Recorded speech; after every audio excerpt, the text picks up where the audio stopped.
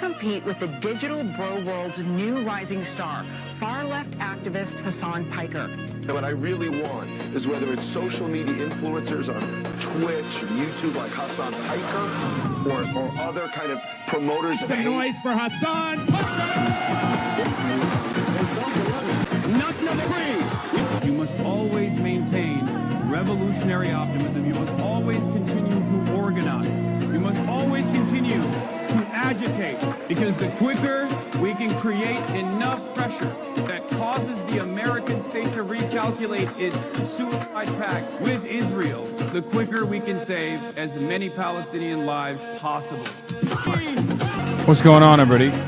I hope everyone's having a fantastic evening, afternoon, pre-noon, no matter where you are in the world. I'm Hassan Piker, and this is Austin. I broadcast coming to you live from sunny but also terrible air quality Washington, D.C., the belly of the beast, the heart of the United States of America, the heart of the empire.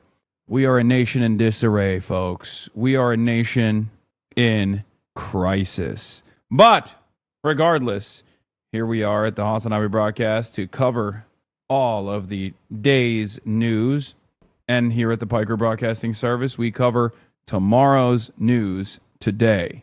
I'm Hassan Piker, and we have a lot to discuss. We have a lot to cover. Why is the camera at a Dutch angle? Is it at a Dutch angle? You're going to make me big event.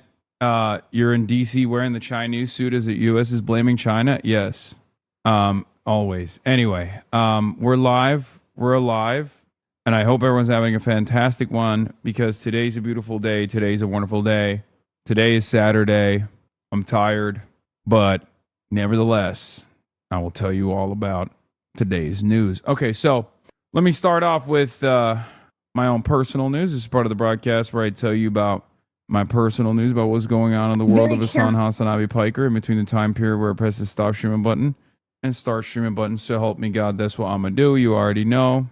Are you going to watch The Odyssey? I haven't had the time to do so yet, but I would like to. Anyway, last night, end of the broadcast, Maylot Kiros was in the building.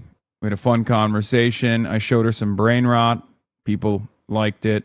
Many people criticized me for it, but nevertheless, important stuff was discussed.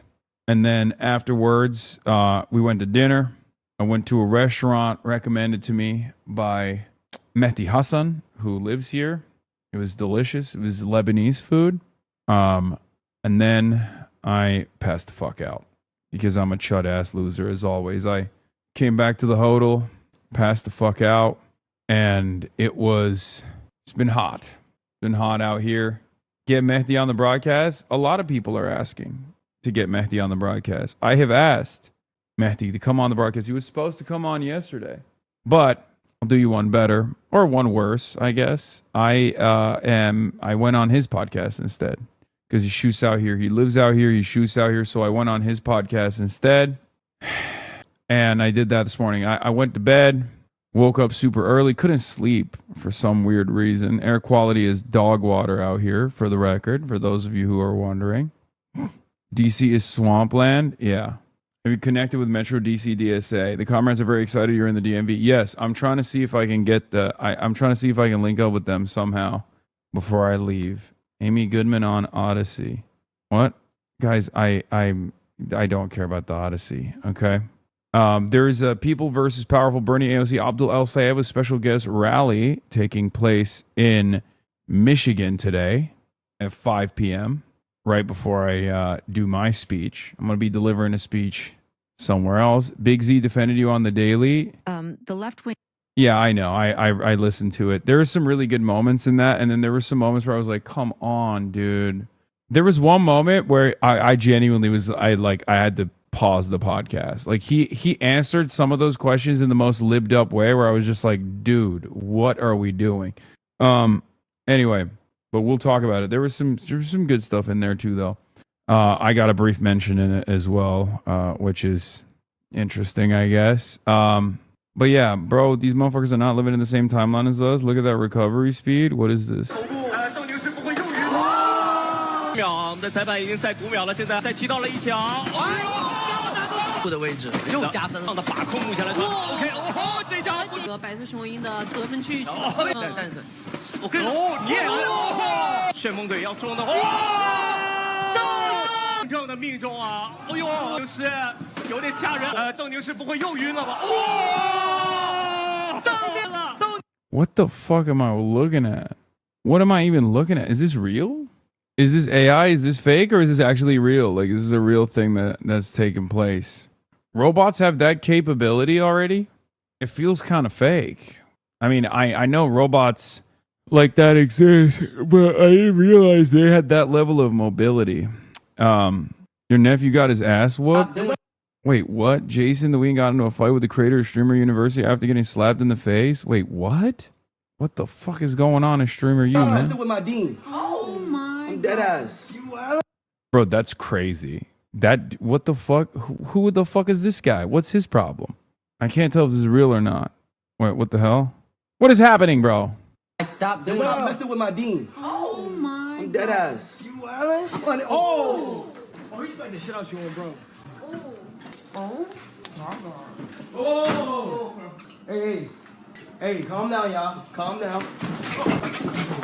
What the fuck? What the fuck is going on, bro? Is this... What the hell? Hey!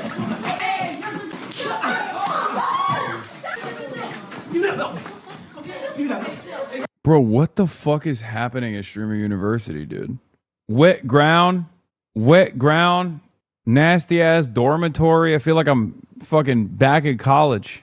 Why didn't you go teach them about socialism? These guys, Ludwig made them all MAGA. I mean, low-key, Ludwig's classes have been pretty good. Agent's class have been pretty good too. I've seen some bits and pieces of it.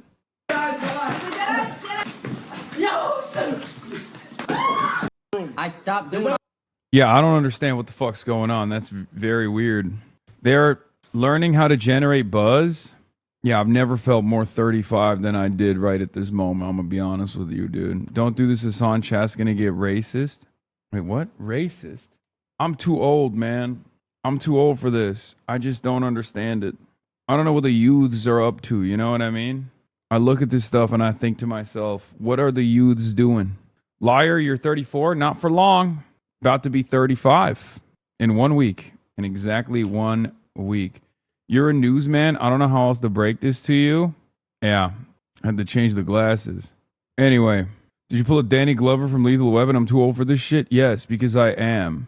Hassan, you've been saying anti-black dog whistles this entire election cycle? What is that? What's the anti-black dog whistle? When you say establishment. Right. Because what's so very careful when you say establishment. Right. Because what so many people mean and what Bernie Sanders absolutely means is black people. Yeah, no, that's not. So I've been meaning. That's crazy. That's no, I think it just means establishment Democrats. Like I think that's not. I don't know how to respond to that. You know what I mean? Because that's like, I feel like that was concocted. That was a take that was concocted in 2016 in a laboratory to one-shot me. I feel like they came up with that take in a lab to just destroy me. You know what I mean? I encountered that take for the first time and it bricks me immediately. Leaves me broken in a state of disrepair. What the fuck is that, bro? Our favorite dumbass agrees. Yeah, I feel like I wanna take a controversial stance here and say I kind of celebrate, dare I say, cherish the unique and creative ways in which the right wing of the Democratic Party are fighting against this left flank. You gotta appreciate it because they're cooking up some takes that I think most people would be far too embarrassed to say out loud. Have you seen this Haley Stevens? She's growing on me thing. Yeah, I saw it on my timeline. I didn't really have too much here. Let me blast off real quick. I'm in D.C. Iran kills 2 U.S. service members. Situation monitor. Michigan heats up. Wisconsin race shakeup. College Dems of America convention speech. Apparently, there's a lot of people who are mad that I'm even speaking at the College Democrats of America National Convention. But the College Dems of America are very chill. Wait, what? Danny Glover was 40 years old when he said, I'm too old for this shit when Lethal Weapon was filmed. I'm too old for that shit, dude. I'm too old for this shit. Like, literally. I'm too old to know about that. That's crazy. That's actually crazy. That makes me very sad. Toyota update. Toyotathon. Hassan, my brother, helped put together College Dems convention. So excited to have you as a guest. We come from a small town in Georgia. Thank you so much for coming to this event. You got it. Epstein is trying to get you killed at the College Dems event. Sorry if this is drama. The fuck does that even... How is he trying to kill me? Fox News put me in the thumbo of this. Far left Democrats winning over Gen Z. Incredibly infectious. Wait, what the hell? Remember the poll we said was Cook for Stevens? Proof it was? Yes, I know it was. It's an outlier, chat. Yeah, the Glenn Garrett polls have always been an outlier. It's basically an internal poll. Anyway, we'll cover all that. We'll cover all that stuff. Don't worry. But yeah, their crosstabs were released and it looks nutty. It's like Haley Stevens wins only if it's like Detroit Metro. Only Detroit Metro votes. Okay. Blood sounds tired. I am, bro. I didn't sleep that much. The College Dems are all basically Hasanabe heads. I know a kid running for Georgia College Dems as a Hasanabe head. Yeah. No, I realize that now. When I first got invited, I had no idea. I didn't understand what the event was like. I didn't understand what the organization looked like, but these are all like staffers and people that are, you know, college students and stuff that are all trying to work within the Democratic Party, but most of them are Hasanabe heads apparently. Why'd you stream, bro? Take a nap, fire up stream when it's time to IRL. It's Saturday, fuck the news. Bro, there's news happening, though. We got to cover it. Anyway, where was I? What was I talking about? I just blasted off. Let the people know we're live in a live chat. We'll do AOC speech at the Justin Pearson rally. Have you checked out Head in the Office coverage of the Michigan race? They've deemed Haley Stevens the plague bringer for the poop virus in 3 days of wildfire darkness. That's funny. I love Head in the Office. They're great. Yeah, this is the most cursed image I've ever encountered. Let's be real. Oh, I was playing this TikTok. Let's start it from the start. Very careful when you say establishment. Right. Because what so many people mean and what Bernie Sanders absolutely means is black people. So I've been meaning to talk about this for like a week and some change now, but I want to talk about the whole Democratic influencers saying, like, tweeting or putting on threads, whatever, that using the establishment term and how, like, the DSA has been using establishment is really a placeholder for the N-word. And you know who was up under them comments? Jasmine Crockett. You can't make this shit up. You can't make this shit up. I've been made videos, like, maybe it was like 2-3 weeks ago at this point. Yeah, that's what we mean when we say Nancy Pelosi and Chuck Schumer are the establishment. Yeah, it's crazy that they caught on. I can't believe it. You know what I mean? I can't believe it. The secret's out, I guess. Secret's out, folks. It's over. You can scroll. But the reason why I have such issue with a lot of the Democratic... You can scroll. But the reason why I have such issue with a lot of the Democratic politicians, specifically the black ones, is because they know what they're doing.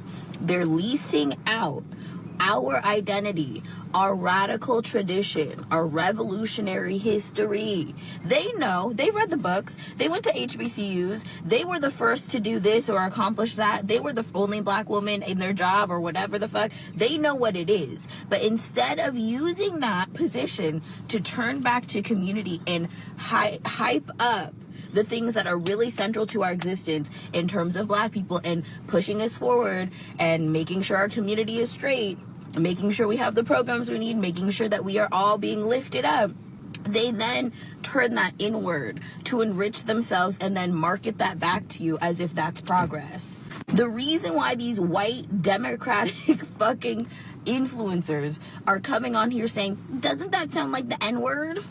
It's because their position is being challenged by a more left, and that's, you know, in quotations, a more left than them option. Yeah, I mean, the other side of this argument is, yes, literally, it implies that, like, you know, Nancy Pelosi is now officially black.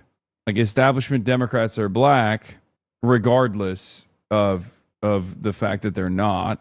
It's just crazy. Also, saying this about DSA is really funny because, like, there's like one white guy in the entire country that's running. There's literally one white man, right? Am I crazy? I feel like there's how many white guys are running as DSA candidates? Like, what the fuck are we doing? What are we talking about? It's so strange. There are very few white men running on the DSA platform, DSA affiliated, or even like close to our politics in general, right? Is mostly black and brown women. So even on that front, it doesn't make sense. Not that it matters. What matters are the policies. But I don't know. I find it very odd. This argument. I mean, I'm glad she's ripping it apart, but for people to choose for that are sticking to the script. They're going on these platforms and they're saying what their policies are. Very someone sent me that OG video. Clear, very transparent, no hoops and dance parties and all of that extra fluff and shit. They're straight to the point. Affordability, climate crisis, taxing the rich, all of these things, universal health care, universal child care. Things that people want to hear, things that people need, things that Trump ran on in order to get people to, obviously vote for him, that he obviously was lying about actually implementing because our lives are a flaming piece of dog shit right now. Democrats would rather punch left instead of actually having an effective strategy for any of the new upcoming elections that are happening. Midterms are in a few months. That's number one. Number two, 2028 is looming. And do you hear who's going to be running for president? Have you heard something? Are they learning from their mistakes with last time? It doesn't seem like it. Literally, Cory Booker and a bunch of Democrats just voted against a bill that a Republican put up to the floor about, ending funding for Israel. You have to be very careful when you say establishment.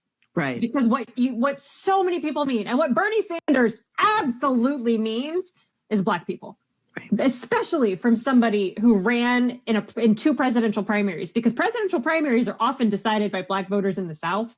So when he talks about, the establishment, whatever, he's not talking about Debbie, right? Wasserman Schultz. He's talking. What? Why wouldn't anybody be talking about Debbie Wasserman Schultz, who literally carpetbagged into a black district in Florida? Like, these people are living on a different timeline, right? I mean, I had Elijah Manley on, Florida 20, a district that Debbie Wasserman Schultz carpetbagged into. She absolutely is an establishment Democrat. What the fuck are you saying? God, these fucking grifters, man. They're not even trying hard. Yeah, also, Bernie ran against Joe Biden, who's the other contender, the establishment contender, and Hillary Rodham Clinton. Okay? Reminder that the under the desk person was a Romney voter and is non-binary. Non-binary. Of the black voters in South Carolina who did not like him. And that, I thought that person was chill. Why are they agreeing with this nonsense? It don't make no dang sense. Yeah, by the way, it is very odd that CBC is staying out of the Florida races, including Florida 20. Even Hassan Piker, people on the far left of the party will start talking about, like, well, maybe black people have too much power in the party. Maybe black people. When have I ever said that? Literally, when have I ever said that? That's crazy. I hope get multiple black people elected in the primaries so far. No white people so far. Not one. You know what I mean? Not a single dang white person. I guess maybe one DEI white guy in the New York City DSA slate. And he's Jewish and he's gay. But that's it. Wait, their face is like, what? Some Piker, people on the far left of the party will start talking about, like, well, maybe black people have too much power in the party. Maybe black people have. They're like, who the fuck is Amanda Nelson? I have no idea. Brad Lander is gay. I didn't work with the Brad Lander campaign. I'm talking about Oliver. I'm not Oliver Larkin. Sorry, fucking no. New York City DSA slate. Not Brad Lander is not on the DSA slate. No. Not Oliver Larkin, sorry. Oliver Larkin is another white guy, but he's not gay. David Orkin is who I'm talking about. Also, Oliver Larkin, David Orkin, what the hell's going on? Brad Lander is not even in DSA any longer. I'm talking about David Orkin. Too much. I've seen people on TikTok say that. What? You've seen people on TikTok say that I think black people have too much power? That's crazy. Okay. What if people on TikTok were like saying you're a pedophile? Would that make it the case? You know what I mean? If I ran around saying stuff like that, that would be an insane that'd be an insane thing to just claim, right? Oh, I've seen people on TikTok say that. The fuck? I can't believe she just says my source, TikTok. Shut up. And because when black voters have more power in the party and more power in politics in general, that is the boat that raises all ships, because they vote for progressive policies that benefit their communities and therefore everyone else. Bernie is trying, and his friends are trying to come at it from the... What is this angle that like Bernie Sanders' policies are just not progressive? Is that what the argument is? And the reason for it is because like black people in the primaries didn't vote for Bernie? Is that like that's how this is such a strange argument to make. We've moved beyond standpoint epistemology. Also, this is such a nasty way to do commentary. What a cynical application. What a cynical application of just the most hollowed out version of shallow identity politics. That's crazy. For the longest time, black revolutionaries, black radicals were, and the entire civil rights struggle was determined to be communist, right? By right-wingers, by Republicans, by racists, by white supremacists. That was the whole meta. Now you got liberals claiming every black person is monolithic in their approach to politics, and they're all invested in neoliberalism. But by virtue of black people voting for establishment Democrats, that means establishment Democrats are the most progressive. It's just like so strange. How about people are not monolithic? How about there's definitely a generational divide with voter participation in every demographic, and certainly in the black community as well. And that's pretty much it. The civil rights movement wasn't made out to be communist. It was just communist. I mean, there were different elements in it. You know, obviously the biggest advocates were primarily socialists, communists, and the like. Yes, the Black Panther Party. MLK was a socialist. Not that it matters. I mean, it's just such a strange thing. The other direction, that my white working class populism will raise the ship of civil rights in this country. And that is fucking delusional. It's delusional. That has never worked. That's the same shit Woodrow Wilson said. And look what we got, the resurgence of the Klan. There's no way she believes this, right? She's just getting paid for it, right? A white woman quote tweeting a black woman saying this is peak Twitter. Yeah. Audrey saying they're rat fucking Dr. Abdul El Sayed the way they rat fucked Bernie Sanders 10 years ago. Here, rat fucking refers to allowing black people to vote. It's awesome. So what's going to happen eventually? Like, you know, the more black voters move in the direction of the insurgent left flank, as we've seen already, at that point, what is the establishment narrative going to be? What's their narrative going to be then? That like all the black people that are voting for socialist candidates or self-identify as socialists are just not, like Shri Tanadar in Detroit is a great example of this, right? Donovan McKinney's Detroit's a very black district. Donovan McKinney's running against Shri Tanadar. Shri Tanadar is Indian, of Indian descent, of Indian background. Donovan's black. Donovan also happens to be the DSA endorsed candidate, and yet Shri Tanadar has flooded the market with a barrage of ads. And he's actually, performing decently well, regardless of the fact that he is a pretty weak candidate, right? It's supposed to be a super weak candidate. And there are a lot of black people in the district that are, seemingly in favor of voting for Shri Tanadar over Donovan, who himself is black. So what is that? Like, how does that calculation work in that situation? Does that mean Donovan is no longer black and Shri is? How does that work? I'm asking sincerely, is Donovan no longer black, but Shri is because he's the establishment candidate? He's the pro-Israel candidate? Got to think before speaking. Are you telling me that, or are you telling that lady that? We already watched this unfold with Haley Stevens versus Andy Levin. Sorry. Okay? Haley Stevens is not Jewish. Andy is.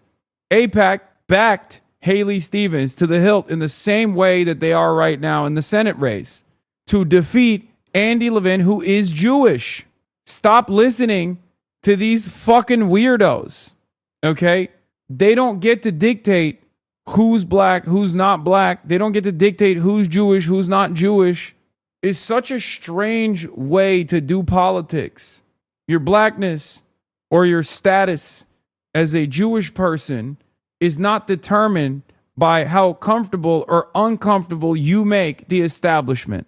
No one in the real world behaves like this.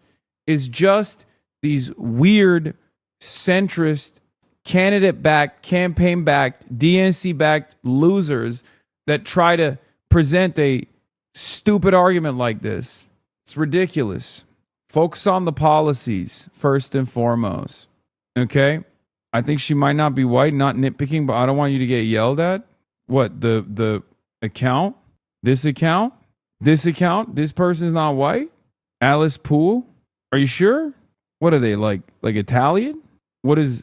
No, Amanda Nelson. I'm not calling Amanda Nelson white. I don't know who Amanda Nelson is. I didn't say she was white. Where did you get that from? Anyway, yeah, that's crazy, man. That's actually crazy. I mean, this stuff is so silly. It's so stupid. I don't think any real person believes this shit. And we're still having these conversations, and instead of those Democratic influencers talking about the issues with the candidates, they'd rather stand them and create these whole weird ass dichotomies around race, and instead of trying to support what the people actually need and what the people actually want. Right? It is a popular position to abolish ICE. It is an extremely popular position to stop funding the war, Israel and their, bloodlust. That is an extremely popular position in the United States right now, current to this day. At this point, after what we've all seen on our phones for the past 3 years in terms of what's going on in Palestine and what's been going on for the past 80 years, it is absolutely batshit crazy for anyone in the Democratic establishment to be campaigning on anything related to Israel and anything less than abolishing ICE. Do you see what I'm saying? And yet, they will twist and manipulate and use black identity to cover themselves from any fucking responsibility. And these black politicians who are in it for their ego, in it for enriching themselves, in it for personal gain, are going to sit here and cheer them on while they do it, while it's under the guise, or they're claiming it's under the guise of protecting black people and protecting black women. I'm not falling. The establishment equals the N-word was started by a white woman. Oh my God. It was that Susan Lambert lady. It sure seems like many people on the far left throw the term establishment around when they'd rather be using the N-word instead. There is white supremacy embedded in thinking establishment could ever compare to the history and gravity of being called the N-word. Establishment isn't a slur, it's just an adjective to Democrat. Stop entertaining these goofy white people and establishment Democrat leaders who behave like this. Yeah, Jasmine Crockett applauded this take, by the way. Oh my God. I mean, this kind of stuff is so stupid, and it's so silly. It's so strange. It's so frustrating. I don't really know how to deal with it anymore, Troy's got big motion in Maine. Yeah, the Troyota. Troy Jackson volunteers drawn heavily from the movement that backed Plattner are cleaning up so far in the fight to select delegates to replace him. Nathan Bernard reports. Troy Jackson's campaign announces he won 29 of the 32 available delegates from Hancock and Franklin counties in Maine's runoff to replace Plattner. The Troyota is here, baby. The Troymentum. 22 out of 23 delegates are Jackson Slate supporters. When working people organize, we win. Deploy the Troyota is called the Troyotathon. It's up to 66 out of 80. Let's go. Let's go. Unleash the Trojan horse. Yeah. This is bad. Maine is lost. Why? Why? Because Troy's not that charismatic. I mean, out of all of those candidates that are running, he has the best policies. He has the best platform. We just got to get him some white Monster Energy. You know what I mean? Some Monster Energy zeros and he'll be fine. Pronto. No one knows who Troy Jackson is. Grant Plattner and name recognition. Dog, you are not from fucking Maine. Are you stupid? Did you just... First of all, people definitely do know who fucking Troy Jackson is, dumbass. What are you talking about? He's the fucking president of the state senate for 6 years. He's been a state legislator for 26. The fuck are you talking about? Like in the political arena, in the state of Maine, people know him partially because it's a very tiny state. Bro is mansplaining. Plus, it doesn't matter. Once he becomes the Democratic Party, once he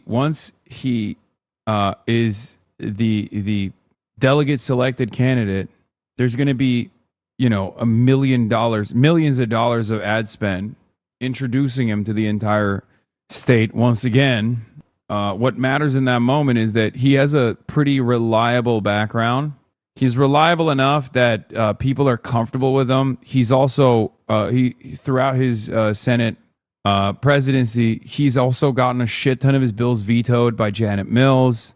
So he has not only his experience most likely offers comfort to the establishment Democrats. Okay, that's number one. But also on top of that, his policy platform and the things that he has advanced as a long-term legislator, it gives him progressive cred. The only issue in the campaign is the only issue in his campaign is the Riz, but who cares? Fox News talked about your reaction to Maine. I saw. That made me sad because I'm not disrespecting. You need that monster more than Troy. I do. Very much. But I want to move on to Hassan Piker because he seems to be kind of the the socialist whisperer for the left. He watched some of the debate last night, and he's not happy at all. Why is this guy on here? Grade when Susan Collins was first elected our senator.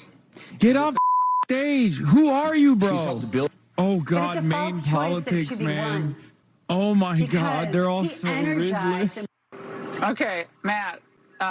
That's like it's a lefty version of all of us watching it last night.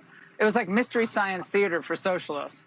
Well, but the interesting thing is that shows the problem they have. The left can't be satisfied, and no one else could possibly be satisfied. Oh my God! Even when they agree with my commentary, they still have to be like, "Well, see, you look at that.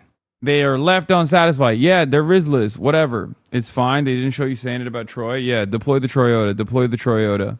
Kamala had Liz Cheney. Steven says Meghan McCain. Of course, we do have this rally tomorrow with Sanders and AOC for your opponent. There are a lot of people in the Democratic Party that are looking for that progressive kind of movement. Yeah. How would you try to bring those people in? I'm just curious if, Mr. Sanders is willing to acknowledge the great work that I did alongside President Obama on the auto rescue. He had just himself gotten into the United States Senate, and I don't remember him being around for the auto rescue, but I certainly remember our sleeves being rolled up to save the 200,000 Michigan jobs, to stand up for working people and to do the right thing. And I'm also really proud of the record that I have. I have been recognized as the most effective lawmaker for Michigan. Is Haley Stevens incapable of answering a question that is asked directly with a direct answer? I've seen numerous cuts from this interview at this point, and every single time they're like, Haley Stevens, what do you have to say about campaign transparency laws? You're getting $50 million of donations, like many of it is coming from AIPAC. And she's like, well, I'm the only candidate in the race that, doesn't have a lot of money. That wasn't the question. Like, I swear to God, this is why her accent is disarming. Like, it's a mechanism of deflection. Because when we focus on the way she sounds, we forget to mention the fact that she's not actually answering the fucking question. She never answers the motherfucking question. Also, who cares if you're not rich? You've gotten $50 million. You've gotten $50 million from the super rich. Because I write laws and I pass laws and I make a difference.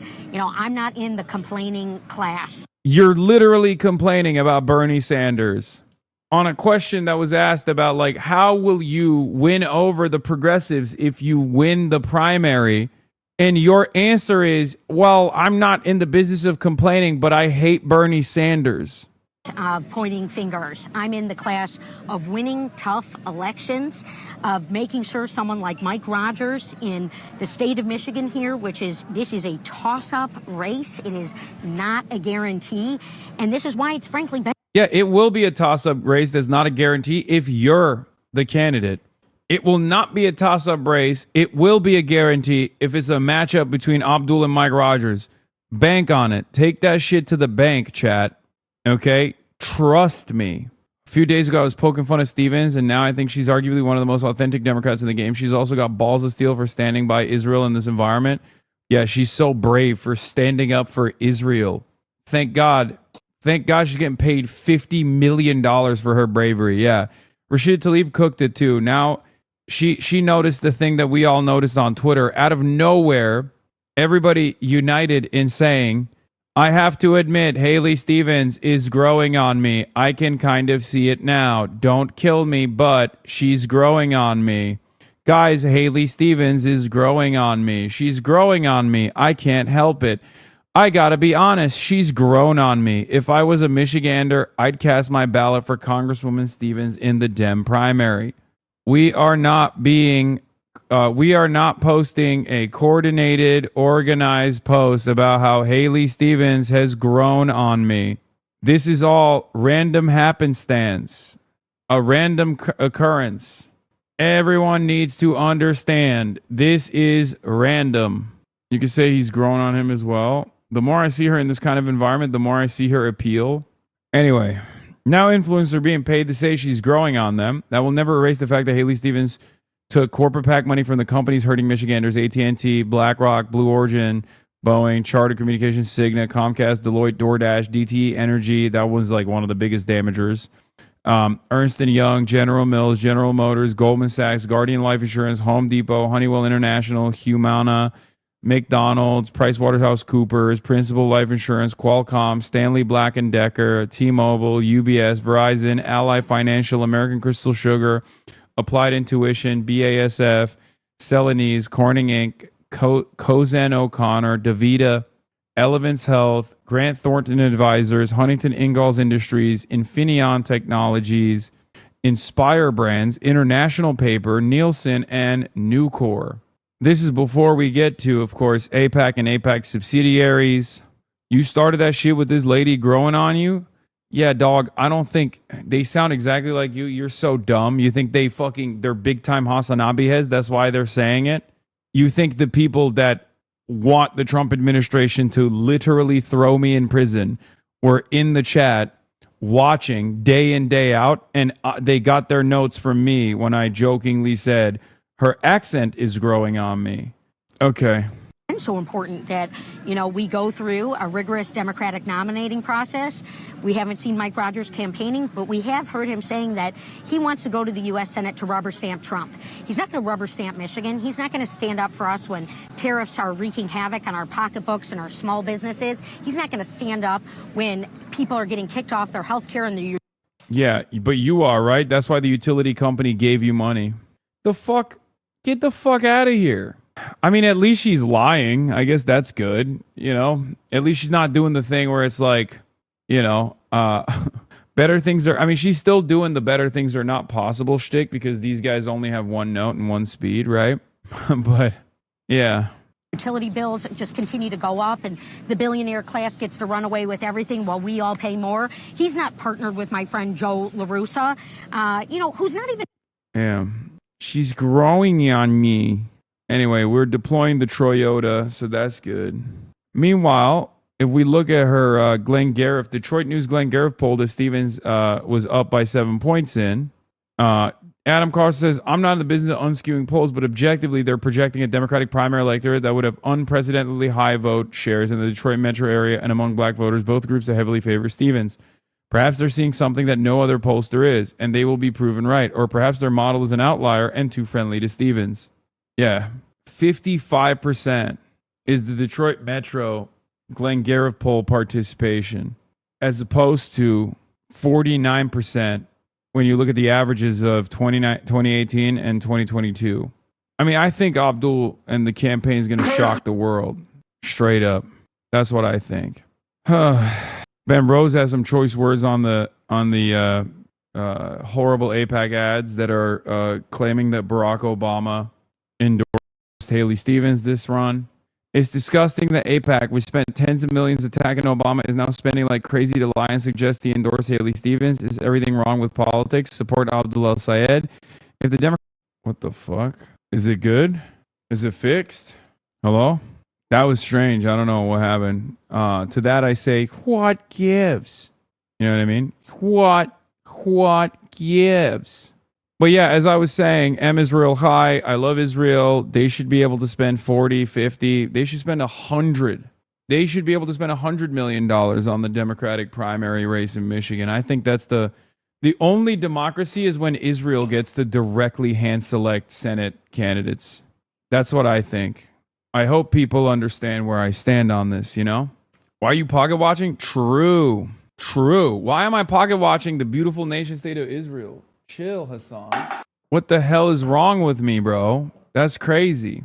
Abdul held his own on what you're going to do with Israel, my tax dollars and why you're sending them there when on Pod Save America. With all due respect, I mean, the question of whether Israel should exist or not is essential when you're answering whether U.S. tax dollars should go towards protecting that right to exist. And it sort of raised, let me just ask you the question, because I mean, I think you've made it a zero-sum game between like funding for example, schools and aid to Israel. The U.S. budget is large, and there's a question about, you know, to what degree Congress should prioritize spending on Israel, which gets at the central question for, I think, a lot of Jews in this country and a lot of Jews in your state is, you know, the Jewish identity and the Jewish statehood is essential to them. And they may think the war is a genocide in Gaza, and they may completely disagree with Bibi Netanyahu, but their Jewish identity is as essential to them as their American identity. So I wonder, when you are thinking about those people, and they may support you, how do you help them understand where Israel exists on your list of priorities? Is it immoral to support Israel at this point, or is there some other is there some other avenue? Look, I was really grateful to grow up in a community with a large Jewish community, 40% Jewish. I had the privilege of being welcomed to shul and being welcomed to Seder and going to bar and bat mitzvahs growing up. I learned a lot about the Jewish faith. I learned so much about the Jewish contribution to American culture and society. And I will do everything I can to protect Jewish Americans in this country from anti-Semitism. I also, in as much as I love the Jewish people and Jewish culture, I love and revere Palestinians and Palestinian culture. And most importantly, I love and revere the people I am running to serve here in Michigan. So the idea that Michigan tax dollars should be sent to a foreign government that wants to foreclose on Palestinian rights to peace, dignity, and self-determination, which I hold equal to Jewish rights to peace, dignity, and self-determination. But the idea that our money is being sent to a government that wants to foreclose on one community's right to self-determination and being misused away from solving the needs of the people I'm actually serving is a pretty crazy thing. And in setting up this question about Israel's right to exist, you rightly point to the idea of whether or not there is American intervention that ought to be spent to enforce that. And I think the vast majority of Americans would say, whatever you think about Israel's right to exist, our tax dollars should not be used for the interests of a foreign government when they need to be used for the interests of the people living in our community on its own. So I believe in equal rights to peace, dignity, and self-determination for Palestinians and Jewish Israelis alike. But I also understand that in an era where people ask you, how are you going to pay for that when you want to give people healthcare, or how are you going to pay for that when you want to give people good schools, it's pretty crazy to be sending our money over there when it could be used over here. So no funding to ensure the survival or future of the Jewish state. Well, I turn that back around on you, Alex, and say, why is it our responsibility to ensure that? I'm just asking because I think why is it understanding. I think that, but hear me out. Why is that the essential frame from which we work? Like, why is it assumed that the United States ought to be in the business of backstopping a foreign government? Like, I'm just saying, like, I don't want ill will for Jewish Israeli people at all. I really don't. I just want equal rights to peace, dignity, and self-determination for all people. But the notion that somehow our tax dollars ought to secure the interests of a foreign government, like, this is the United States and our own kids don't have good schools, and you're telling me that that should be a primary concern over there? Like, imagine we said the same thing about any other country, any other one. Like, my family's from... Yeah, does Estonia have a right to exist? Why don't you care about propping up Estonia? Now, there's also additional irony here, because Estonia, at least to my knowledge, has not committed a genocide with our tax dollars. You know what I mean? Like, the question should be, does Israel have a right to unlimited U.S. funding? And then to expand on that conversation, you can ask, does Iran have a right to unlimited U.S. funding? Does China have a right to unlimited U.S. funding? Why is it only Israel that gets to have this like God-given right, like it's in the fucking Constitution or something? You hate Estonia because you don't want to give them $300 billion. Yeah. Can you imagine? Can you imagine the fucking argument being like, hey, I hate how much you hate the beautiful nation of Lithuania because you don't want to give it $380 billion in the next 80 years. It's like, how dare you? How dare you? You want Estonia and Lithuania to no longer fucking exist. It's like, bro, that's crazy. Bro, read the comments on this video. Let me guess. As predicted, as is the case with every Pod Save America episode, the comments are going to be like, oh my God, Abdul is so fucking base. He's so intelligent, speaks like a human. His answer on Israel was perfection. I'm so jealous Michigan voters who get to vote for him. Abdul made the most impressive Senate candidate I've ever seen. It's always that way. It's kind of funny because like the Podjons are fine. They're all right. You know, they're not my enemies, right? But their audience always comes across like they've never heard this before. You know what I mean? Their audience, whenever I'm on, I love looking at the comments. Their audience is like, why do we never hear stuff like this? And it's so funny because it's like, there's a whole world out there. And it always makes me think like, what the hell are the Podjons saying to their audience? That whenever I go on, they're like, I've literally never heard someone speak like this before. This just like unlocked chakras in my mind. You know what I mean? You opened up my fucking third eye with pretty much the most like elementary anti-Zionist talking points. Super basic. To be honest, that's why I became a fan of you like 2021. Yeah, that's why I always give credit to the boys, to the pod boys, to the Podjons, because they don't shy away from having these conversations and their audience is obviously primed for it. So that means they haven't been like negatively framing the left and constantly antagonizing against the left flank, which is something I do give a lot of credit to them over. Your appearance after the 2024 election on Podjons one time brought me over, never looked back. See, that's what I mean. Private meet and greet for me in DC when? It's not happening, cutie pie. From Egypt, okay? Like, would it be crazy if somebody was asking me like, hey, do you think Egypt has the right to exist? People would be like, Egypt exists. I'm like, well, if somebody wanted to change the nature of Egypt, do you think the United States should be spending all of its money to make sure, or any of its money to make sure that that happens? And people are like, I don't know, what that seems like a different country's issue. But like, I'm just saying that like you can both say that Israel exists, but it doesn't have a right to my tax dollars. And it is not our responsibility as American taxpayers to take money away from kids who don't have good schools and give it to a country. I'm audio only. Am I hearing farting? Wait, what? Where? Is there like an audio issue, chatters? What the fuck's going on? To buy bombs and tanks. Like the idea that our conversation even questions that is itself a big question we should be asking. Like, why is this the frame of the debate? Yeah, Chuck Schumer is here. He's sleeping in the bed, and he's a little bit loosey-goosey, you know? We know how his ass is. Oh, is it the coffee? Is it when I sip the coffee and you guys hear me drinking the coffee and you're like, oh, that sounds like a fart? Is that what it is? Anyway, speaking of Abdul, our boy, he got harassed by Jake Lang today. Let's take a look. Why are you persecuting me? We're gonna clap him out.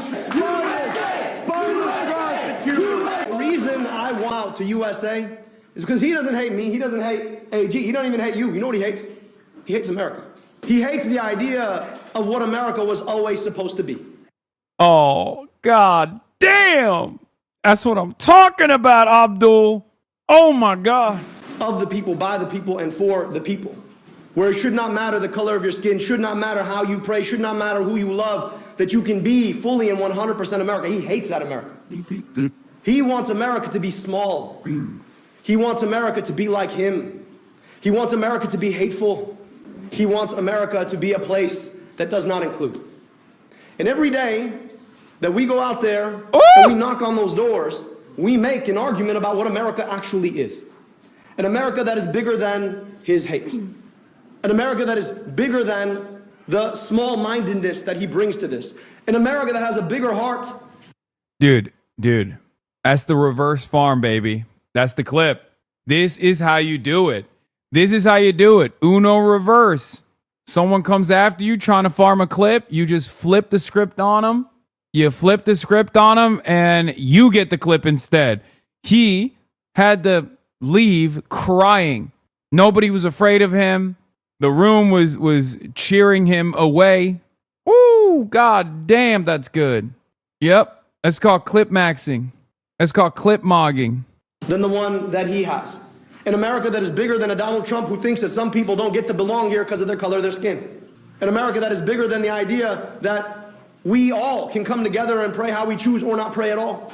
An America is bigger than Mike Rogers and the corporate corruption that they all take to run these campaigns to pick our pocket. The America they believe in is one where a few people who look a particular way get to siphon off your money to make billions. That's the America they want. That's the America he represents. That's the America he's so mad he didn't get. And as much as that's an ugly display of the America they want for us, this here is a beautiful display of the America we can yet build. You should stream with Abdul again? I will. That was fire. Why are you persecuting me? I have never been more jealous than I am of Michigan. Never been more jealous of Michigan than I am now. Get to this dude and make him a senator. Meanwhile, I got freaking Adam Schiff, dude. Great. That's great, man. I love it. I've never been more jealous of Michigan than I am now. Y'all get to vote for this dude and make him a senator. Is there a typo? Do we got a typo? Yeah, I got the close-up footage of the IRGC footage, or not the IRGC footage, but the footage of the IRGC strikes hitting Jordanian military installations. Yeah. It's Toyota-thon in Maine. That's exciting. The SA Los Angeles 2026 annual convention has voted 76% in favor of the Run AOC Run resolution, calling AOC to announce a run for president. Yeah, nice. Don't roll into Lansing wearing that blue and yellow shit. All right, chill, bro. My grandma told me she loves Adam Schiff. I can't, bro. Whatever, dude. It's your grandma. Let her stay. Let her be happy with what she thinks is going on. You know what I mean? Sometimes it's all right. Some of our elderly are a little delulu. It's okay. Who said Troy Story 26? Me. I'm Troy Story 26. Are you in support of William Lawrence for Michigan 7th? Of course I am. 100%. William Lawrence is phenomenal. Michigan is one of the best statewide slates out there. William Lawrence, Donovan McKinney, Kyle Blomquist, obviously our boy Abdul El-Sayed for Senate. They got a lot of talent out there. The person who's replacing Haley Stevens, Aisha Farouk, I think her name is. She's great too. Yeah, there are so many great candidates up and down that goddamn ballot. It's a phenomenal state and a phenomenal slate. Anyway, Keith's brother Brian is a pastor in Detroit on the confrontation with Lang. The same race is wearing an ankle bracelet, verbally attacked these sisters. Guy just called me an N-word. Jesus Christ, dude. Jesus Christ, dude. You should watch this. Very good video highlighting wealth inequality. Communist Wyomingite. I'm not going to watch that video from the richest town in America. It's not what you think. Maybe later. This is the man running for Haley Stevens' old... oh, yeah. This is the person that's running for Haley Stevens' old seat. He's up against Aisha Faruqi, who has rejected all money from the Israeli lobby. Yeah. Dude, I don't know what the fuck's going on with how much AIPAC wants to just maintain control over the state of Michigan. I don't know why they're so aggressive in Michigan. I guess they're aggressive everywhere. We're just focusing on Michigan, you know? Anyway, we got far left Democrats winning over Gen Z. Incredibly infectious. Let's take a look. College Democrats of America are holding their annual convention this weekend in Washington. And look who made the guest list. Hassan Piker. And he's just one of the featured speakers who are raising eyebrows. Another sign that young voters are still shifting to the extreme left. Here to react is Gen Z political analyst and former Democrat Jamil Jackson. Jamil, thanks so much for joining us this morning. Look, you say one of the reasons... Former Democrat. Oh boy, here we go. you left the Democrat Party is because they were getting too extreme for you. You know, we see they excitedly announced here for this convention, Hassan Piker is going to be one of their speakers. Do you think this is something that Gen Z is falling for? Are you know, your friends and what you're hearing out there, is this going to be A Trump just said your name? Wait, what? A Trump? the path forward?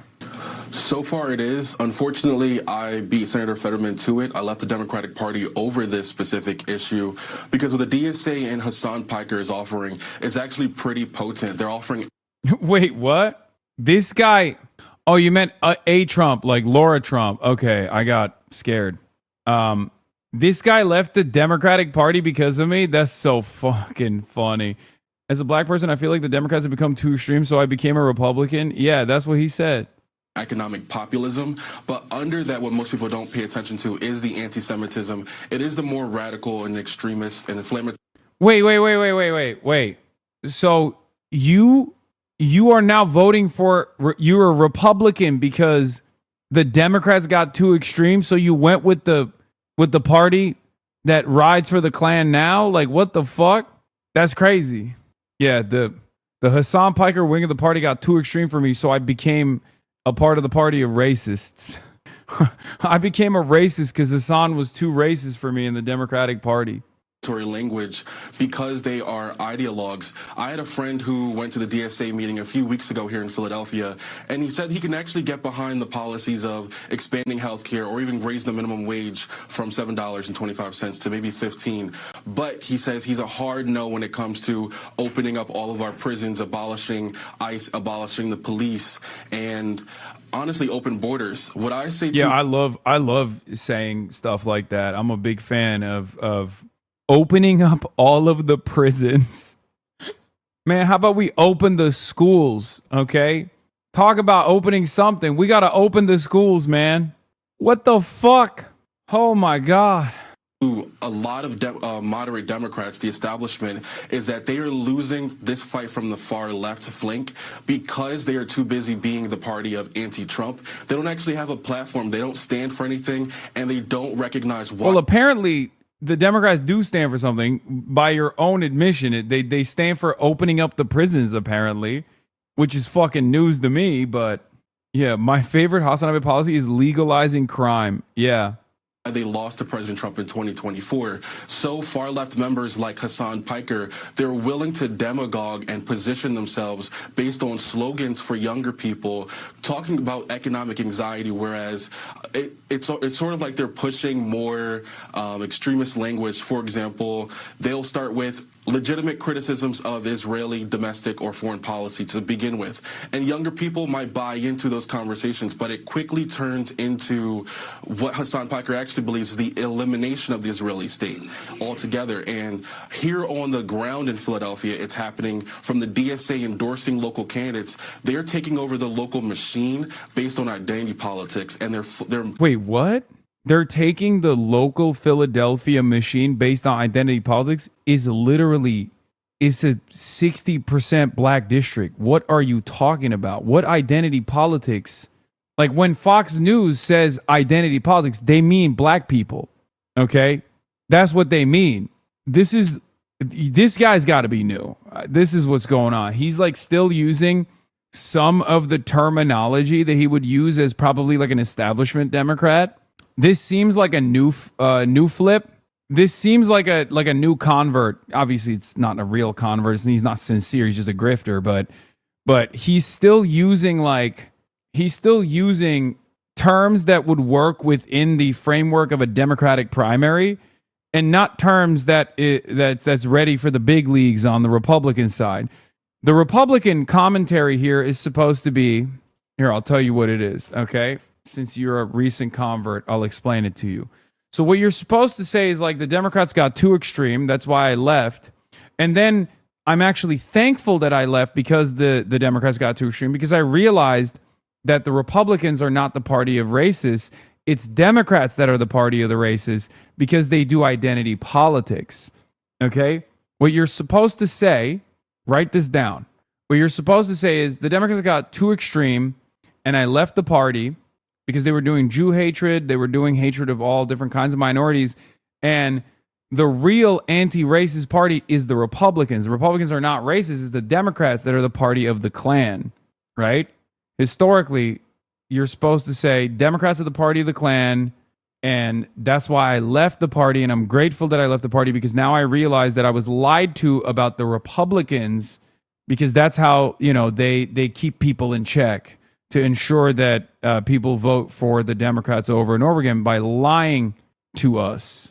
Pushing groups and candidates to have a specific stance on Israel, even if it's a school board election or even if it's something really small like controlling a municipality. Why are these certain local elections focusing on foreign policy in the Middle East? So it's incredibly... Yeah, great question. There's not a single district in the United States of America, no matter how local, no matter how small, that doesn't in some way, shape, or form get impacted by Israeli policies.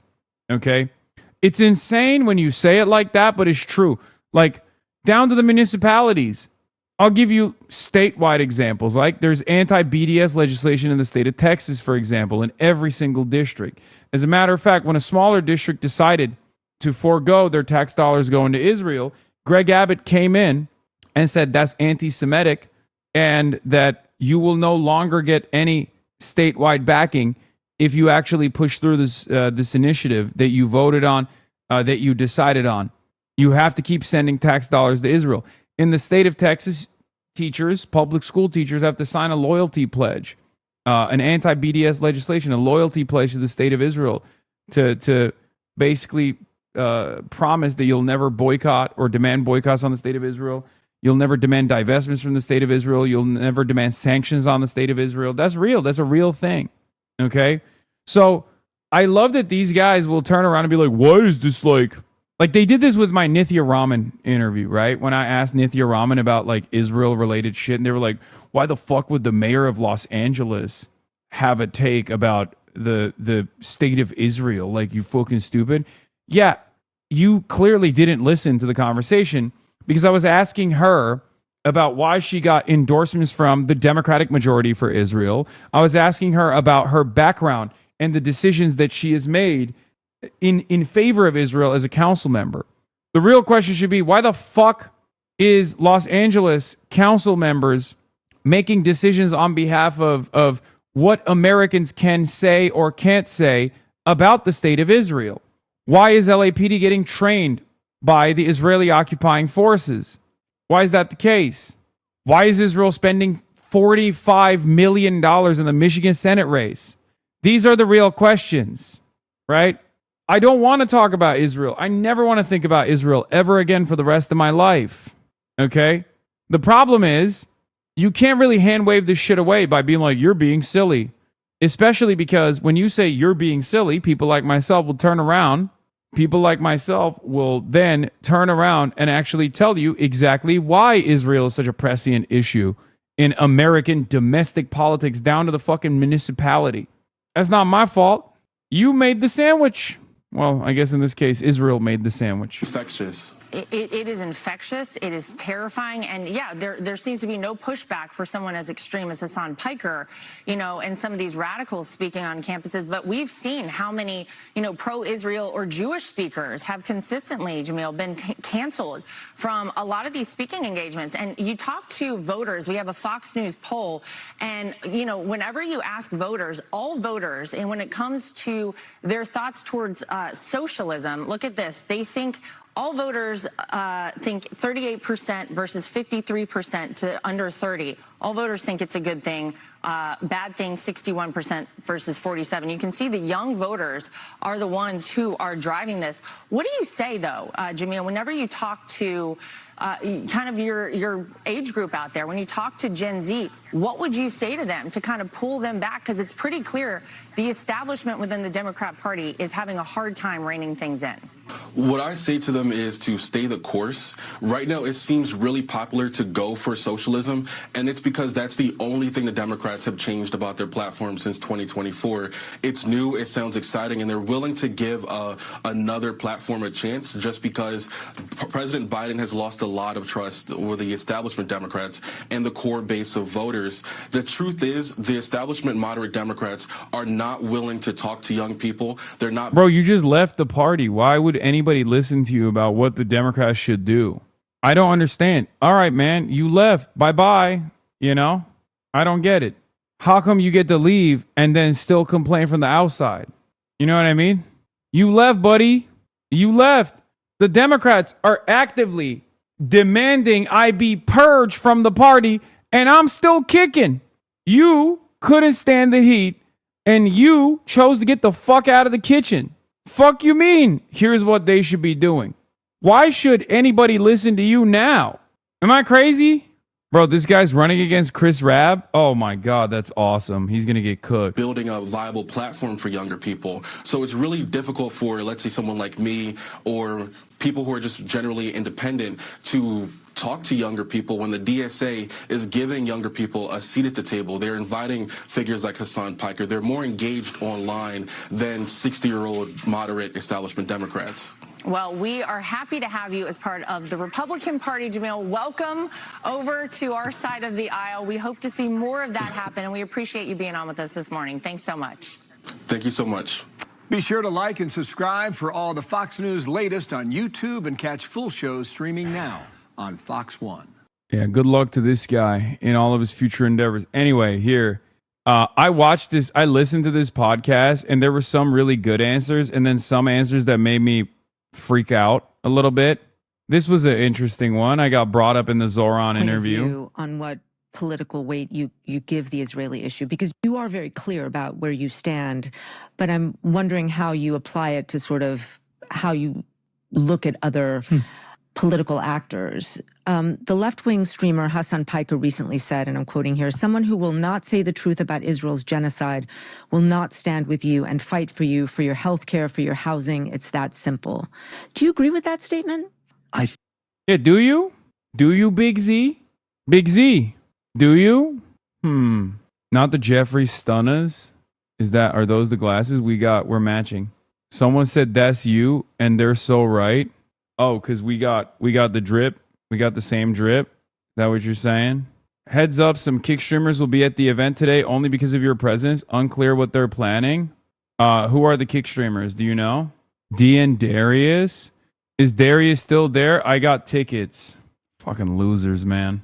This shit is so fucking lame, too. Anyway, Zoran is smart and would say something which doesn't hurt the feelings of anyone, and that's the problem, trying to please everybody. Anyway, yeah, let's get back to Big Zo.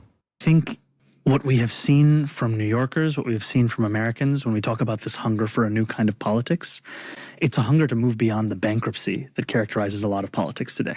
And it is hard to find a more bankrupt policy approach than what our country has done to Gaza and to Palestine, and how it hasn't been specific to any one party. It's been again and again an insistence to tell New Yorkers and to tell Americans that what they are seeing is not something that they should in fact either be concerned by or believe in. Sometimes, I mean, it's a good answer, by the way. It's a good answer. Sometimes I do think that he is, I already listened to this. Sometimes I do think that he gets a little too politician-like. I'm going to be honest.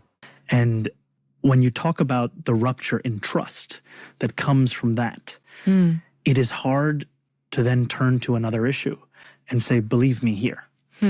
And what I've found time and again is that that trust, you have to be able to maintain it. It's not to say that you have to agree on everything, but there has to be an honesty. And too often you'll find that there are far more... He can defend your honor at this point? What? No, he's the fucking mayor with a huge approval rating? Wait, defend my honor? He's literally agreeing with me. It's just he's doing it political style, politician style. I mean, he was really good at the Nelson Mandela event. So he's definitely capable of delivering passionate speeches about this issue. We know what his position is in general. The part that annoyed me in this interview wasn't even this. You know, he's just explaining the quote with context. That's fine. This is great. He's a great answer. This is a great answer. The part that fucking annoyed me,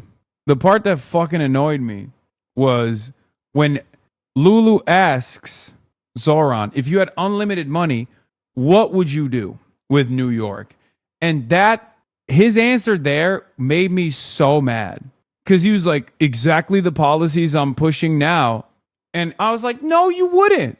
No, you wouldn't. What are you saying? Just like be honest. Like what? That was straight up the most like politician answer I've ever heard from him. And it gave me fucking whiplash. Okay? And it was so annoying that even Lula was like, come on.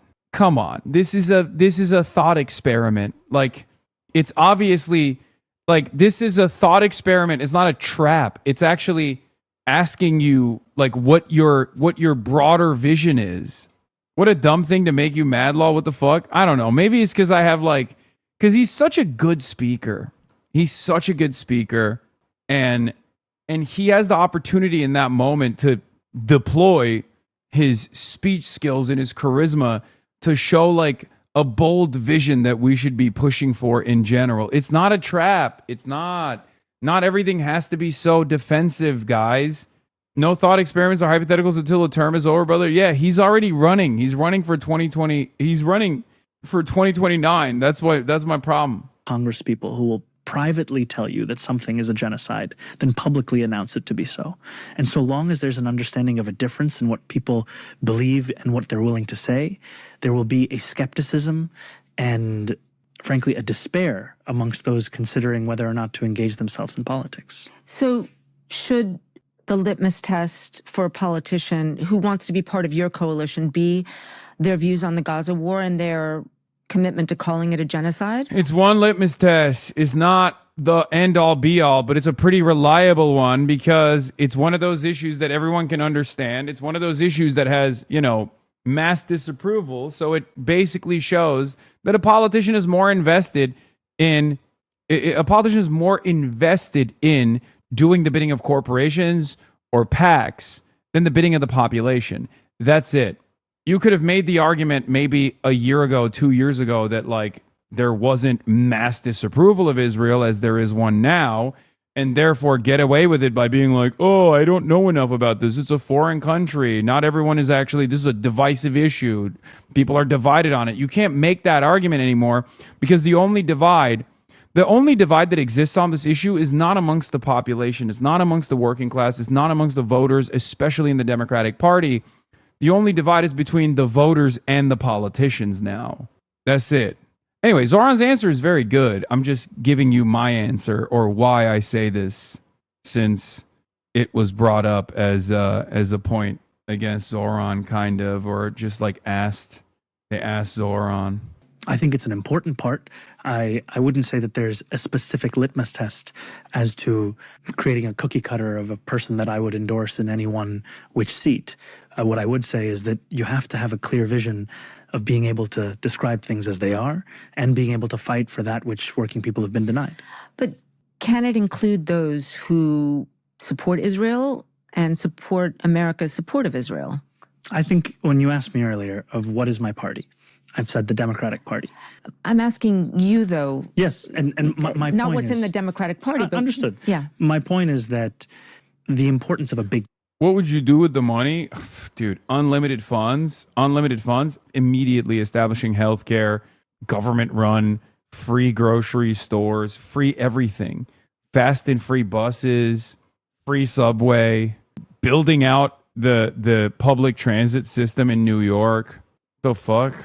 Expand the subway, infrastructure, jobs, good paying jobs, millions and millions of jobs. It's critical not just in how we describe ourselves as what we belong to. I put a Japanese toilet in every public restroom. I put a public restroom in every corner and a Japanese Toto toilet in every single one of them damn public restrooms. And I make the janitor staff get paid like $200,000 a year, luxury jobs for sanitation. Okay, good paying union jobs with great benefits for all the public workers that clean those toilets. Those toilets are going to look like Japanese toilets. Okay, Universal bidet access for all. See, now that wasn't a part of his 5 policies, but let's be real. He did promise us that shit. He did. Remember? I ain't forget. But also that we can work with those with whom we might not have agreement on every single issue. And you can even see in the administration that I've put together, it's not an administration where at every job interview I ask someone, what are your thoughts about Israel and Palestine? Frankly, it has very little to do with most of the things that I'm hiring for. And what we want is to show that you are looking for expertise. You are looking to deliver on the ambition of your policy platform and to build a team that's able to do so. And when it comes to my endorsements of Congress members or those running for state legislative seats, they have to show a vision of the world that speaks to that despair and also addresses how you would actually deliver something different. And you felt that Espaillat didn't do that? No. One other question on this. Former Vice President and presidential candidate Kamala Harris. Would you move to New York City if Mamdani gives you Japanese-style toilets? Man, look, I love New York City, but I am needed elsewhere, okay? I love New York City. I love New York City DSA. I love all the candidates there. But we got work to do everywhere else, okay? We got a lot more work to do. Right now, I'm focusing on Michigan and Wisconsin, okay? You should also be thinking about Arizona with Kai Newkirk. The job's not done yet. Let's get out of the midterms and then we'll reconsider where we move, okay? And in the moments where I'm not thinking about, thinking about New York City, I'm thinking about the beautiful nation state of Singapore. I think Americans need to entertain the idea of having a clean butt. Look, I think bidets are a great thing. And it's cheap. It's like for $20 you can put one of those like things where you just change the seat up. So would that be Nothing broke. Okay. All right. And also it wasn't on camera.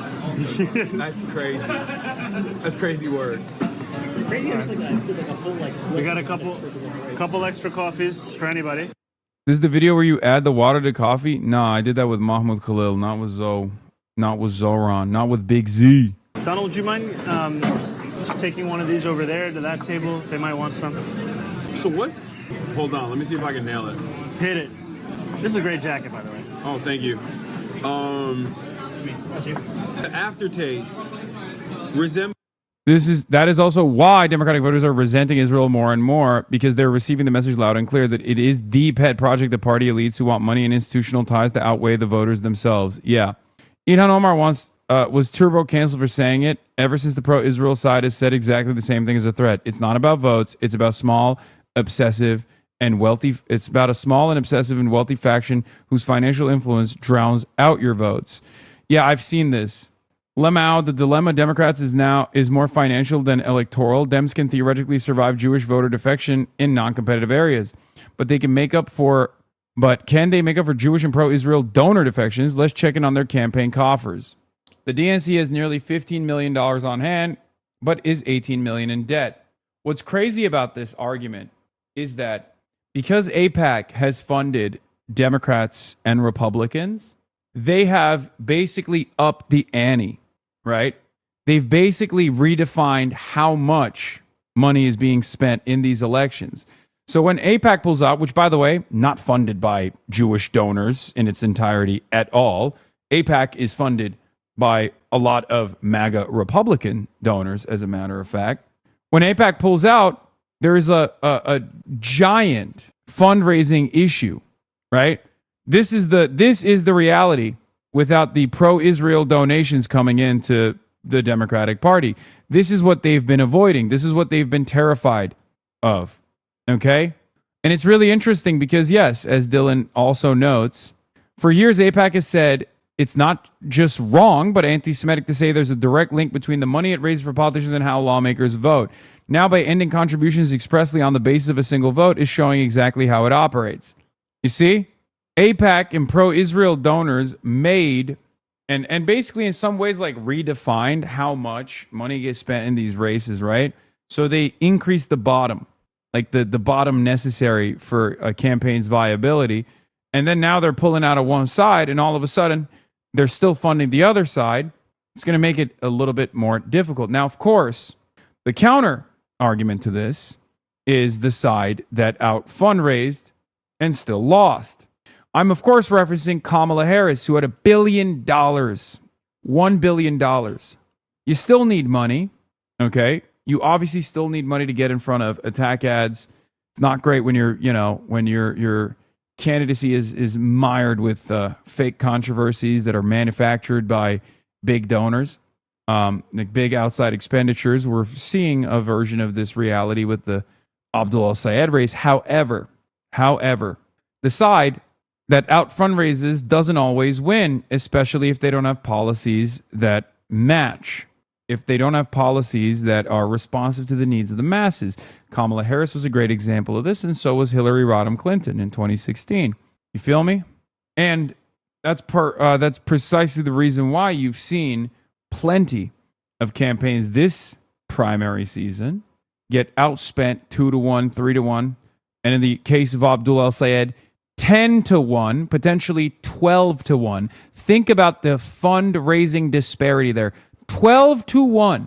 For every dollar spent on Abdul, AIPAC and other corporate PACs are spending $12 to get Haley Stevens elected to that seat. Well, not even elected to that seat, just to win the primary.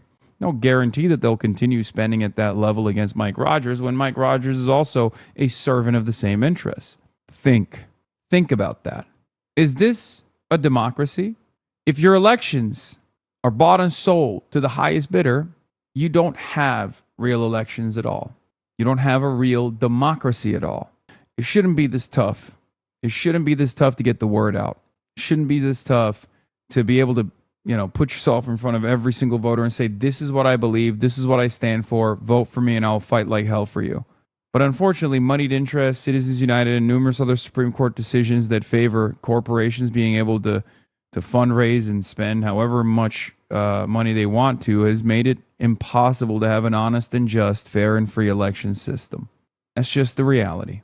Anyway, but it is really funny that everybody used to yell at Ilhan Omar for saying it's all about the Benjamins, that, AIPAC plays a formative role in the elections in the United States, and now they're saying it out loud. They're saying it as a threat. It's crazy. There's a whole cohort of Beltway staff or consultant types that just ignore the more than 52 million poured into my home state in an attempt to buy a Senate seat. Absolutely disgusting. It's not just the Beltway staff or consultant types, because their job is to get those donors, right? Their job is to be the connective tissue between those corporate PACs and the campaigns and the politicians themselves. This is how they make their money. Now, I hate them, but I understand where they're coming from. What I cannot understand is why the media has not covered this. Every single time Haley Stevens goes on any news outlet, reporters should say, hey, what do you have to say for the $52 million being spent in your direction by AIPAC and numerous other corporate PACs? What does that say? What does that say about who you stand with to the Michigan voters you want to convince? How will you convince the Michigan voters that you will stand with them as opposed to corporate interests? Why do you think they're spending $52 million in your direction? Why do you think Israel and AIPAC subsidiaries are spending 40 of the $52 million to make sure you win this primary as opposed to Abdul al-Sayed? These are some free questions that journalists should be asking Haley Stevens every single time, because this is newsworthy.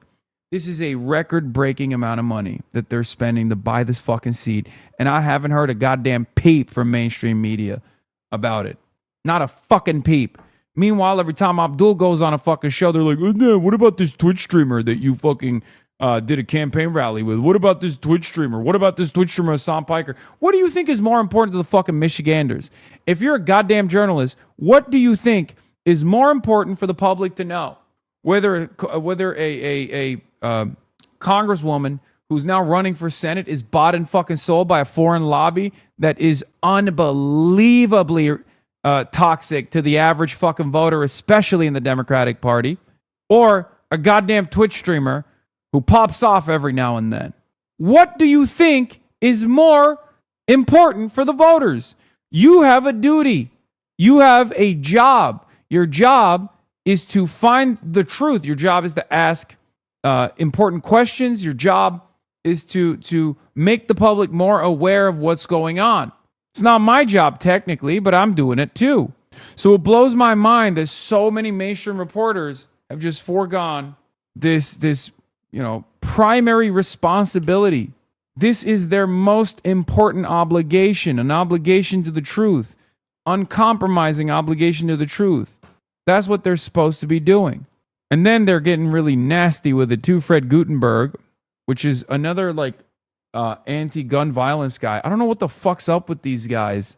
I genuinely don't understand why so many of these Parkland school shooting survivors and survivor families that did great work trying to combat gun violence in this country have all become unbelievable and rapacious dick riders of AIPAC. I don't get it. Rashida Tlaib calls out all of the corporations that have funded the Haley Stevens campaign. Fred Gutenberg comes out and says, hey, Rashida Tlaib, you are a cancer on the Democratic Party in America. You and your stupid protest vote are the reason we have a second Trump term. You are not a Democrat, but you certainly use the party. As for influencers, check your own house and other fight agency clients like Plattner. Like I said, you are cancer. Mehdi Hassan says, nothing to see here, just a Haley Stevens supporter repeatedly calling the only Palestinian American woman in Congress a cancer. But hey, the left and Abdul need to be more civil. Hey, when do you think you'll be barred from flying? What kind of question is that, man? Hopefully never. Okay? What are you talking about? The Parkland shooting left him completely bitter and jaded. Dog, if you have made it your life's mission, to stop school shootings in the United States of America, how can you not channel that same energy for AIPAC? How can you say, on the one hand, American kids shouldn't be dying in schools, and then also, on the other hand, say, but Iranian kids should be blown up in their schools. Palestinian kids should be blown up in their schools. Lebanese kids should be blown up in their schools, and we should give the country doing that unlimited tax dollars and unlimited funds. How does this not add in your mind? I'll give you one more domestic example, right? Because people will say, okay, that's Israel, that's a foreign policy issue. Maybe they're racist, who cares? Okay, these guys have fought back against NRA funding, tooth and nail. It's an honorable cause. It's an honorable cause in their advocacy, right?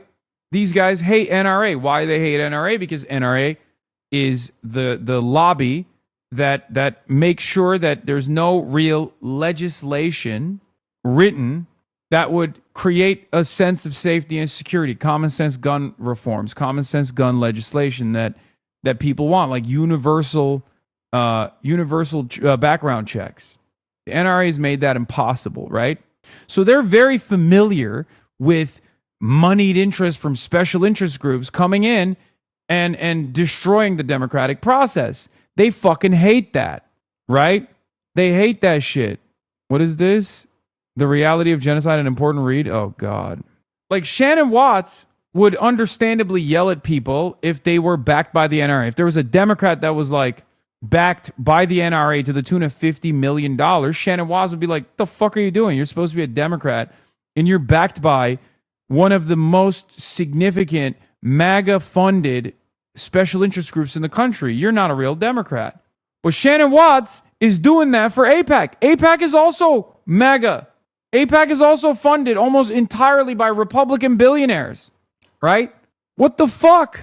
It's the same goddamn argument. You just don't see Israel's victims as human beings. That's the difference. But yeah, Mike Waltz called the arrest of Netanyahu by Zoran pure political theater. I mean, there is some truth to that sentiment. Ambassador Mike Waltz says, Mayor Mamdani, here's why your threat to arrest Prime Minister Netanyahu in New York City in the UNGA is not going to happen. The U.S. is not party to the Rome Statute that underlines the ICC. The UN headquarters agreement grants diplomatic protections to visiting heads of government. Head of state immunity applies, and federal authority trumps any local mayor's wishes. This is pure political theater. Oh yeah? So can the new supreme leader of the Islamic Republic show up and get that same protection? Are Greeks with Dr. Jihad? Are Greeks white is one of those questions that separates casual races from elite race scientists. Oh, I think Ben Shapiro loved the Odyssey, by the way. Yeah, they arrested Maduro in Caracas. What happened to the head of state protection? By the way, So that was, the Zoran thing. But we got more to talk about. We got situation monitoring. Ladies and gentlemen. Breaking news. As John Fetterman is being asked about DSA not being traditional Democrats, Fox News learns that it turns out the IRGC did kill American troops, 2 of them in Jordan. Stand by here. We've got some breaking news to get to right now out of the Middle Oh East. my God, that would be so funny if they had to get John Fetterman to respond to this. Oh, I'm so bummed. Getting real-time feedback from John Fetterman on an issue that he doesn't have talking points for, that would be crazy. Especially an issue as important as this. Some new news from CENTCOM here. We've got Lucas Tomlinson, who is live in Tel Aviv for us. Lucas, what are you hearing? Aisha, we've just learned from the U.S. Military Central Command in charge of all U.S. forces in the Middle East that 2 American service members have been killed and 1 is still missing after an Iranian missile attack on a base in Jordan. Additionally, I think 4 of them also had to be medevac too. We've learned that 4 American service members. 3 more for Israel, Former U.S. Air Force pilot close to U.S. Central Command says that at least 3 to 5 more soldiers on medevac planes will probably not survive. There are also 15 other soldiers with serious life-threatening injuries whose fate remain unclear. 2 killed, 1 missing, 15 life-threatening severe injuries being airlifted to Germany. 3 to 5 on board the medevac who will probably not make it to Germany alive. Dozens of minor injuries and troops took shrapnel and debris. More traumatic brain injuries than anyone currently knows. Now, this is speculative. I don't know how reliable this information is. But I will say this. If you were to ask me what I think the actual numbers look like, I would say something along those lines, because that's usually how it goes. If there were 2 troops that died, that means there were 20 troops around him. Okay? That's not how this goes. Like, Iran doesn't have the capabilities of hitting small munitions like that are only capable of killing 2 people, right? Like, it's clear that there are far more that were probably hurt badly in the process. Hold on. Were wounded. They were transferred to Jordanian hospitals and have since been discharged. This all coming last night after at least 2 intermediate-range ballistic missiles fired from Iran hit a base in Jordan not long after U.S. Air Force personnel had arrived, part of President Trump's reinforcements, an F-16 squadron as well as an F-35 squadron. Of course, U.S. Air Force personnel are deployed throughout the Middle East. We've been heavily focused on the 2 U.S. Navy aircraft carrier strike groups that are in the Arabian Sea.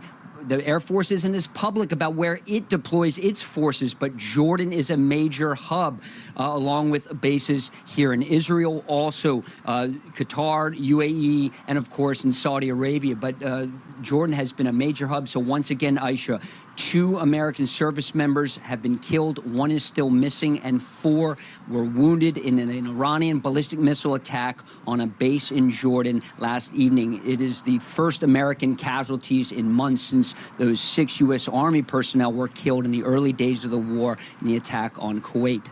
Yeah, Aisha. terrible news this afternoon, Lucas. And we were anticipating, we'd heard some things about it and just wanted to make sure and confirmed it before we went on air with it, Lucas. So thank you for that report. As far as the 4 American service members that were injured and have now been medically evacuated, do you know anything more about how bad those injuries are and how they were injured?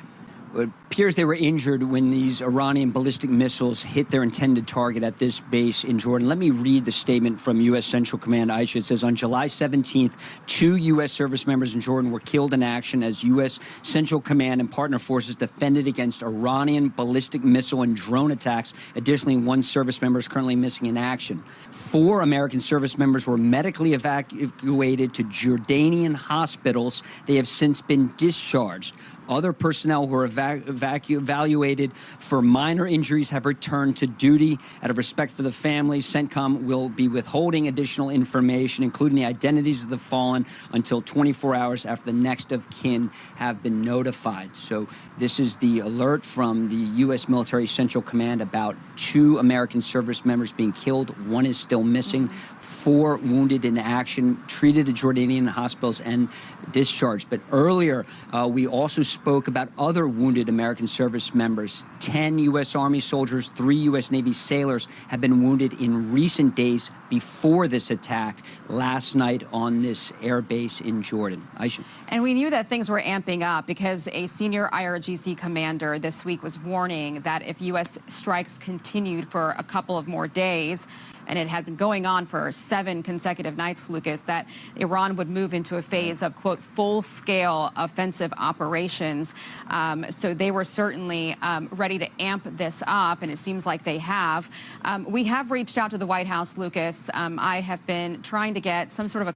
I have a question. Why are they evacuating the wounded to Germany and not Israel? Surely this is closer to take care of them. I mean, look, the German facilities are the main facilities that they have, so that's the reason why. I would love to be like, oh, it's because Israel would never have them because they're selfish or whatever, but I think it's because it's the biggest one.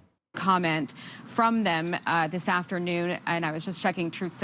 Fox, isn't their military obliterated according to you? Yeah, if I'm a Fox News watcher, homophobia got y'all missing on some good okay, dude. So guys, excuse my confusion here because I'm a lifelong Fox News watcher. I'm a Donald Trump supporter, and I'm a little bit confused today. How did Iran kill American soldiers? I thought their military had been destroyed. That's what my president told me. So that's what's like confusing to me because I was thinking like they have no navy, totally obliterated. Iran is really worried. It's just very strange because like I've been told over and over again that it's fucking done. It's a done deal. Iran is just like too stupid not to come and negotiate instantly.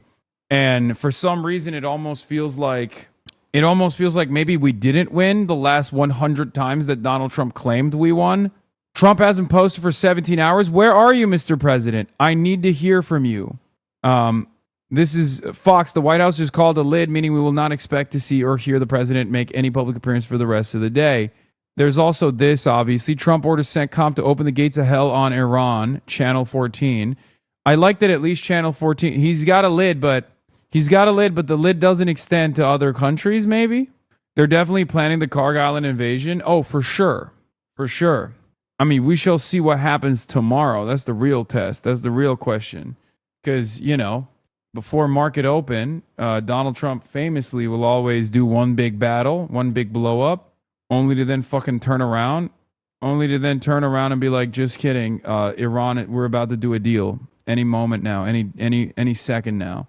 He has a World Cup final to attend tomorrow, so he will wait. Oh, that's the other thing. That's true. There's the World Cup final tomorrow. Social, and we haven't seen anything from the president just yet. Of course, the question is now, does this change the strategy for the president, for the administration moving forward? I do remember, Lucas, I'm sure you do too, at the beginning of all of this, when people were asking about boots on the ground, what happens if we lose American soldiers, how that would impact his decision making. And he seemed to indicate that sometimes people get hurt and sometimes soldiers die when there's a conflict like this. That's right, Aisha. We heard some of the early days of the war at the Pentagon briefing, both from it's the Wawa Secretary Hall of War, time, Pete baby. Hegseth, and the Chairman of Joint Chiefs of Staff, General Kane, that casualties are part of war. We heard it from President Trump as well, that casualties are inevitable. And you mentioned 7 straight nights of American airstrikes inside Iran. Really, the first airstrike started back last week on July 7th when President Trump was in Ankara for the NATO summit, and Iran attacked those 3 commercial ships transiting the Strait of Hormuz, one from Saudi Arabia, 2 others from the United Arab Emirates. Officials say that really irked President Trump, Iran breaking the memorandum of understanding. We heard President Trump say the ceasefire's over. That was the impetus to restart the war, certainly major combat operations in the skies over Iran. And we've been slowly seeing the Pentagon ramp up the target list. Before it was, Keshem Island trying to reopen the Strait of Hormuz. In the last few nights, we've seen bridges being taken out around Bandar Abbas. That's like the Norfolk of Iran. It's their largest naval base. It's a large commercial port and sits right on the Strait of Hormuz. So President Trump and the Pentagon want to see the Strait of Hormuz open to commercial traffic. But since these airstrikes have ramped up, American do. traffic in the Strait of Hormuz has slowed to a trickle. In fact, it's been over 2 months since U.S. warships made that dangerous passage to the Strait of Hormuz as well. Lucas, just very quickly here before I let you go, because I'm reading the CENTCOM statement along with you as well, and obviously details are limited as they are still talking with families, respecting the families. They're trying to withhold as much information about these fallen warriors as much as they can, but just trying to understand what happened here. Do you know if the Jordanians were launching defensive airstrikes in return? Do you know if is that what happened here? They just didn't catch a couple of these ballistic missiles? Most likely, the U.S. Air Force was launching strike missions from this base in Jordan. I got a diet American Dew. This is straight from the reflecting pool. For those of you who don't know, this is a very special America 250th birthday Diet Dew. It's the reflecting pool color, which is of course the American flag blue. They tap it from the reflecting pool. This is made with all of the toxic sludge that happens to be American flag blue. Delicious. And I got a club sandwich from Wawa, my favorite. I've talked about this before. When Wawa started making club sandwiches, my life changed. And every time I'm in the East Coast and there's a Wawa nearby, I down one of these bad boys for old time's sake. Again, we've been very public. You see the CENTCOM video showing the 2 aircraft carriers in the Arabian Sea. We see the maps. We show them frequently of all the U.S. naval assets. We normally don't talk about U.S. Air Force assets in the Middle East because a lot of these countries, frankly, don't want it out there. They don't want it very public, although we have an idea, thanks to plane spotters and just monitoring open source media, when some of these jets arrive. But when you look at Jordan, Saudi Arabia, Al Dhafra, and the United Arab Emirates, in Qatar, Al Udeid, where President Trump spoke just a year ago, in the Middle East, the Air Force is deploying to countries throughout the Middle East, including here in Israel. In fact, dozens of more refueling planes are headed here, not just to Ben Gurion, but to the international airport here, but also to the desert, to Israeli Air Force bases. More fighter squadrons are heading in. I was told Dual use?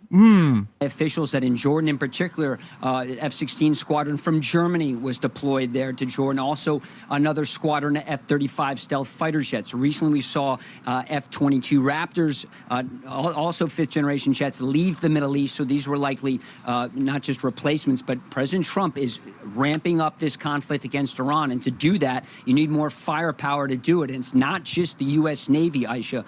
You have to send U.S. Air Force squadrons. A lot of these are based from Germany, from Italy, and of course some from the United States as well. Okay, Lucas, stay right there. We'll likely come back to you. Be sure to like and subscribe for all the Fox News latest on YouTube and catch full shows streaming now on Fox One. Where's Lucas gonna go, bro? He's in Tel Aviv. He's stuck. Oh shit. We got a chatter that said just voted in the Troyotathon. Damn, I had a hard time saying that. UAE is scared. Iran. Fars news agency quoting a well-informed military source. If the United States attacks Iranian infrastructure, the airports of Dubai and Abu Dhabi and the ports of Fujairah and Jebel Ali must be immediately evacuated. Breaking news, UAE Ministry of Foreign Affairs says we express our deep concern regarding the developments in the region and call for an immediate cessation of escalation. Huh. Wait, I don't get it. But y'all back that horse. And yes, it's Hoagie Fest, so obviously I got a chicken salad hoagie as well. I just what I don't understand is but like this is what you guys wanted, right? Like are you backing out now? I don't get it. Yeah, is there a problem with the war that you ordered? Because I thought y'all ordered this war, and now it kind of feels like you don't like it. Mojtaba Khamenei statement. Oh my God, from Barak Ravid. This guy even has Mojtaba Khamenei's fucking phone number. Whose phone number doesn't this guy have? Iran's supreme leader, Mojtaba Khamenei, the great Satan's repeated violations of the memorandum of understanding signed between the presidents of Iran and the United States once again proved to everyone how worthless and unreliable the signature of the U.S. president is, and that bullying, hegemonic ambitions, and savagery are inseparable elements of the American way and doctrine. The great Satan has once again revealed his true face without a mask, so that this dark experience of crime and bad faith will stand as yet another powerful testament to America's deceitfulness irrationality, untrustworthiness, and wickedness. Now that the American enemy is seeking to ignite war and incur even heavier costs and greater disgrace, it should know that the beloved Iranian nation and the axis of resistance have unforgettable lessons in store for it. The bravery of the fighters of Islam and the courage of the people of Iran's southern region in recent days have already demonstrated examples of those lessons. Okay. I mean, that feels like he's not a big fan. I'm going to be honest. I don't think he's a big fan of the American government, it feels like. Now, here's what's interesting. Iran has begun to adapt to the U.S. air defense system, firing ballistic missiles that travel at extremely high speeds and can maneuver as they streak back towards Earth, according to U.S. officials who spoke to Wall Street Journal. Wall Street Journal reports, additionally, Iran has proven an ability to hit sensitive targets in the Middle East, raising concerns that the regime is getting targeting data and assistance from China and or Russia. Remember I told you? It's tit for tat. It's Russia, most likely, in exchange for Ukraine. Russia is mad that the United States is allowing NATO to give targeting, like to give strike targets. Russia is mad that NATO is giving additional intel to the Ukrainians to strike critical infrastructure, oil and gas and energy infrastructure in Russia with pinpoint accuracy. So it's obviously, they're doing the same thing. They're responding in kind by giving Iranians the opportunity to do the same. In recent hours, we have been witnessing a significant shift in the strategy behind the Iranian missile attacks. Over the past few days, the primary target in the Middle East has been the Muwafaq Salti Air Base in Jordan, a facility crucial to Israel's defense. Indeed, at the start of the war, the majority of Iranian missiles fired at Israel were intercepted over Iran, which serves as Israel's most critical air defensive layer. If Iranian attacks continue at this pace, the U.S. will sooner or later exhaust its stocks of Patriot missiles, supplies that have already been significantly depleted in recent months, leaving Israel far more vulnerable should it become directly involved in the war. Every time these guys do something, it literally feels like a chess move. I'm not even kidding when I say this. Like, it's not a joke. Every single attack, no matter how wasteful it looks, is literally for the next step. They're always moving 2 steps ahead, always. Last time, they opened up the big salvos initially, right? They dumped their older munitions, and everyone was like, oh, they have nothing. They don't have new technology. Meanwhile, the reason why they were dumping large salvos over and over again, both on Israel, Bahrain, and all these other places, was specifically to exhaust the defensive munitions that the American side has. Then they started lowering the number of munitions that they were lobbing in the direction of both Israel and all these other allied nations, and started deliberately targeting radar systems. They shut off Israel's eyes and ears in the region, making it more difficult to calculate ballistic munition trajectory ahead of time through the network of eyes and ears that Israel and America has. Then they started penetrating the Israeli defense with far less munitions. So while the United States of America was looking at like, oh, they're sending less missiles, that means that we've successfully attrited their striking capabilities. The reality wasn't that their striking capabilities have been significantly deteriorated. It was that they had no necessity to continue lobbing all of the missiles that they were lobbing. Plus, any kind of pushback did not actually permanently diminish their strike capabilities, regardless. And all of the attacks on Iranian TELs only made it a little bit more difficult for them to continue lobbing missiles in the direction of Israel. Bonzer Barry's tweet has the New York Times analysis on it. Let's see. Oh, this one. New York Times, the U.S. officials offered a recounting of the last 5 days of Iran's attacks on Jordan. Jordan obviously plays a major role in the Israeli defenses, and Iran recognizes that. So now they're eliminating the installations, like the anti-missile systems that exist in Jordan. This is also a huge point of leverage for Iran. Why? The chicken salad sandwich wasn't as good as I remember it. Somewhat disappointing. So, why would opening up more avenues to strike Israel with ease be a significant problem for America? if America is going to invade Iran. Why would that be an issue, right? Well, I'll tell you why. Because the primary focus and the entire reason why we are even striking Iran to begin with is because of Israel. So in some ways, we're cutting out in some ways, because our primary focus is defending Israel, and because our goal is to advance Israel's interests in the region, if Israel is under imminent threat, like far more significant threat by Iranian ballistic munitions, we're probably going to second guess a potential invasion. Instead of invading Iran, we will most likely try to focus our efforts on defending Israel in the interim, and then we will focus our efforts on probably trying to get a ceasefire, at which point Iran will have even more leverage. Last round of attacks, Operation Epstein Fury 1.0, Iran got the nuclear weapon of trade, control over the Strait of Hormuz.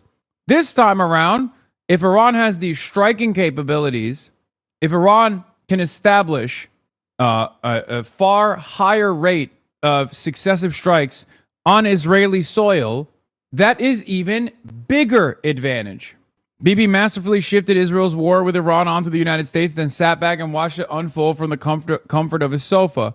Indeed, a remarkable outcome for Netanyahu as things currently stand. He pulled the U.S. into a strategically self-defeating war with Iran and the Hormuz crisis that followed. Now America owns the military and economic consequences while Israel can largely remain on the sidelines.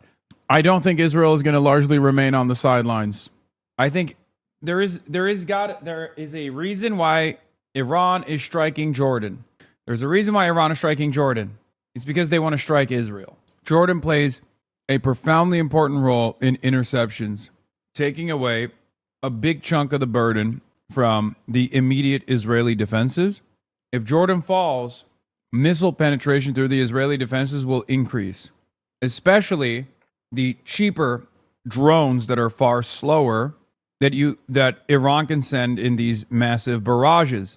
The first attack hit the U.S. forces in Jordan, struck a residential facility in King Faisal Air Base, wounding as many as 5 U.S. service members, they said. This is for the New York Times, reporting on the Jordanian incident. The second hit a base in eastern Jordan where U.S. Black Hawk helicopters were operating from, damaging a significant number of them. Then, 48 hours ago, Iranian missiles hit Jordan's Muwaffaq Salti Air Base in Azraq, which is the same base where troops were killed on Friday, the official said. The earlier strike wounded about 20 troops rushing to take cover in bunkers. No one was killed in that barrage. But on Friday, when the Iranians struck the base again, 2 U.S. troops were killed.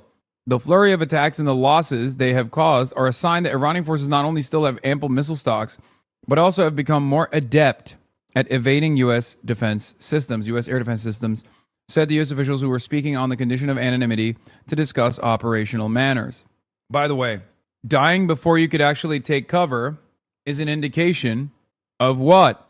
I'm asking the classroom. This is Streamer University, but instead we're doing geopolitical affairs.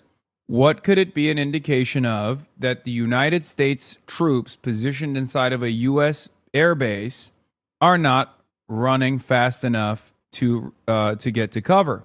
That's right. No radar and no comms systems. You guessed it. Brilliant answer, chatters. Congratulations. Eyes and ears are gone. Okay? That's how it works.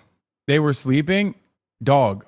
It's the fucking U.S. military. There is no they're sleeping.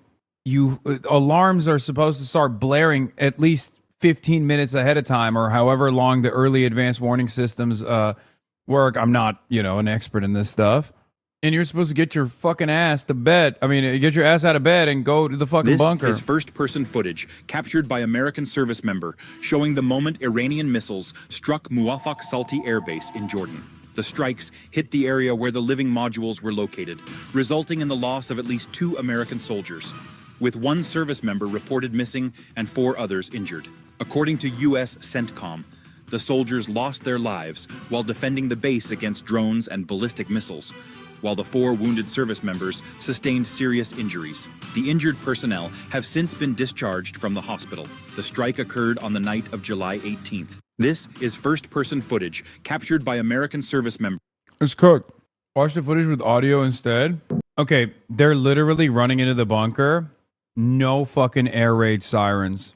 no sirens. They're running into the bunker after the first or the second fucking bomb exploded on base. That's what's really important to understand about this footage. Okay? No sirens, no early advanced warning systems. They're trying to panic rush into the bunkers after bombs have already dropped on the base. What the fuck are they thinking, bro? They're just gonna sit there with no radar at all? It seems I'm fine. Is it effing? Uh-oh, it is effing, isn't it? What the fuck? That's so weird, dude. I mean, I don't know if it's the thunderstorms or not. Hold on. It could be the thunderstorms. Hold on, I gotta get the door. About at least a much higher casualty rate than what we have seen so far. Now, what would the point of all of this be? If this is what the direction is, that seems to then be aimed at making sure that it is a much more significant degrading of Iran's ability to close the strait.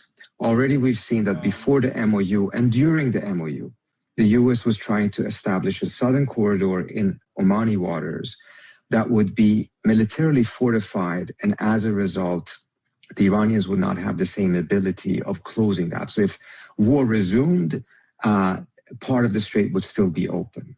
You take that in combination with what this could then be an effort to really deeply degrade Iran's ability to close the strait, and then you're starting to see a clearer picture of a military reopening of the strait as a whole, which would be nevertheless different from an attempt to overthrow the regime or to do the type of regime change. What is happening? Is this still out? What is happening? I don't get it. It's fine on my end. We've been back, right? Chatters are still complaining that it's like effing. Why don't they sleep in the bunker? Ramke, did you get the printout? Oh, hell yeah. Oh my God. Haley Stevens, Shri Tanadar, and Senator Gary Peters are all participating in a conga line? What the fuck?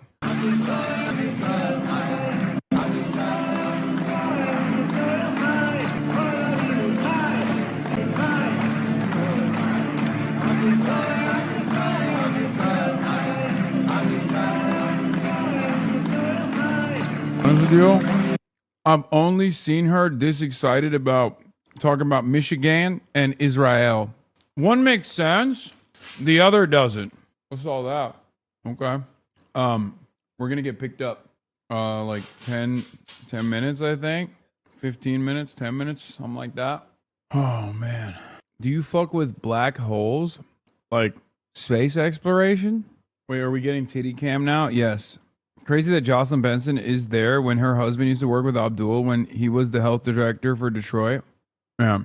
The U.S. can't protect its Gulf region vassals or its own base against Iranian air power. That lesson was learned in March and forgotten by June. About the extent of Trump's memory capacity, says Mark Ames. Likely the bunkers that video is from. As I assessed last night, the impact of the Iranian ballistic missiles was the billeting berthing area for troops at a time when the area would most likely be occupied by troops not on a mission. Shelters in this area are simple and made of concrete. They're not designed to withstand the impact of a ballistic missile. They are designed to protect you from the fragmentation of a nearby explosion. The shelters usually set up between the berths so that you don't have to go far during incoming attacks to find some safety. There are shelters further away if you have time to get there. These are some older examples, but representative of what troops had available to them last night. It is kind of wild how much money we spend, and yet the American military is so ass. Like, with the amount of healthcare that we're fucking wasting away, you would assume that these motherfuckers are staying in like 5-star accommodations, right? I cannot believe I lost 10K people at that one fucking F, by the way. Twitch, I hate you so much. You are the biggest piece of shit as a platform. It's crazy. Like, literally, total wipeout. One fucking F. It kicked us out? Yeah. No, I know. And it wasn't even on my end. It was just like a website related issue. It's expensive to have free healthcare. So what do you mean? Yeah, it's also expensive to have a permanent war all around the world, it seems. Why can't it auto refresh? Man, I don't fucking know. I don't even know what the hell's wrong with the website. It happened different on all my devices. Instead, you have a trillionaire. I know. Change operations that clearly was part of the plan earlier on in the first war in February. Having said that, this may be the American plan. I still find it very difficult to see how it would be successful. I think it would bring about a huge risk of large number of casualties, would make it more difficult to go back to the negotiating table. And also, I think once you actually have ground troops, even if it's elite forces in a very small number on Iranian soil, it will fuel nationalism beyond what we saw even in February. And that is also something I think the U.S. side miscalculated or underestimated back in February, and it appears to be another count of underestimation now. Yeah. I think it depends on when it comes to the tolerance of the two sides. The United States basically is using GCC countries to attack Iran, and Iran's response goes to the GCC countries. They're hitting some targets, as we've learned moments ago or 2 hours ago. Kuwaiti government has announced that Iran has hit one of their major power plants and the desalination plant. Iran has also threatened to switch to economic targets if the U.S. doesn't stop doing war crimes. Yeah, of course, that also obviously makes sense. I said this already. I said this. I said this yesterday, and I said it the day prior. This is going as predicted. If the United States of America starts hitting targets that aren't military installations and starts actually hitting like infrastructure, possibly hitting infrastructure because they are interested in potentially doing the unthinkable, which is obviously invading Iran militarily, then Iran, in an act of escalation or following up America on the escalation ladder, will retaliate in kind and strike back against civilian infrastructure. Is Trump a junghead? I mean, I don't know. Considering that he's like entertaining boots on the ground, maybe he is. They started rationing the power right now in Kuwait, which is a major issue, it seems. And how do you see that point of tolerance on the two sides? What would be that moment that someone maybe in GCC countries says, we're done, we're not going to do that? You remember the Operation Freedom that the United States started before the MOU, signing the MOU. Is that going to happen again? So that is one scenario, a scenario in which it's being reported that Trump is golfing right now. I mean, he's not golfing here. Let me tell you, it's fucking raining out here. So I guess he's not in D.C. 200K Saudi troops incoming and you're going to look real silly. I agree. If 200,000 Saudi troops militarily invade Iran, I will look very goofy. I will look like a goofy for sure. Essentially, some of these GCC states say no to the U.S. But keep in mind, which GCC state said no to the U.S.? It was Saudi Arabia. Saudi Arabia is in a completely different dimension of power than Kuwait. Kuwait is completely dependent on the United States. Kuwait exists because of what the U.S. did in the first Persian Gulf War, when the U.S., together with the UN coalition, expelled Saddam Hussein's invasion of Kuwait. So we're talking about a country that has very little leverage over the United States. Same is true for Bahrain at the end of the day. So the likelihood of that scenario, I find smaller than the likelihood of the opposite happening. That you actually have now a situation in which some of the GCC states are now, the balance of their frustration, they're frustrated with the US, they're frustrated with Iran. In previous episodes, particularly in the beginning of the war, it was very clear the balance of frustration was with the US. They were very upset with the US. The entire situation was bad. You know, at one point you saw that the Omani foreign minister wrote this very harsh op-ed in The Economist, essentially saying that the United States has allowed its foreign policy to be dictated by Israel. These are very harsh words, particularly coming from Oman, which otherwise has been so quiet, so discreet, always operating behind the scenes, never trying to get attention to itself. That balance has now really shifted. There is much, much more anger at Iran than it is at the US at this moment.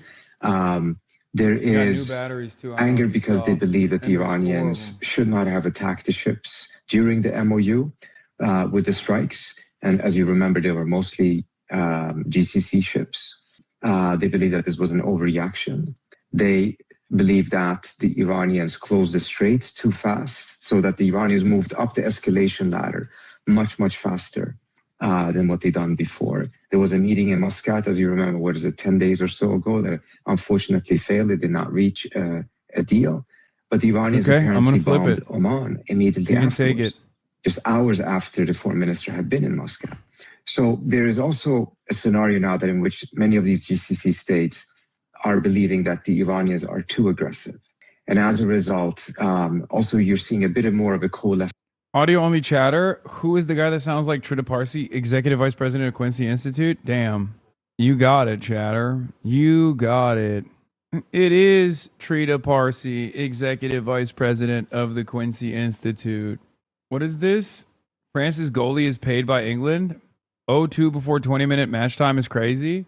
Look out for a loser in a Hawaiian shirt and a girl in a dog collar. They're looking for you for nefarious reasons. Oh yeah, I've heard that there are kick streamers that are trying to like disrupt the process for some strange reason. Just loser shit. Why do your ops sound like a Yakuza sub story? Dog, if you knew what they look like, you would realize they're not like a Yakuza sub story at all. That makes this sound way fucking cooler than they actually are. By the way, I will say it is very strange that just like literal stalking is so fucking normalized. Like straight up cyber stalking and like also literally physically stalking someone is so normalized that these guys like have entire communities dedicated to doing that shit. But you know, what are you gonna do? Is it ready to go? Yeah, of course. Okay. It's raining hard. Bring an umbrella. I don't need it. A lot of gold in that room. Are you in the Trump White House? Yes, I'm in the president's ballroom, dude. You got me. This is the guys. That's why it was a lie. It wasn't for. Listen, I need you to understand something. It actually wasn't. It wasn't because I'm speaking at the College Democrats of America. It's because I'm staying in the president's ballroom. In the presidential ball sack. GCC unity, which frankly, throughout the war, we hardly saw any of that at all. On the contrary, it was massive disunity. It was during the war that the Emiratis pulled out of OPEC. It is, it's after the war, but nevertheless, we just saw that the Saudis have stopped payment connections to the UAE, etc. So there was a lot of tensions. The Emiratis were trying to convince the Saudis and others to actually join the war. Where is this coming from? Trump's reaction to Iran saying it's no longer following the Memorandum of Understanding?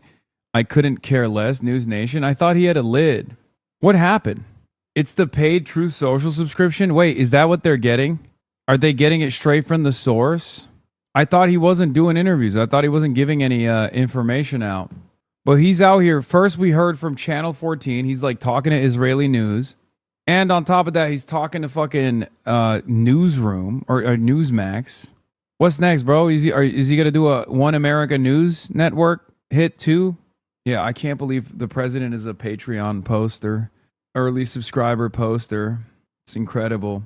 Trump, in his first reaction to the announcement that 2 U.S. service members were killed in the Iranian attacks, tells News Nation, it's very sad. It's a very sad thing. We hate to see it happen. It's in service to our country. Yeah, when he says our country, he means Israel, our country of Israel. Later, after Iran announced it was suspending its commitments under the interim agreement, Trump said he couldn't care less. He's more like OnlyFans? I know. Ay, ay, ay. Penobscot County, 44-vote Troy sweep. Rah, the Toyota is set to be deployed. Sean Fain speaking at the Abdul rally. Let's hear from our GOAT. There's nothing like being in Detroit and the sounds of Eminem. Man, nothing. And there's also nothing better than being in a place where we all come together for a common cause. To reverse the worst wealth inequality in the history of this country and take back power for the working class. My GOAT. You know, on behalf of 1 million active and retired members of the UAW, welcome to a proud union town.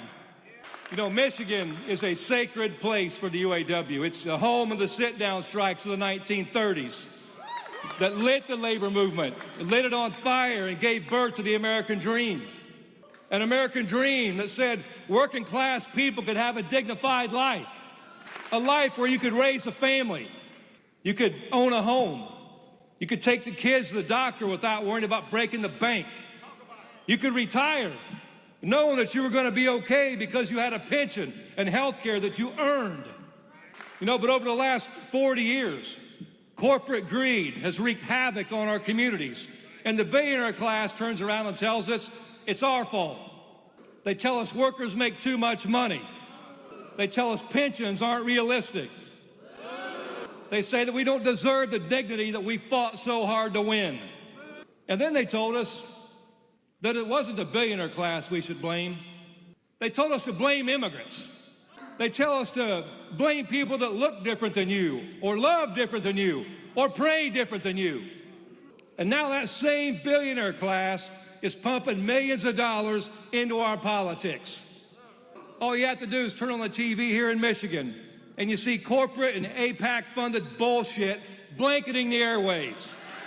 The UAW had to send a cease and desist letter to Dark Money Super PAC running a TV ad with the UAW wheel and President Obama attempting to mislead voters.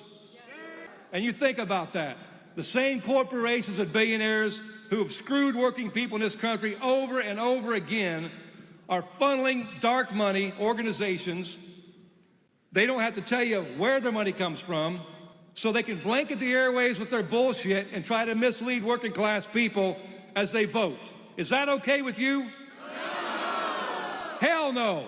Just like it's not okay that 12 billionaires and now wow, a damn he's being trillionaire quite own anti-Semitic, as much sweetie, wealth for as the saying bottom half of Israel shouldn't be society. able to buy this election and mislead voters. He's being anti-black too. While working class people struggle to afford groceries, struggle to keep the lights on and put gas in the tank, let alone pay for child care, medical bills, and rent. Oh, they're here. All right. Let me ask you a question. We'll see you on the other side in a Don't we second, deserve chat. better than this? Don't working class people deserve dignity? You're damn right we do. And if there's one thing I've learned in my 32 years as a member of the UAW, it's that the working class can only win what we're willing to fight for. This is a pick a side moment. And the only reason we're in the position we're in America right now is because too many Democrats can't decide who the fuck they want to stand with. So we need to make sure that whoever represents this state in Washington, D.C., brings the same fighting spirit that runs through our veins in the blue-collar towns across this state. And the fighter our union wants in the U.S. Senate is Abdul El-Sayed.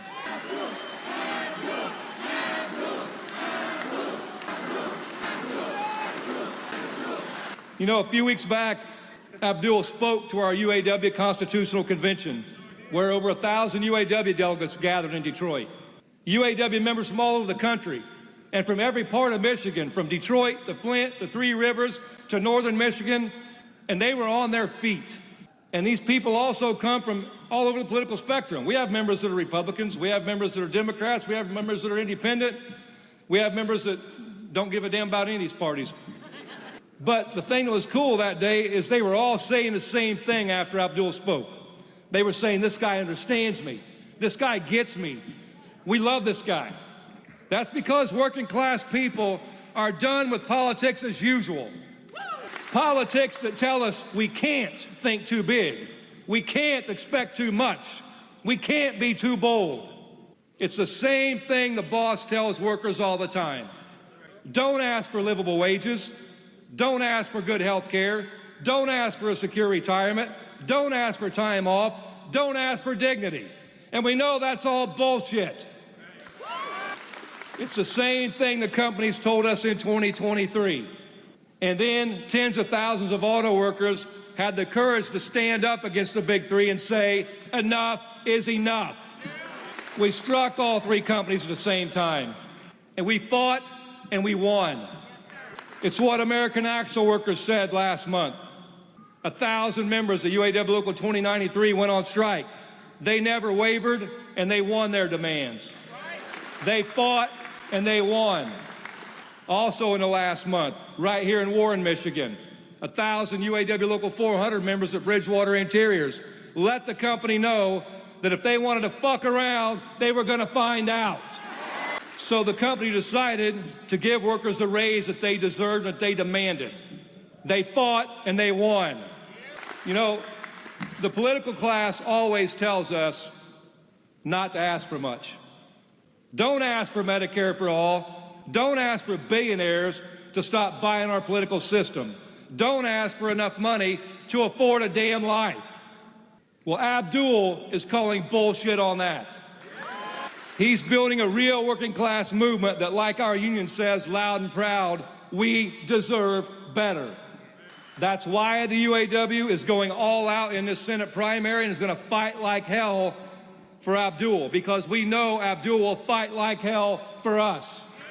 When we elect Abdul, he won't be alone. He'll be joining a growing group of fighters for the working class.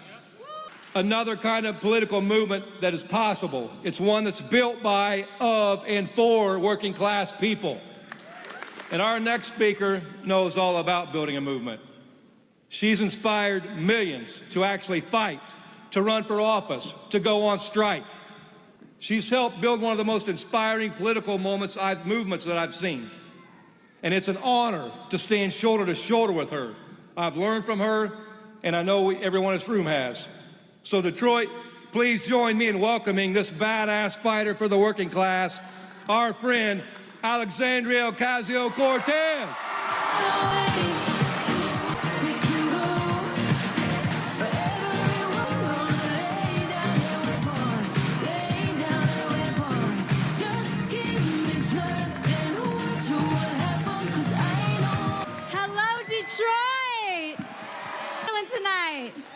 Good evening. It is such a pleasure and a privilege to be here with you all tonight.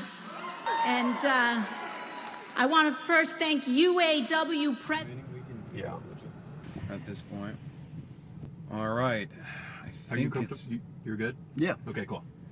All right, ladies and gentlemen, we're on the second leg of our journey here, heading to the conference hall for the College Democrats of America National Convention, where I will be delivering the opening remarks, right? Yeah. Which is Opening pretty up crazy. general session. Yeah, opening up the general session. Who are some of the other speakers? I know Kat is going to speak after me as well. Yeah, Sid. Kat spoke. Mailot spoke yesterday. Deja Fox spoke, and then we had just had Jamie Raskin like 30 minutes ago. Oh damn, I missed Jamie Raskin. Yeah, That's I had, cool. A fireside chat with him. But who's speaking tonight? I'm speaking, and then who else? Let me double check the schedule. Yeah, the panel went really well. We were very satisfied. Yeah, I did a panel earlier today off stream chat. Where I spoke. There was like a little Q&A thing that we did with Deja Fox and Kat Abugzalek, and it was pretty good. I mean, a little low. Can you check chat for the audio files? Is there saying anything? Are the audio levels good, chat? I mean, Dave is watching too. Dave is monitoring too. He'll text me if the audio level's bad. Audio cable, no. Oh, no, sounds good. Never mind. Okay. They're saying give us AOC back. Oh, because AOC was talking. Oh. That's crazy, bro. You know what? Fuck you, chat. Here. All right, go back to listening to AOC. Fuck you guys, and then I'll A majority in the Senate. Wall against an administration that is hell-bent on tearing down in 4 years what it took this country 250 years to build. We saw it just a few nights ago in Trump's primetime address.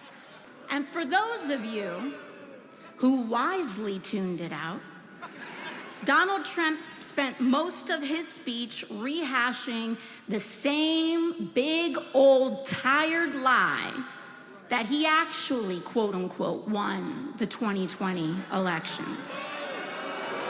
He will stop at nothing to stay in power.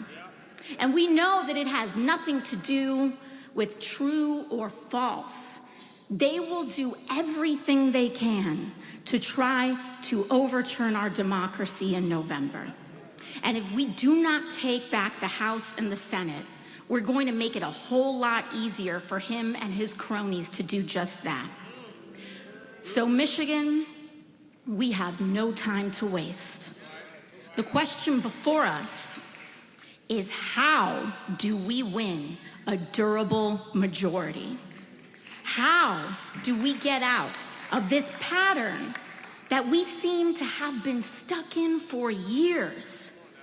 This state knows it well. started off 6 elections in a row, starting in 1992. Democratic presidential candidates won here in Michigan. In fact, it wasn't even particularly close in most of those contests. But then in 2016, something shifted. Not just here in Michigan, but across the country. Not just with Democrats, but also Republicans. And to many political watchers, it seemed that the laws of political nature were totally upended. But it happened in all directions. And that's also part of what Bernie's campaign spoke to 10 years ago as well. And that's also what Trump's victory in the fall in this state represented, this oscillation in response to the failure of our political system to address the needs of working people. These earthquakes and aftershocks.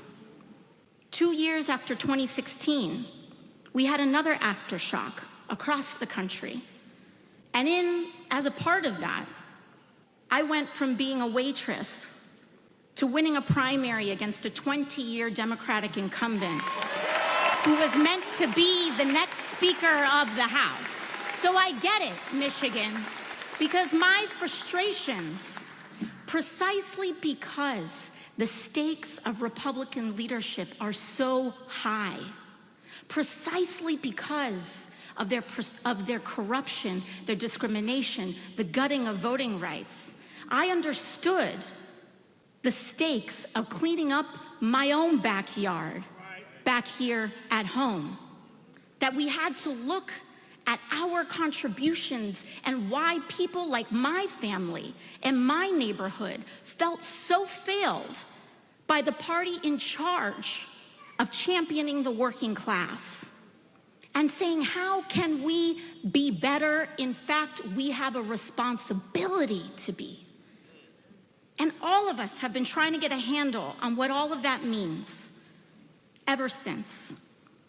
And we do know some of the many contributing causes and factors.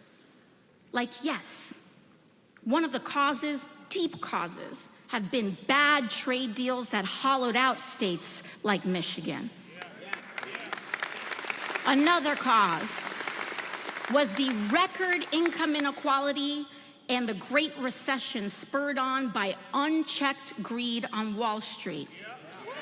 And yes, yet another cause was the suite of shameful and quiet bigotries waiting in the shadows in pockets of our country. Racism, sexism, fear of our neighbor that seem to gnash their teeth the strongest the closer we get to uniting across our differences. All of these things are true, and yet there's more, because it was also due to a political system that had, over decades and across parties, become totally enmeshed in a financial and electoral politics that stopped serving working people. Our entire electoral system has been consumed by big money. And thanks to this Republican administration, Donald Trump, and this corrupt Supreme Court, it is now worse than ever before. So instead of putting voters first year after year, with little exception, Washington now elevates the desires of lobbyists and powerful corporations at the expense of the rest of us. And what does that mean in practice? Real wages are falling behind. All right, chat. We're back. I'm sorry. I know you're listening to AOC or whatever, but perhaps I will flip it back in a little bit. But we're here. We're at the convention hall. Your boos mean nothing. I'm gonna deliver a speech in a little bit. Your audio is too low. Yeah, I know. Okay, that's boosted. What? I have it all the way up. Why do you think that's happening? You think it's the windsock? Sorry, chat. What about now? Also, oh, the audio might be low unless you're like directly pointing at me. Yeah, Remember, that's this the is other thing. super directional. Yeah, it is. What about now? Better now? Way better? It's fine, it's fine. Better, better. Yeah, I mean, we don't need the windsock. Yeah. So. Not yet. Better, he farted. That's what it sounds like when you take it off. When you take the windsock off. That's Chill right here real quick. Okay. I'm gonna double check what room we have you in. Okay.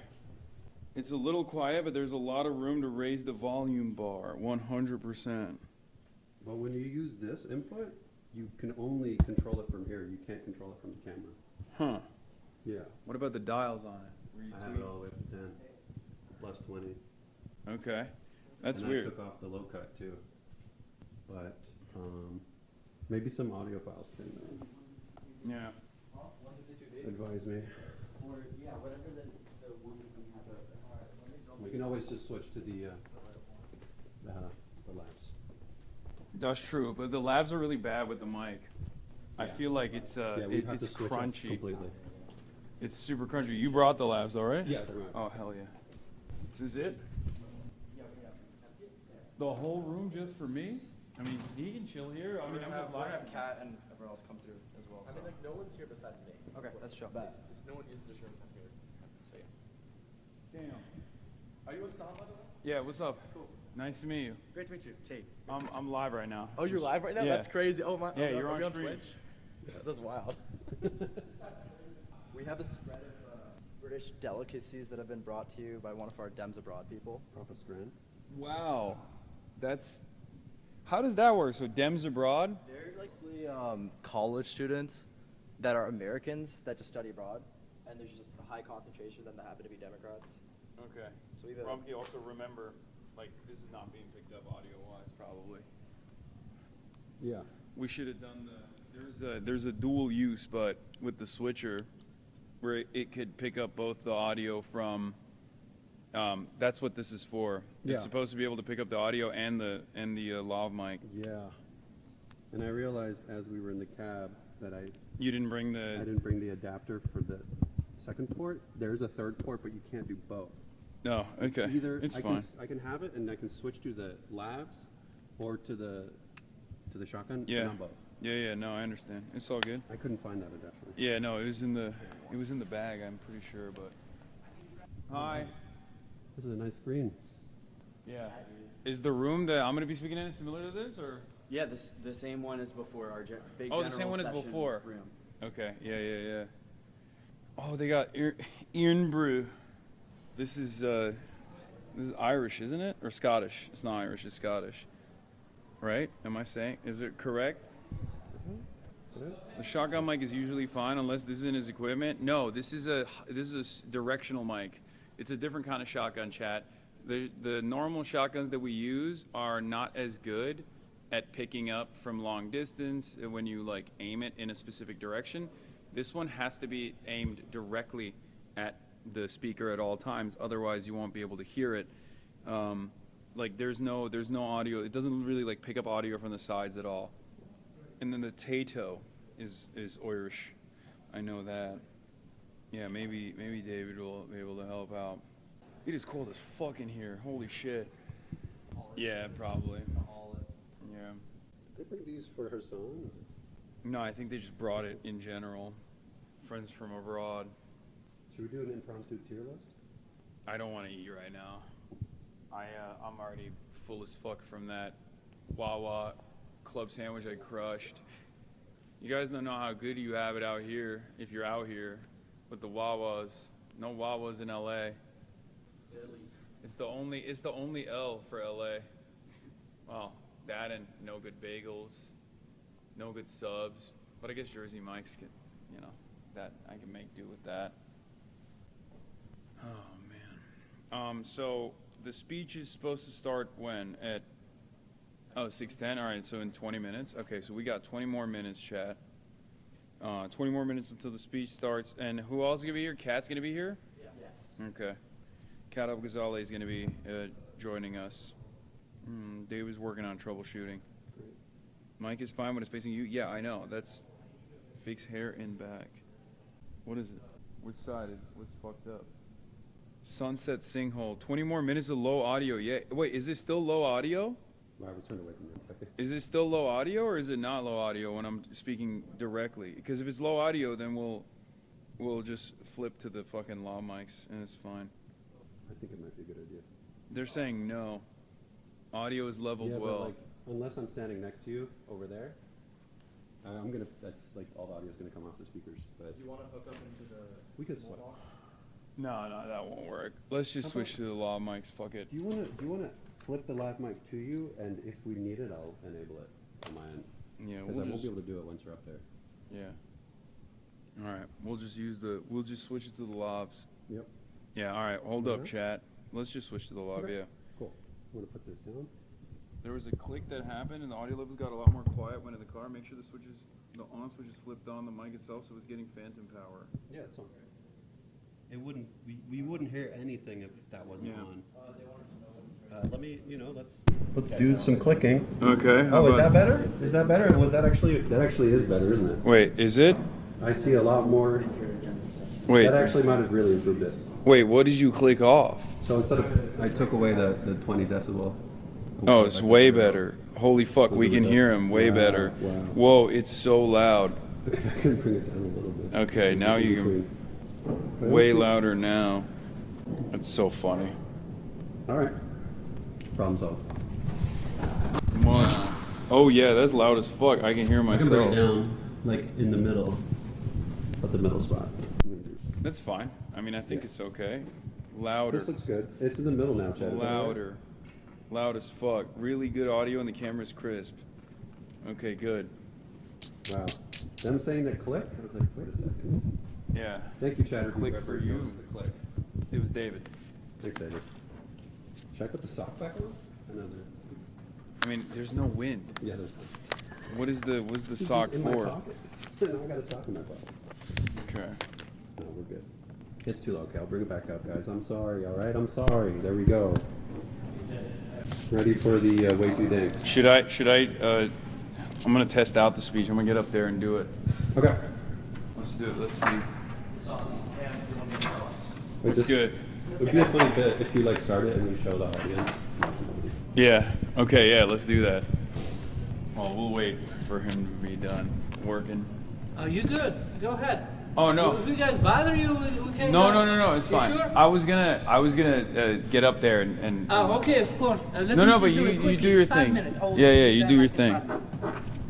Yeah, harassing the working class. Classic nuisance streamer behavior. You know what I mean?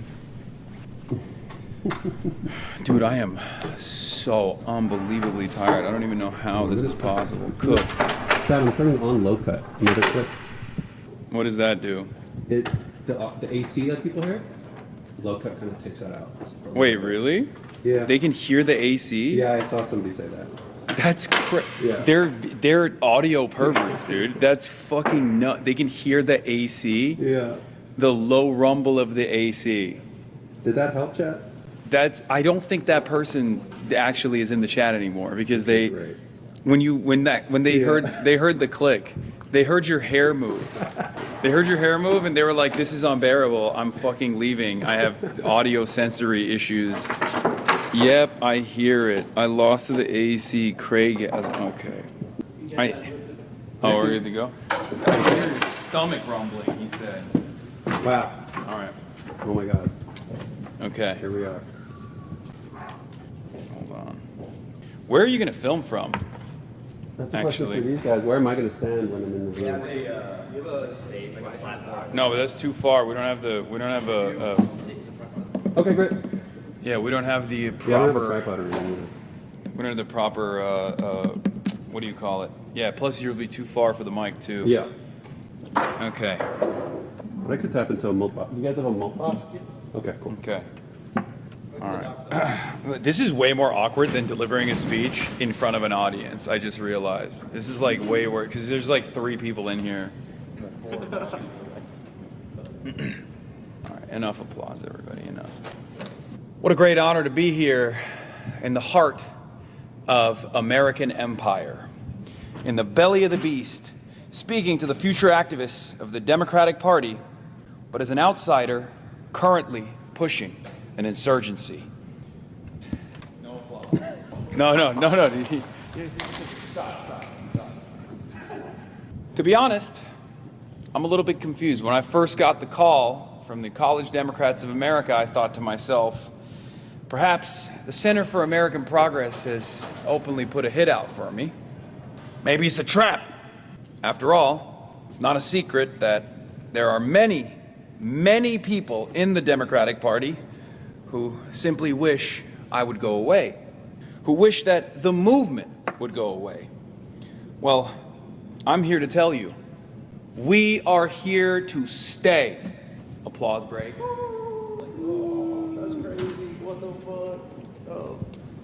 Now, a lot of people, and how long is this speech? 20, right? 25 minutes. Okay, 25 is too long. Yeah, no. Now, a lot of people, including probably your future employers, they call me a lot of names. A radical, an idealist, a terror lover. But one thing they never call me is a liar. And I think that anyone who wants a better future for the world, let alone this country, for anyone like that, it's our job to always seek truth from facts and to always say the truth. To expand the knowledge that we have of the world around us and to use that knowledge to build a worldview and then to change the world. Now, this task takes on a new importance today. Lies and disinformation are the currency of our enemies on the right. Unable to compete with us over here in reality, right-wingers instead try to make humanity live in their dangerous fantasy land, constantly finding new enemies in our neighborhoods to position as a reason for why we are all experiencing the same struggles born out of capitalism, some more than others. But sometimes I'm a glass half full kind of guy. When the right traffics in lies, the lane for telling it like it is wide open. And whoever can do that, whoever can tell the truth, they will own the future. But people fail this basic test all the time, especially in Washington, D.C. Now, I'm sure that many of you in this room have felt the same energy that I do, a feeling shared by more and more people all the time, of frustration with decades of political ineptitude in the face of rising fascism. Many people in this room have only known Donald Trump. But the older folks here and watching at home, think about that. The only politics that many people in this room have ever known is shot through with Donald J. Trump.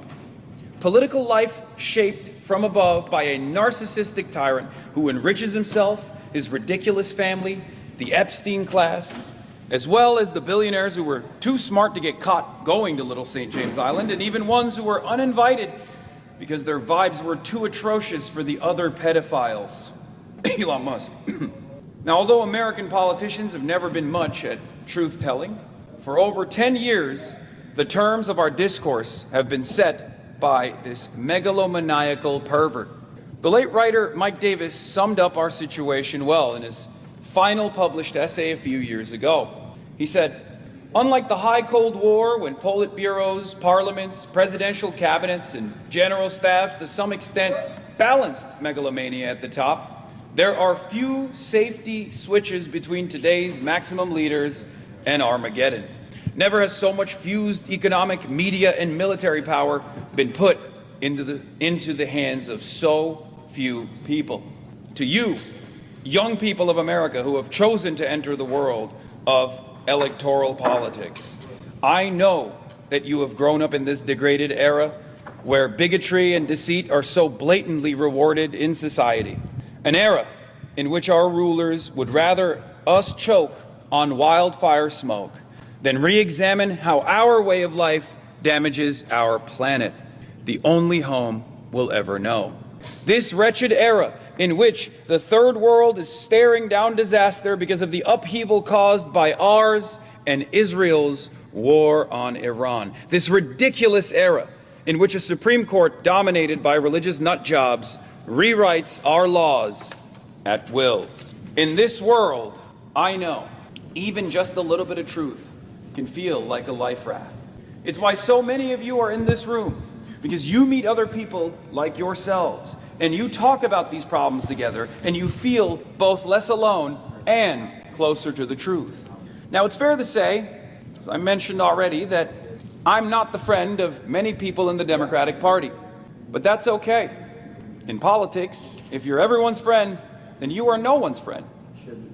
But I am here today because the times have gotten very strange, and new political opportunities are all around us. Chances for us to push radical political change through an electoral system that, right now, is also going through a transformation. And you can feel the changes with every news story, the sense of backlash that's in the air. Inflation is not under control. Data centers that no one wants are taxing the energy grids, fueling an AI bubble that may not really replace you, but will get you laid off regardless. It seems like every week our mass Gestapo, ICE, kills another innocent person. In all my years, I don't remember this much blood on American pavement in my life. I often say that the United States is an empire in decline. And home, that means we are a nation in crisis. But where so much of Washington sees dangerous instability, I and many of you see promise. I see a real opportunity to change this country's trajectory, to improve the lot of humanity. I know you feel it too. It's rooms like these that remind me just how many people see right from wrong and want to do something about it, especially crowded rooms like this one. That's not going to be in the speech. All around the country, we are getting real fighters elected. Fighters who see the crisis and can describe it in clear and truthful terms, in uncompromising terms. This means demanding an end to the endless wars, an end to profiteering off of healthcare, an end to the rule by people who put the interests of capital over the interests of the working class. It's talk like this that has Washington terrified, that has MAGA terrified. These people and hate movements who try to control our lives are most afraid of popular action, of democracy, of the people. They're afraid of us because of the simple fact that there are more of us than there are of them. There always have been, and there always will be. There are more good, decent people with moral conviction who find it unfathomable that the wealthiest nation on earth chooses to spend its billions on blowing up schools overseas rather than building schools in our neighborhoods. Kind people who can't understand why, in the wealthiest nation on earth, there are hundreds of thousands of people who will go to sleep outside tonight, and millions more who live paycheck to paycheck. Hard-working people, frustrated that an honest day of labor delivering packages, cleaning counters, or teaching children is no longer enough to take care of a family or own a home. All the while, the world's wealthiest man sits around tweeting racist screeds. Wait, is this still going? Oh yeah, it is. Okay, sorry. You're good. Just cut off my own fucking flow there a little bit. I was getting in the groove, getting my groove on. Tweeting racist screeds and unfunny jokes as the people grow his net worth to the trillions. I should add that none of this is an accident. The inequality is the design of our system. When you see broken downtowns in a state of disrepair, or potholes that never get filled, or homeless people suffering in the streets, remember, this is the design of our system. It is not the moral failings of the individual, but of a whole architecture, the ultra-rich sticking their hands in the pockets of everyone else. It is not the moral failings of the individual, but of an entire architecture where the ultra-rich stick their hands in the pockets of everyone else. Just as every person who has no shelter is a policy failure, every billionaire is a policy failure, and every congressperson who's refused to change these policies have failed you. They have placed other interests above the people's. I say no more. We say no more. I've traveled all around the country and talked to countless people over dozens of protests, rallies, and marches. I've been shot at by my own police department that I pay the salary of, with weapons that I funded for them, with tactics that we see taking shape abroad and elsewhere. But one thing I always hear from the people alongside myself is no more. And not just no more to the Trumpism, but no more to the Democrats who compromise, who conciliate, who betray. Democrats who will cooperate with fascists, who will fund ICE, who will fund Israel, who will help poison the planet, who will stiff workers and help the bosses. We don't need those Democrats anymore. And in fact, we have a message for you. We're coming. We are unbossed, unbought, and unbowed, and we will become undeniable. And then that's it. Thunderous applause. All right, let's get you on stage. Are we ready to go? This is for the edit. I'm just getting this for the edit. How do we feel? What was that speech? Did you get it wrong? Yeah, it's great. You want to take off the mic? Just pocket it. We won't be needing that now. Are you sure? Yeah, I don't think so. I think just for safety, I keep it. Cool.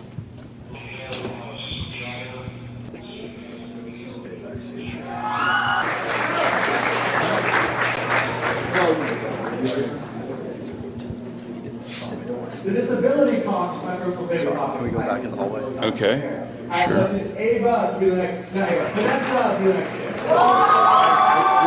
And they slotted someone in while you were practicing. What? They saw your Twitch stream and they slotted someone in while you were practicing. Oh. So like for 5, 6 more. Oh, damn. Okay. I didn't have to practice. I could have just stopped. Oh, you're all good. Yeah, I've actually never practiced for a speech before. This is my first time. A lot of new things happening for the College Democrats of America. Chaz seems to like it. Yeah, that was good. Well, I don't know. You've heard some of these before. What'd you think? DSA Slate or this one? Well, I'm on camera mode, so I'm not like listening as close. Okay, I see how it is. I didn't captivate you so much that you fucking. You know, I'm biased. I got my preferences. But that was pretty good. That was fire. Take the staple off.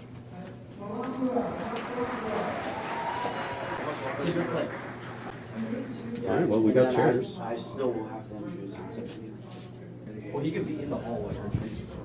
Yeah. I feel like they want to. I'm gonna speak for a little bit, and then like I will introduce someone on stage. Okay. And we can get started. Sure. Sorry, I'm just sitting on, you know. 10 minutes? Okay. This guy's been riding this off for 15 minutes already. Are they doing roll call of all the different regions? After his speech. Oh, okay, cool. He's just like opening address and he passes us for a second. Oh, okay. Well, we could practice it again if you want. No, because then they're gonna slot someone else in, and then fucking we're cooked. Practice voice doesn't equal go time voice. It'll be fine. Wait, what the fuck was wrong with my practice voice? Did Hassan speak yet? No. Remind the people that Father Time is taking old politics out. Does the mic have a voice changer on it? I don't want him sounding too soy. Thanks, Chatter. Worse, I need to practice on chat now, even nervous? No, I'm not. Throwing a what gives? Yeah, I'm gonna go up there and be like, I'm a numbers guy, and I've decided I'm gonna do the entire speech, like with the Patrick Bet-David cadence, and talk to the Democrats and try to get them to join the Republican Party, because obviously those are the business guys. You Democrats, you don't understand good business like Donald Trump.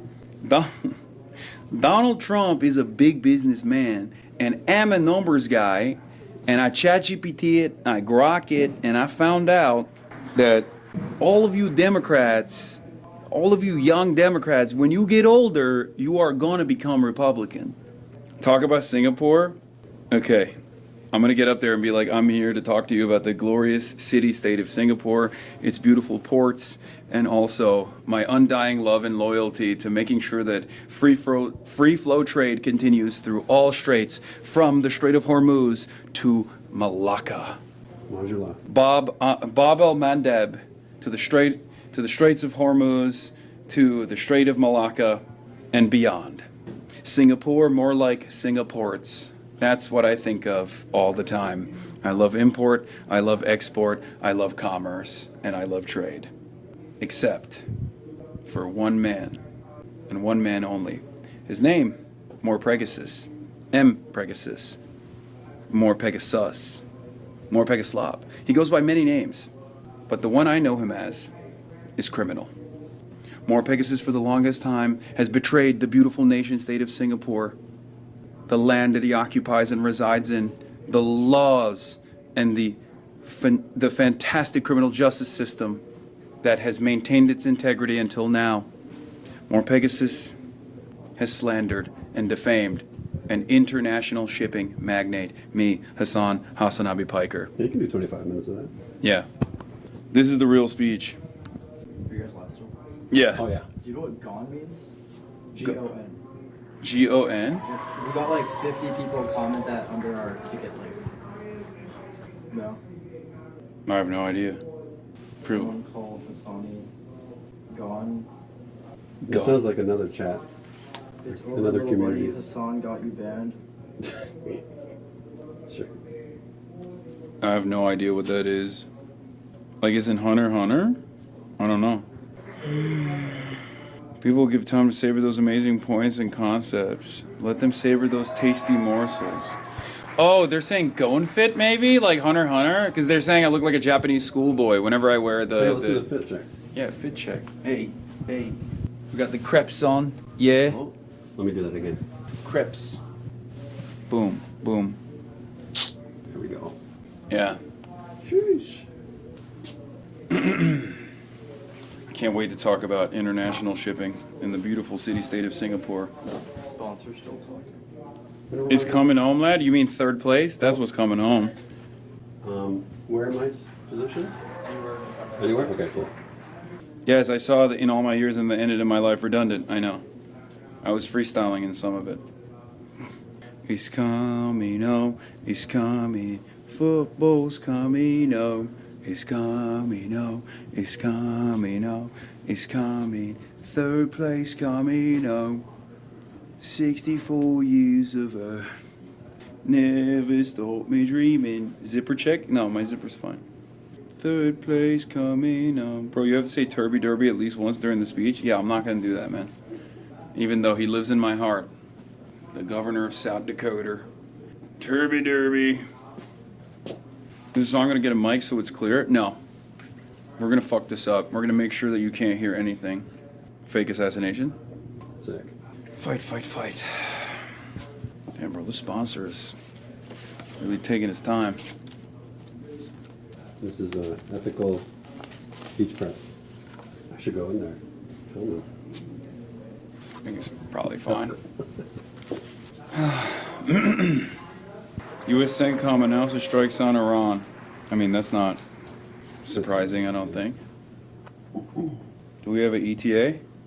You definitely said 10 minutes ago. Oh, right. Oh.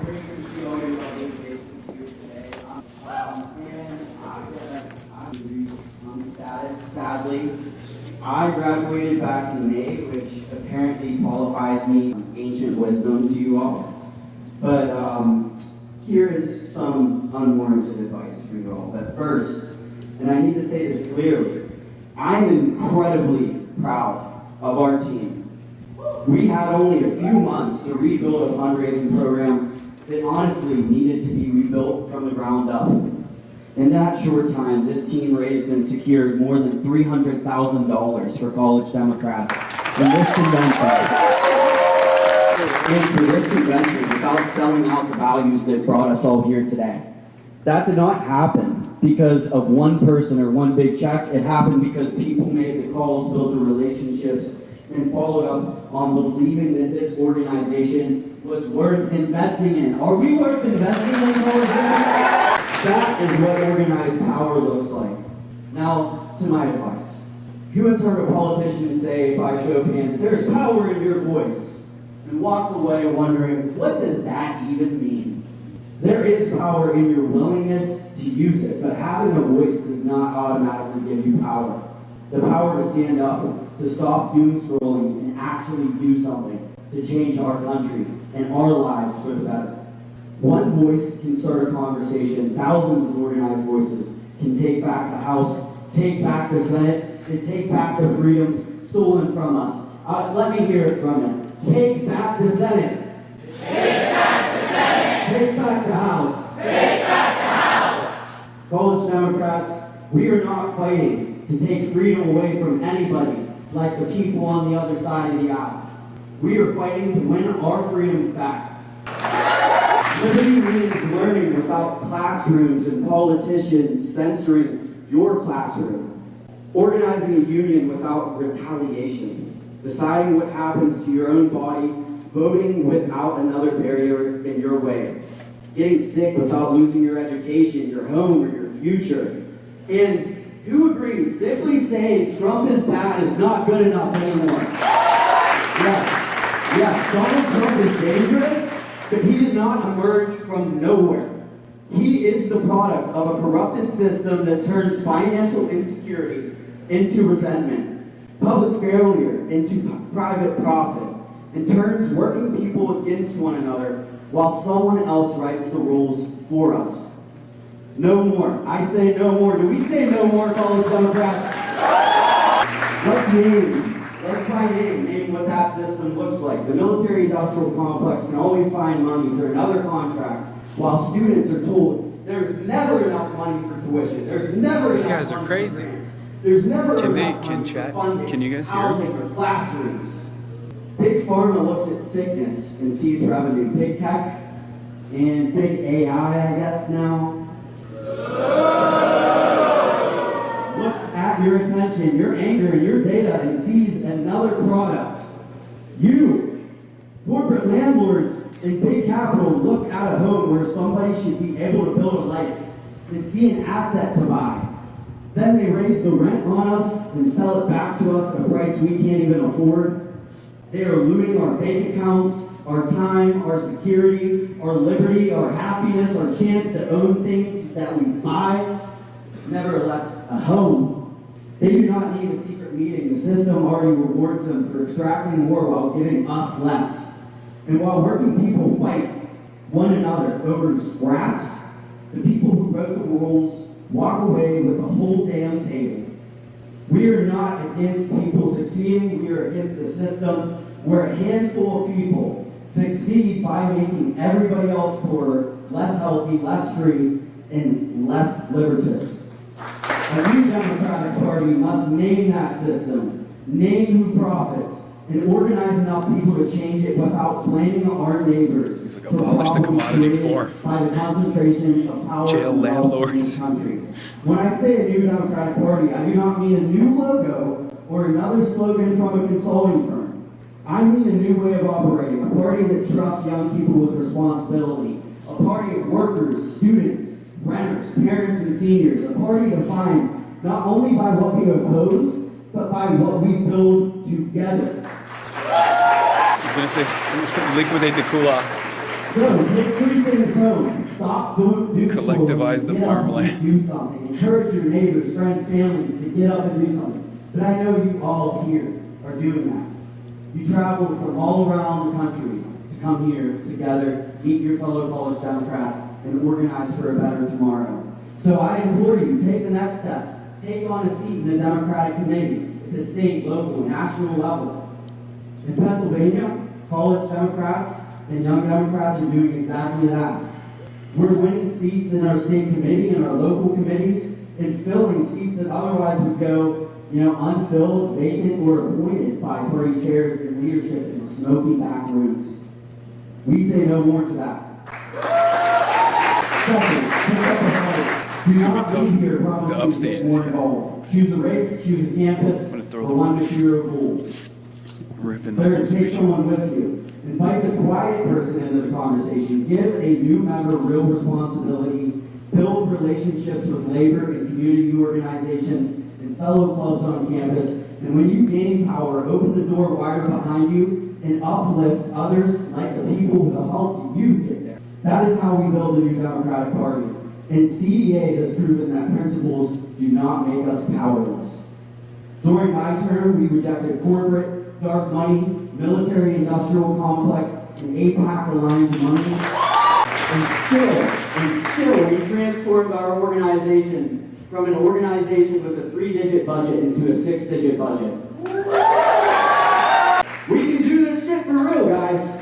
We can do this shit for real. One last last thing I'll say, civil liberties advocates warn that language this broad, like that used in NSPM 7 domestic terrorist listing and designations that recently came out against our friends at the Sunrise Movement, it's ridiculous. In Ohio, just 2 weeks ago, organizers in the faith community and voter registrations that turn out black and brown communities, they had their HQs in their homes raided and their doors knocked upon in the morning. A government always says it is only going after somebody dangerous or controversial. Today, that might be someone like our next speaker. Just a few weeks ago, what happened in Ohio? The moment we silence ourselves because we are afraid of being next is the moment intimidation has worked. Silence does not protect freedom, but solidarity does. So let me hear you. Take back the Senate. Take back the Senate. Take back the House. Take back the House. I don't know about you, but I'm ready to do it, and I'm ready to walk to victory here in November. But it's not going to be an easy walk. We're going to fight for lives. Take up a fight. Take a seat. Take someone with you. And speaking of someone who has never waited for permission to use his voice, our next guest practices freedom of speech the way some of us practice doom scrolling. Constantly, intensely, and sometimes for several consecutive hours. College Democrats, it is my pleasure to welcome Hassan Piker. Is this the one? No, okay. This is what we're using, right? Okay. This might be a little... Put it on the top. I'm gonna fix it. Yeah, it's a little bit short for me, unfortunately, so apologies. Okay. Brought a little bit of Diet American Dew with me on stage. It's reflecting pool colored. It's delicious. Not a sponsor. Just putting that out there. What an honor to be here. Thank you so much for having me, College Democrats of America. It's a great honor to be here in the heart of the American empire, in the belly of the beast, speaking to the future activists of the Democratic Party, but as an outsider currently pushing for an insurgency. To be honest, when I first got the call from this organization, I first said, I don't know what that is, I'll be honest.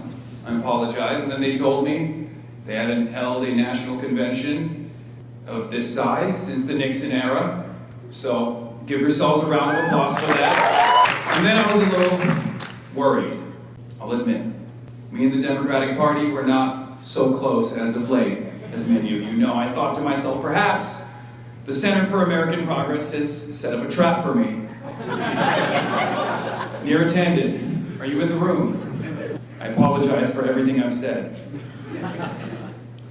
After all, it's not a secret that there are many, many people in the Democratic Party that wish that I would go away, who wish that this movement would go away. Well, I'm here to tell you, we're here to stay. Now, a lot of people, including probably your future employers or your current employers, they call me a lot of names. They say I'm an idealist, a radical, a terrorist. But the one thing that they don't call me is a liar. And I think that anyone who wants a better future for the world, let alone this country, needs to understand that it is our job to always seek truth from facts. We must always expand our knowledge of the world around us and to use that knowledge to build a worldview. And then we can move on to change the world. And the reason why I stress this is because a lot of people, they see this as a career. And I work with a lot of campaigns. I've worked with establishment Democrats in the past, and right now I'm working with a lot of Democratic Socialists all around the country. And the one difference that I always see is moral conviction. Moral conviction to always say the truth. And an endless thirst to understand exactly what's going on. We have a lifetime of social conditioning that has guided our lives, that has motivated the way that we see the world. Sometimes that means we have a lot of blind spots. But moral conviction is really important because that is what makes the difference between the insurgents and the establishment Democrats that are simply following along.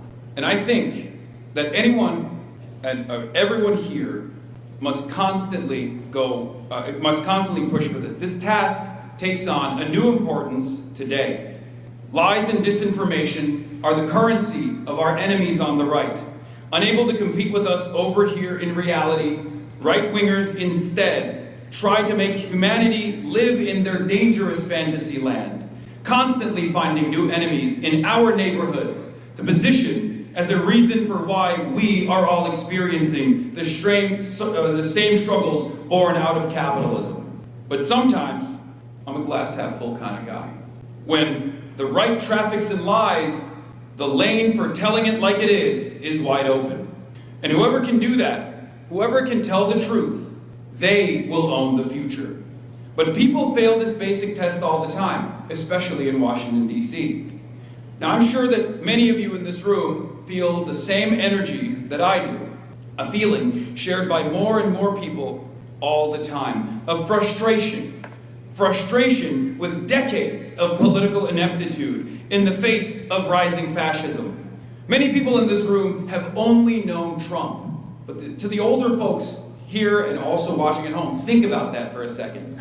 The only politics that people in this room have ever known is shot through with Donald J. Trump. Political life shaped from above by a narcissistic tyrant who enriches himself, his ridiculous family, the Epstein class, as well as the billionaires who were smart enough to avoid getting caught. Sorry.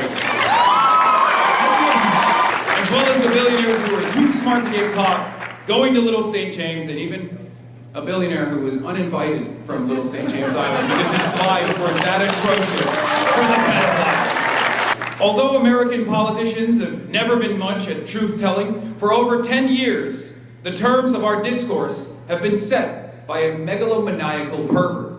The late writer Mike Davis summed up our situation well in his final published essay a few years ago. He said, "Unlike the high Cold War when Politburos, parliaments, presidential candidates, and general staffs to some extent balanced megalomania at the top, there are few safety switches between today's maximum leaders and Armageddon. Never has so much fused economic, media, and military power been put into so few hands. To you, young people of America who have chosen to enter the world of electoral politics, I know that you have grown up in this degraded era where bigotry and deceit are so blatantly rewarded in society. An era in which our rulers would rather choke us with wildfire smoke than re-examine how our way of life damages our planet, the only home we'll ever know. This wretched era in which the third world is staring down disaster because of the upheaval caused by ours and Israel's war on Iran. This ridiculous era in which a Supreme Court dominated by religious nutjobs rewrites our laws at will. In this world, I know even just a little bit of truth can feel like a life raft. It's why so many of you are in this room, because you meet other people like yourselves and you talk about these problems together and you feel both less alone and closer to the truth. Now, it's fair to say, as I've repeated over and over again, as you all know, that I am not a friend of many people in the Democratic Party. But that's okay. In politics, if you're everyone's friend, then you're no one's friend. But I am here today because the times have gotten very strange and new political opportunities are all around us. Chances for us to push radical political change through an electoral system that right now is going through a transformation. You can feel the changes with every news story. This sense of backlash that's in the air. Inflation is not under control. Data centers that no one wants are taxing energy grids, fueling an AI bubble that may not really replace you, but will get you laid off regardless. It seems like every week, our masked Gestapo, ICE, kills another innocent person. In all my years, I don't remember seeing this much blood on American pavement.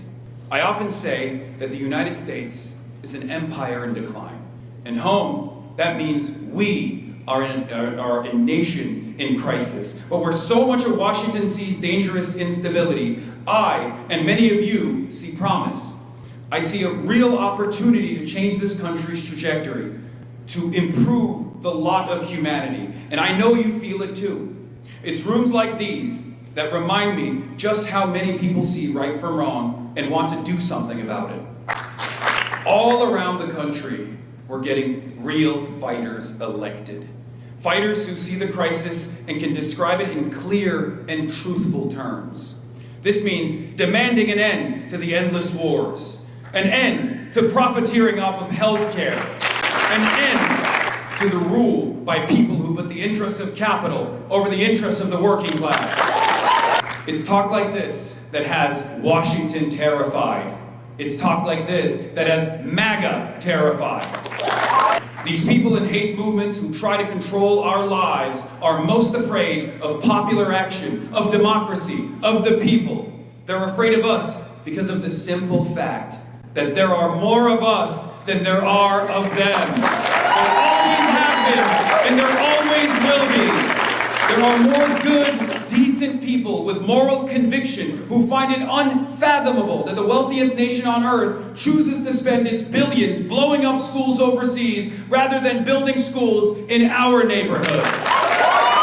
Kind people who can't understand why, in the wealthiest nation on earth, there are hundreds of thousands of people who will go to sleep outside tonight, and millions more who live paycheck to paycheck.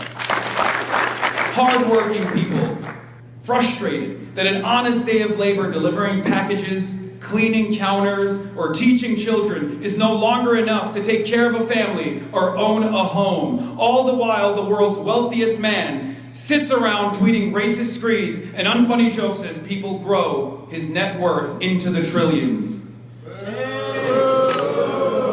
I should add that none of this is an accident. The inequality is the design of our system. When you see broken downtowns in a state of disrepair, or potholes that never get filled, or homeless people suffering in the streets, remember, this is the design of our system. It is not the moral failings of the individual, but a whole architecture where the ultra-rich stick their hands in the pockets of everyone else. Just as every person who has no shelter is a policy failure, every billionaire is a policy failure. But just as every billionaire is a policy failure, every congressperson who's refused to change these policies have failed you, have failed all of us. They have placed corporate interests above the interests of the people. I say no more, and we say no more. I've traveled all around the country. I've talked to countless people over dozens of protests, gone to rallies, I've gone to marches. I've gotten shot at by my own law enforcement that I pay with my taxes the salary of. And all I ever hear from the people by my side is no more. And not just, thank you. And not just the no more to Trumpism, but no more to the Democrats who compromise, who conciliate, and who betray us. No more to the fascist reactionaries, but no more to the Democrats who will collaborate and cooperate with the fascists, who will fund ICE, who will fund Israel, who will help poison the planet, who will stiff workers and help bosses. We don't need those Democrats anymore. In fact, we have a message. We are coming. We are on boss. We're on bot. We're on bound. And we will become undeniable. I fucked up too many times. What are you talking about? There's definitely too many hiccups. What are you talking about? You nailed it. You had them going, man. We have a present for both of you guys. Oh, thank you. Would you like a 2020? You can take one as well. Hell yeah, dude. There's a water bottle for your Mountain Dew. Do you want a water bottle? Sure. There you go. Why not? Thank you. Appreciate it. That was great. All right. What do we think, chat? My head's too big. Congrats, you're a fundraising text now? Oh, Kai Newkirk. I can assure you that is not true. No, not with you guys. Kai Newkirk is using me, I think, as a fundraising text, maybe. Great. Fuck him. Hold on. All right, what are we, let me see. How many hours are we at right now? Because It got cut, right? What? You had that interruption on the stream? No, it doesn't matter. Okay. What did you guys think, Chad? Did you guys like it? So I don't know what we're gonna do with DSA. Like I thought maybe we could. Oh, okay. Yeah, what are they up to? Okay, I see it. Coming here or hotel. Okay. Okay. All right. We should head back then. Yeah, perfect. Are you guys gonna whip us up? I need to take one of these. I need to figure out what I'm gonna grab. Take everything. Christ. I said take everything. Right? God damn, I was fucking kidding, dude. Jesus Christ. Is that good, Chad? Yeah. They said it's good. Oh, I dropped one. I don't have pockets for this. How much? Can I put this in your pocket? Yeah. All right. There we go. Dumb, dude. I was a little worried that was a cosmetic pocket for a second. No. It's a real pocket. Perfectly sized for the little red book. It is literally. And then there's a pen. There's like a pen hole in this. Awesome. All right. Scotch soda. Oh, yeah, no, I've had dude. it before. It's great. I remember. Okay. Well, let's. All right, chat. We're gonna head back to the hotel because I have a next guest. Next guest is going to be Aparna Raj, DSA, DSA DC, and we're gonna be talking to him about what is it Metro? It's Metro DSA, right? Metro DC. Yeah. Metro DC DSA has been cooking up here in the heart of Empire. So get excited for that. And then we'll also continue monitoring the situation and looking at different speeches. But I'll play you one of the speeches, right? Is it still going? Is the speech still going right now? So if we're serious about putting ourselves back in the center of our politics, we've got to be serious about getting money out of politics in the first place. We need to stand up to Citizens United and finally end the chokehold that corporations have had on our politics for far too long. Now, you heard from the indomitable Sean Fain, who reminded us what we can have when we're willing to stand up and fight. Unions built the middle class. Unions built the 40-hour work week. Unions built the weekend. I don't get one anymore, but we built it. Unions built the fact that our kids go to school instead of going to work. And unions can build it again when we're willing to stand with unions. So it is time for us to stand with our union sisters and brothers. We gotta pass that PRO Act. We've gotta normalize union organizing in every sector of American life. And while we're at it, let's stand up to the corporations who tell us that there's no more money for workers. Let's ban stock buybacks. And I don't know about you all, but I think NAFTA was a bad idea. I think USMCA wasn't much better. And as much as I cannot stand Donald Trump's approach to tariffs, which is, like all things, ham-fisted, chaotic, and self-serving, I actually think there's a role for targeted tariffs to protect our working sisters and brothers in this country. Now, there's no coincidence that in an era where union participation is near an all-time low, we're watching more and more billionaires get spit out of this economy. And I don't know about you all, but I think it's a ridiculous thing that it's easier for a billionaire to make a second $1 billion than it is for somebody to make their first 50,000. Now, y'all know how many billionaires you can make, or how many millionaires you can make for one billionaire? 1,000 of them. And they're out here trying to protect billionaires. I don't know, I'd rather have 1,000 millionaires than one billionaire. But more importantly, I think billionaires ought to pay their fair share. If you tax a billionaire at 8%, you know what they still are? Still a billionaire. Your kids are gonna be rich. Maybe you can pay your fair share so the rest of our kids can get to go to good schools and travel functional roads and get good health care. So it is high past time for us to stand up to the billionaire class and tax them their wealth. Now every single thing you gotta buy feels like it's getting more and more expensive. And that's because a few corporations get to control every single sector of American life. And they use their power to rig our economy to force us to pay more. They literally pick our pockets so their CEO can make more next year. And I think it is time for us to take on price gouging. I think it is time for us to take on monopolies and oligopolies. I think it is time for us to stand up to corporate power. And I think it is time for us to start enforcing our policies on the books to make sure that no corporation can control prices on us, to pick our pockets to enrich their CEOs and their shareholders. Now, there's one last point. You don't have to go too far from here to see a school that looks like it did 50 years ago. Every time you talk about trying to rebuild a school, they ask you, how are you gonna pay for that? I don't know about you all, but I don't pay my taxes to buy another country a bomb or a tank. I pay my taxes so that all our kids get to go to good schools and get good health care. So it is time for us in this country to stand up and decide that we are no longer gonna send unconditional foreign military aid to foreign governments. Not Israel, not Egypt, not Jordan, not Saudi Arabia. I want my tax dollars in Michigan. I want good schools in Michigan. I want good roads in Michigan. I want health care in Michigan. I want child care in Michigan. I want my money spent in Michigan. And no, they're gonna try and tell you, oh, it must be you hate somebody. No, it is not because I hate anybody. It's because I love everybody. And I just wanna be clear about one thing.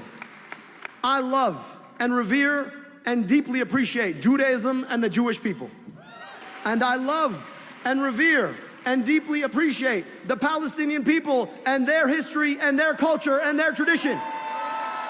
And I love and I revere our kids here at home who deserve better schools and health care. So forgive me if I want to keep our tax dollars here to buy schools and health care for our kids here, rather than send them to a foreign government to foreclose on the possibility of Palestinian self-determination and do genocide and apartheid. It's not about hating anyone, it's about loving everyone. And then let's be clear. I'm proud of the work we did on medical debt. I really am. But medical debt shouldn't exist in the first place. A third of American households holding debt because they went to see a doctor when they were sick. $225 billion of medical debt.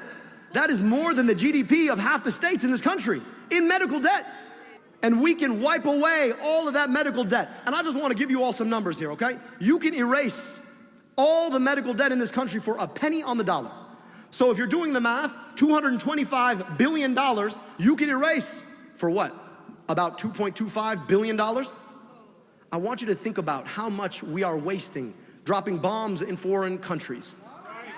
I don't know if you were watching, but the other individual who would like to be the Democratic nominee for the US Senate just took a vote to send more than that to a foreign government last week.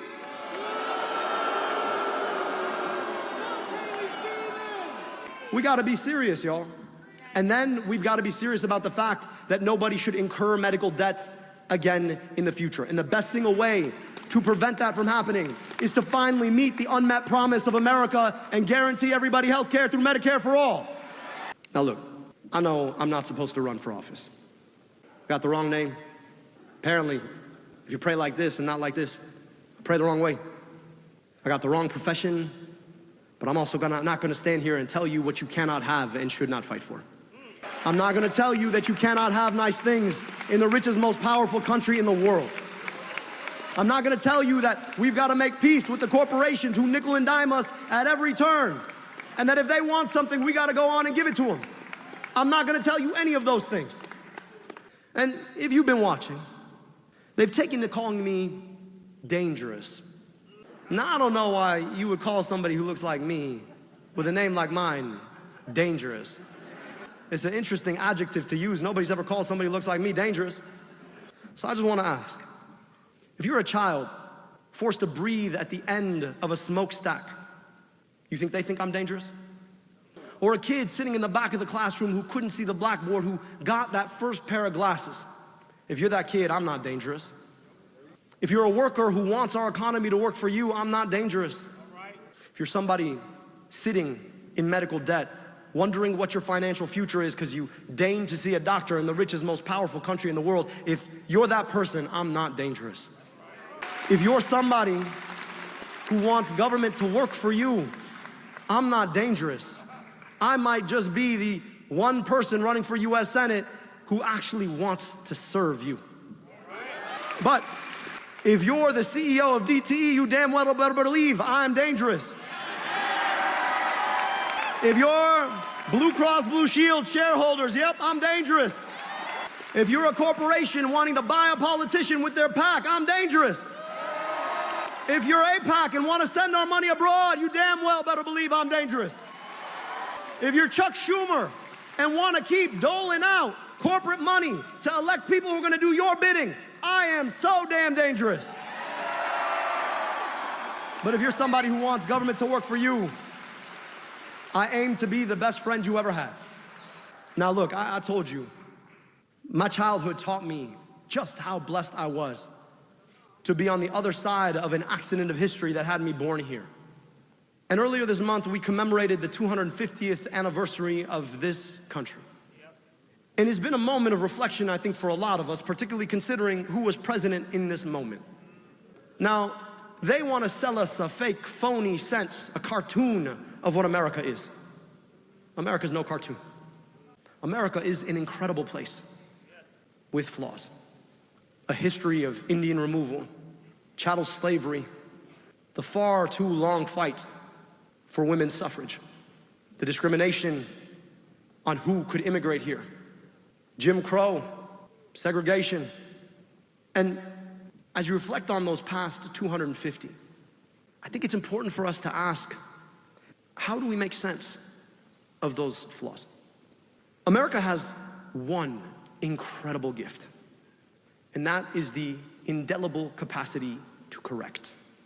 In this country, we don't make peace with our demons, we exercise them. In this country, we don't rest on our laurels, we fight for better. In this country, we don't ignore a sordid past, we assure a better future. But this country doesn't correct on its own. It's not just some magical trick that just happens, like a magic eraser. That's not how it works. It's because people come together to do the work of correcting. And usually they start out as a small group of people, denied by everyone, ignored, told to go away, marginalized, told it could never be better. And yet those people work, and they organize, and they build. And they build more movement. They talk to more people, and soon enough, the ranks swell. People come together, people from all walks of life, from the unlikeliest sources to the people affected most, building together that movement of people that finally uses the democratic process to correct our ills. And my friends, I share this right now at this moment of our 250th anniversary because we need that correcting right now. We live in the most unequal time in American history. It's easier to make a second $2 billion in this country than it is to make a fair living. Racism still denies too many people access to a good education, good health care, fair housing, clean air, drinkable water. People are still living in fear just because of who they love or how they identify. People are told they're less than because they pray the wrong way or they don't pray at all. And so America is in need of that correcting now. And we find ourselves at the precipice of a moment of correction. I just want you to understand the stakes of this moment. $50 million. $50 million and counting. That's how much the likes of DTE and Chevron and Exxon and Big Pharma and Big Tech and Big Health Insurance and AIPAC have already spent in this race. And we're still winning. Because friends, what they don't understand is that if all they got is money, we've got the many. And we've got the thing that has corrected every single error in the past and will correct the future. We've got a movement of people coming together beyond our differences to build together what we cannot have alone. We've got each other. Folks who may never understand the lives that one another lead, locking arms together to say that we will not have our future dominated by the likes of your big tech company to put a data center in our backyard. We will not accept the idea that in this country we're gonna buy tanks and bombs for someone else when our own kids don't have health care. We will not accept the idea that you can come in and tell us that we cannot breathe clean air when we have all the technology we ever needed. And so I want us to remember that while they will bring all of their money and all of their power, that it is our choice to remain undaunted, that we will not back down. When they tell us we can't have health care, we won't back down. When they tell us that they're gonna raise our electricity rates, we won't back down. When they tell us they want to put that data center in our backyard, we won't back down. When they tell us that they want to take our tax dollars and give them there, when we've got kids who need them here, we won't back down. When they tell us we can't have union representation, we won't back down. When the billionaires tell us we can't tax them, we won't back down. And when they bring $50 million into this race, we won't back down. We will continue to do the work of democracy. We will go out there and knock those doors and make those phone calls and be undaunted at the polls. We will build a movement that connects to the love and the joy of the future we deserve rather than the sordid past we've had. And when they tell us that we're not enough, let's remind them that we're all we've ever needed. My name is Abdul Al-Sayed. I am running for U.S. Senate. I hope I can earn your support. Thank you so much.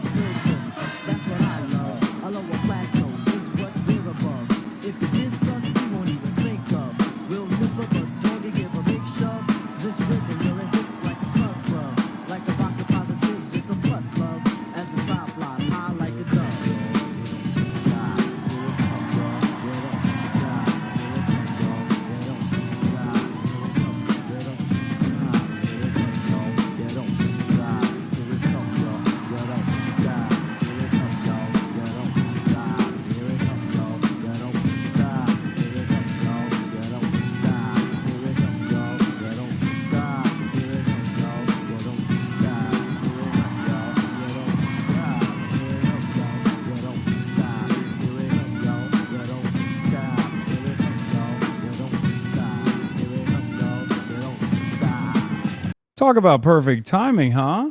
Talk about perfect timing. Holy moly. Look at that. And we got a guest coming up right now. How do we feel about the speech, everybody? Do we like it? And not Abdul's, I mean mine, okay? I know Abdul's was fire. One of the college dems gave me a gift. Look at that. Chinese money, baby. Abdul did the boomer high five to AOC. You did great. What the fuck is this? Great speech cinema. From the people alongside myself is no more. And not just no more to the Trumpism, but no more to the Democrats who compromise, who conciliate, who betray. Democrats who will cooperate with fascists, who will fund ICE, who will fund Israel, who will help poison the planet, who will stiff workers and help the bosses. We don't need those Democrats anymore. And in fact, we have a message for you. We're coming. We are unbossed, unbought, and unbowed, and we will become undeniable. That's not the actual speech, man. Fuck. That part was actually really good in front of the audience too, but it's cinema. Raw, thunderous applause. All right, let's get you on stage. Great speech, cinema. It's probably good to have a little practice round though. You said you messed up a lot. I only noticed one. I think you did great. The crowd made a massive difference. You killed it at the end. No, the end was fire, for sure. Let's see. Is the camera back on? Is it plugged in and everything? Oh, I see it. It's a bit dark. So, perfect. Yeah, I'm not going to use it for now, but I'm going to use it after. It's already muted. And then, oh, here's your treats. Surprise, small-time streamer Bernie Sanders didn't apply for Streamer U. Could be good for him to learn tips with Lud and Cinna. That's fine. I agree. College Dems had your back, Unc. Yeah, I saw this. Kick streamer Destiny got banned from the College Democrats of America convention after announcing he would harass Hassan Piker and his audience at the event. It is very funny. It is very funny to see a guy who like openly was like, "I'm gonna go to this convention." Wait, it's like, yeah, it is the Dutch angle. Guy who openly is like, "I'm gonna go to the fucking I'm gonna go to an event I wasn't invited to deliberately harass the fucking convention keynote speaker." Yeah, it's definitely better. No, it's fine. Maybe a little bit. Yeah, there you go. We're gonna need it wider anyway when I have a guest. What? No, why do you want it? Oh, yeah. True. It probably smells like chicken salad in here. Do you write the speech on your own? This one I did. I got a little tweaks in the beginning, and the quote and stuff is from Noah, but the rest of it was all me. A big part of that speech was supposed to be my speech. So that was supposed to be part of that was actually supposed to be the speech that I was going to do in Denver with Maylot and Julie Gonzalez that I never got to. So I just like reworked it around for this. Fund ICE, who will fund Israel, who will help poison the planet, whose workers and help bosses. We don't need those Democrats anymore. In fact, we have a message. We are coming. We are on boss. We're on bot. Easy as no contact order approval with all this evidence, man. Get one and he can never talk about you again. End this harassment for good already. If you're still in contact with the CDA, you should give them a heads up that the finance director you cross paths with is not being targeted by the sex pest. Yeah, he knows. You got to aura farm more. Stay after. Yeah, sure. So many of the chat exclusively care about drama. They don't even care about the speech. I mean, some care about the speech. Come on now. What is this? Aspen will gladly misrepresent my points and spread misinfo fed by his chat, but still won't watch the video. Watch for yourself and come to your own conclusion. Also, I totally plan on continuing my series interviewing fandoms because I think it's interesting. Viewers are so stark he couldn't find any weirdos. The vibes are impeccable in the Hassan Abbey community. Hassan is more upbeat. He's more hopeful, and his viewers reflect that. Asmongold says he'll keep an eye on Steven Azark following his Hassan and Asmongold videos, accusing him of creating narratives and hopes, the worst for people like him. He interviewed my viewers for like over an hour, and he took 10-second clips from that, uploaded them, and misrepresented what this person was saying in order to manufacture a narrative that is a bunch of disaffected viewers. And everybody's sad that I'm doing this. Why don't you ask Ethan? It's not my fan sending skulls to different people that I dislike. Romke, are you still here? Yeah. Oh, okay. Oh, all right, perfect. It's not my fans sending skulls to different people that I dislike. Why didn't you ask other creators? Why is the Hassan post so highly among people that live with their parents, but he posts so lowly among people that live with their children? What the fuck? This is what journalists like this do. This person is who would lie. Oh my God, he's so butthurt. Hassan Abbey viewers are so stark he couldn't find any weirdos. The vibes are impeccable in the Hassan Abbey community.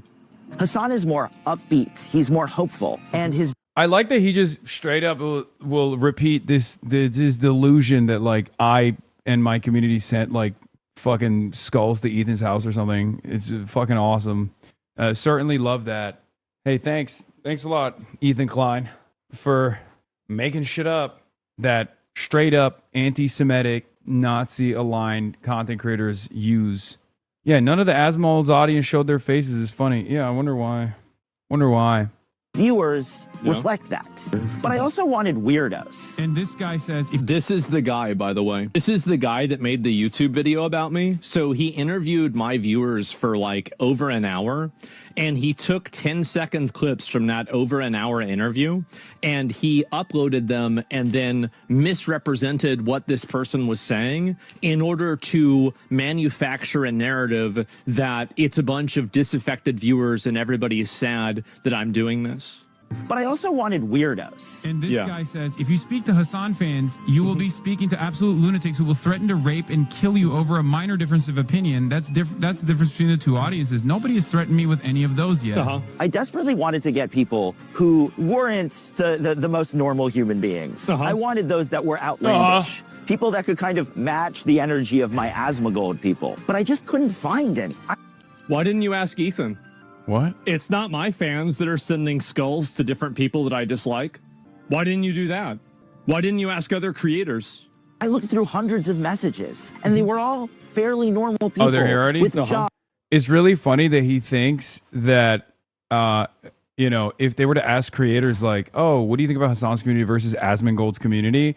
I'm sure that creators would be like, yeah, we fucking hate Hassan's community and we love Asmongold's community. We love the fucking racist chud. We love the racist chuds that are constantly telling trans people to rope and, you know, have found a kind space on the internet for like-minded individuals who think all immigrants should be purged, you know, who say Somalis are parasitic. That's definitely what people are looking forward to. That's what people like. Yeah, meanwhile, these are my fucking haters, dude.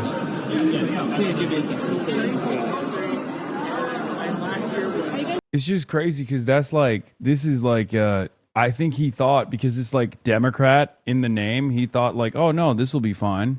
I can just like go out and fucking openly talk about how I'm going to agitate and how I'm going to disrupt the fucking event that, you know, college Democrats have put together, this national convention. Just started watching today. Have you covered the Troy Jackson winning 149 out of 170 delegate seats in the convention yet? No, I haven't. I didn't know. I didn't know it was like that. I didn't know Troyotathon was that fucking crazy, bro. There's something so strange about like openly filming yourself, wanting to you know, thwart an event put together that you were not invited to because you hate the person that they invited, and then just being fucking ass mad the entire time, you know, making this up. Destiny claims the College Democrats of America convention let Janet Mockey, a guy who was arrested for making, be posted. It was Austin Wise, the finance director of the College Democrats of America. Yet another failed attempt. The funny thing is the College Dems let in Jarrett Mockey, the same guy who got a guided tour to Hassan in Michigan, the same guy who was later arrested for making bomb threats. Dude, what the fuck is going on, man? This guy is such a fucking... Dude. You can't do this, man. You cannot fucking do this. Okay? This is Laura Loomer behavior, dude. What the fuck? Dude, what a fucking disgusting, toxic, insane fucking community. Just so desperate, so odious, straight up fucking rapist behavior, dude. Jesus Christ. Who fucking behaves like this? They're calling Dee the Dem Jake Lang. In defense of Laura, she does not have a Nazi kid, so she has spare time. Fair. Centrists are defending Pestany too. Yeah, I saw that. Yeah, this guy went. So this is who we're platforming Young Dems after all this attacks against the party, after all this disgusting rhetoric, and barring someone like Omni Liberal who's been actively organizing and canvassing for Democrats at his behest. Pathetic behavior. Why you got on 2 mics and no turntables? I have a mic on because I'm gonna have a guest in a second. That's why. That's good. All right, we got a guest in here. Hello. 1 second. I'm gonna put this mic on you. Here you go. What's happening, guys? And then I'm also going to pull you a chair. Of course. All right, Romkey's leaving, chat. Bye, chat. Love you guys. NYC DSA. Okay, you're gonna sit here so I can control the stream. You put the mic on? All right, hold on. Let me fix the audio so that they can hear you. Okay. All right. This should be. Oh wait, it's so low. There we go. Okay. This should be good now. Cool. Yeah, we brought some stuff. At the bottom's an MDC DSA hat. And then Just get this out of the way. Okay, this is fine. yeah, but here's Metro the DC Democratic Socialist Metro Yeah. DC. Wow, look at that. All right, new I love the. I'm collecting all the hats from all the. This is a great one. Yeah. This No, is it's dope. nice. And then we've just got some pins, including Stomp Out Slumlords, which is our tenant organizing campaign in DC. Hell yeah! Look at that. And then a DC flag as well, so you can. A DC flag? Yeah. Okay. Wait, like a And then- DSA? Oh no, just like DC. Oh, just like a straight up DC flag. Yeah. Okay. I don't think Which- I've ever seen the DC flag. This is my first time seeing I'm it. biased, but I do think it's probably the best state flag. It kind of looks available. like Doesn't this like kind of look like the Chicago flag a little bit? Without A little. less colors? I don't know. I don't know what I'm talking about. Don't listen to me. All right. Well, thank you so much for coming on. You guys, Metro DC DSA got a tremendous number of victories put up on the leaderboard a couple weeks ago, and I wanted to hear about how that happened, what you guys have been doing to gear up for it. It kind of came out of nowhere a little. Yeah, well, I guess like it seems that way. So I am not in leadership anymore. I was on steering for Metro DC from 2022 to 2024. I just ran and won my local council seat, but it's been sort of a slow going buildup. In 2016, we got a ton of, like DSA in general, we got a ton of people post Bernie. In 2018, we ran a ton of races in Maryland, in Virginia. And then in 2020, we had our first DC win with Janice Lewis George elected to the Ward 4 council seat. And then in 2022, we passed an initiative to raise the tipped minimum wage in DC. We're like building out the chapter capacity. And I mean, this year was historic, but it has been kind of like, we've been building out our electoral strength and tenant organizing and labor organizing at the same time.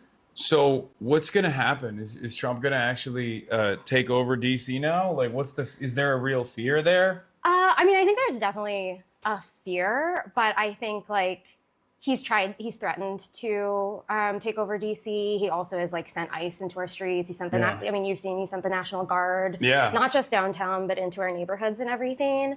And I think like this election shows that we're not afraid of him and that we are going to continue to organize and we're going to continue to fight to protect immigrants, to fight for rent stabilization, for all these protections, and to eventually fight for DC statehood. Wow. So that's like one of the goals of the chapter. Okay. Also, can you come a little bit closer? Yes. I'm sorry.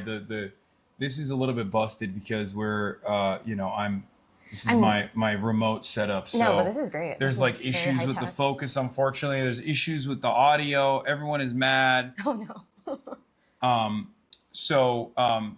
Please introduce yourself to our audience. I forgot to even do that. You're good.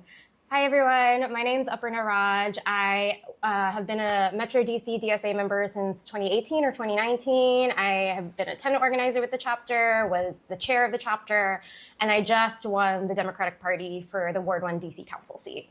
So what are some of the major issues? Because like I feel like DC is different than all these other all these other cities in general. Yeah, I mean, in some ways, like we still, like people in other cities, have to pay rent. We have to afford utilities. Yeah. We have to pay for childcare. So the cost of living crisis still bears down on us a ton. And that was a huge part, I think, of like electing Janice, electing me, electing this whole wave of progressives. But we also are especially vulnerable because we don't have statehood. So, there's National Guard walking our streets. Last year, Republicans and Trump just decided to take $1 billion out of our budget that was going to go to schools, going to go to firefighters, like filling potholes, things like that, and they just never gave it back. So we had to. What did you do with it? So it's like they just banned us from being able to use it effectively. Like it's our money, like it was local money, not federal money. But in the budget, the federal budget last year, they just put in a rider that said like there's $1 billion that we can't spend effectively. And that's, But what's the reason for that? That sounds insane. It is. Their reasoning is DC can't manage a budget, DC can't do this stuff, but it's basically just their way to like try to flex their power over us. And I feel like DC has been the testing site for a lot of the Trump administration's attempts to take over blue cities. So, we were one of the first cities to have ICE on our streets. We had the National Guard on our streets. Wait, someone said there's no stated reason. Yeah, there's no stated reason. Yeah. It's basically just to punish DC and to like that's the most insane thing. He does insane stuff all the time, but that seems like exceptionally cruel and stupid.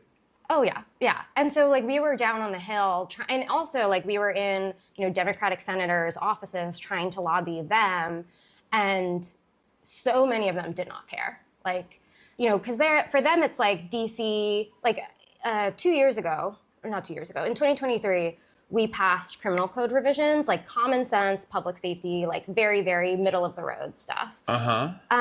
Republican Congress overturned it, and Biden signed that legislation to overturn our public safety legislation. So a lot of times, why? Because it was too woke. Like what? yeah, and from his perspective, he thought it was like too soft on crime.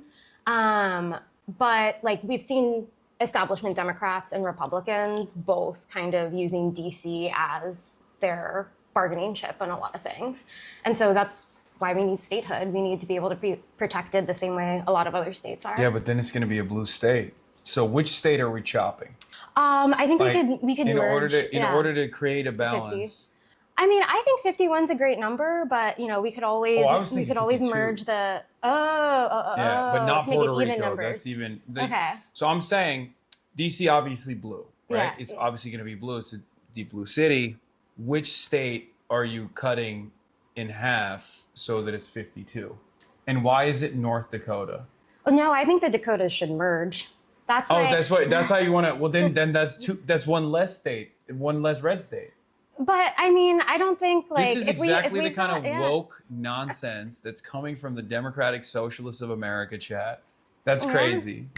Okay, so all jokes aside, so it's statehood. Yeah, absolutely. It's an understandable desire, it's an understandable goal. Unfortunately, it's also seen as like another political football where is there any appetite from the Democrats? I feel like Democrats never do anything cool to even gain leverage for the national party. Well, I mean, I have a lot of hope seeing like, in Virginia, them passing, obviously got overturned by their court, but them passing the map to like respond to Republican gerrymandering that Yeah, but DC statehood is the right thing to do and it's the political thing to do. yeah, but also at the same time, Spanberger just dunked on it immediately. So that still goes back to what I was talking about, which you're no stranger to, which is the ineptitude, or rather the feckless nature of the National Democratic Party that simply wants things to remain intact and seemingly is much more frustrated about any sort of like left momentum, left mobilization, at least in my experience. That's what I've seen. Was there something similar in DC as well? Is there like a big machine here as well? There was, but I would say that I think that this election was sort of the last gasp of that machine. So there was the Green Team, which was Mayor Bowser's kind of political machine, elected a lot of more like neoliberal, moderate Democrats. But I think after this last election, there isn't a single sort of like Green Team aligned, like inside with Mayor Bowser elected, who will be coming in next year. But it has been, I mean, like DC has had sort of decades of this establishment Democratic rule, which is also led to like decaying government agencies where people, this election also became about not just sort of values and cost of living, but also just making government work. Like there are a lot of rats. Our trash doesn't get picked up that frequently. When you call an agency, you might not get responses for hours. And so there's definitely a political machine here, but I think it is on its way out. And I think people really see through it now. Okay. I mean, that's hopeful for sure. What are the steps? What are the big hurdles in front of DC statehood? That's like the biggest goal of the chapter, at least for DC specific. Yeah, I mean, I think like DC statehood is like less likely than it is, like it's more likely that it won't happen than it will. But we've got to fight for it. If we get a Democratic Congress, if we get, a good president, like not just a Democratic president, but a good president. I think that's like the most momentum we'll have. And so like post 2028 is like, we've got to push for it. But I think it's going to require like DSA organizing on a national level, mobilizing chapters, especially in swing states, especially in swing districts, to be able to push for it too.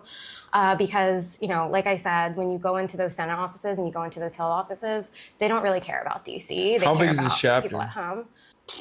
I'm sure someone in the chat will correct me, but I think we hit over 4,000 dues paying members after this election. That's a lot. That's crazy. Yeah, I Damn, think that's like half the city. New York might be higher at this point, but at one point we were had the highest concentration of DSA members. per Wow. capita. Yeah, I mean, yeah, 4,000 is crazy. New York is 15,000 now, Yeah, but yeah. like that doesn't count. Yeah, exactly. They're New boosted. York. Yeah, They got boosted a lot. And there's too many people there. yeah. No, yeah. this is better. That's crazy. 4,000 is very large chapter. I mean, in my experience at least, I feel like the more there's public transit, albeit not the best, but the more there's public transit, the easier it is to organize. Oh, and, yeah. And someone is saying 3,500, 3,200. Okay, I gave us a little boost. Damn. That's aspirational. By the end of this year, it'll after hit this 4,000. interview, yeah. Philly is 2.1K. Wow.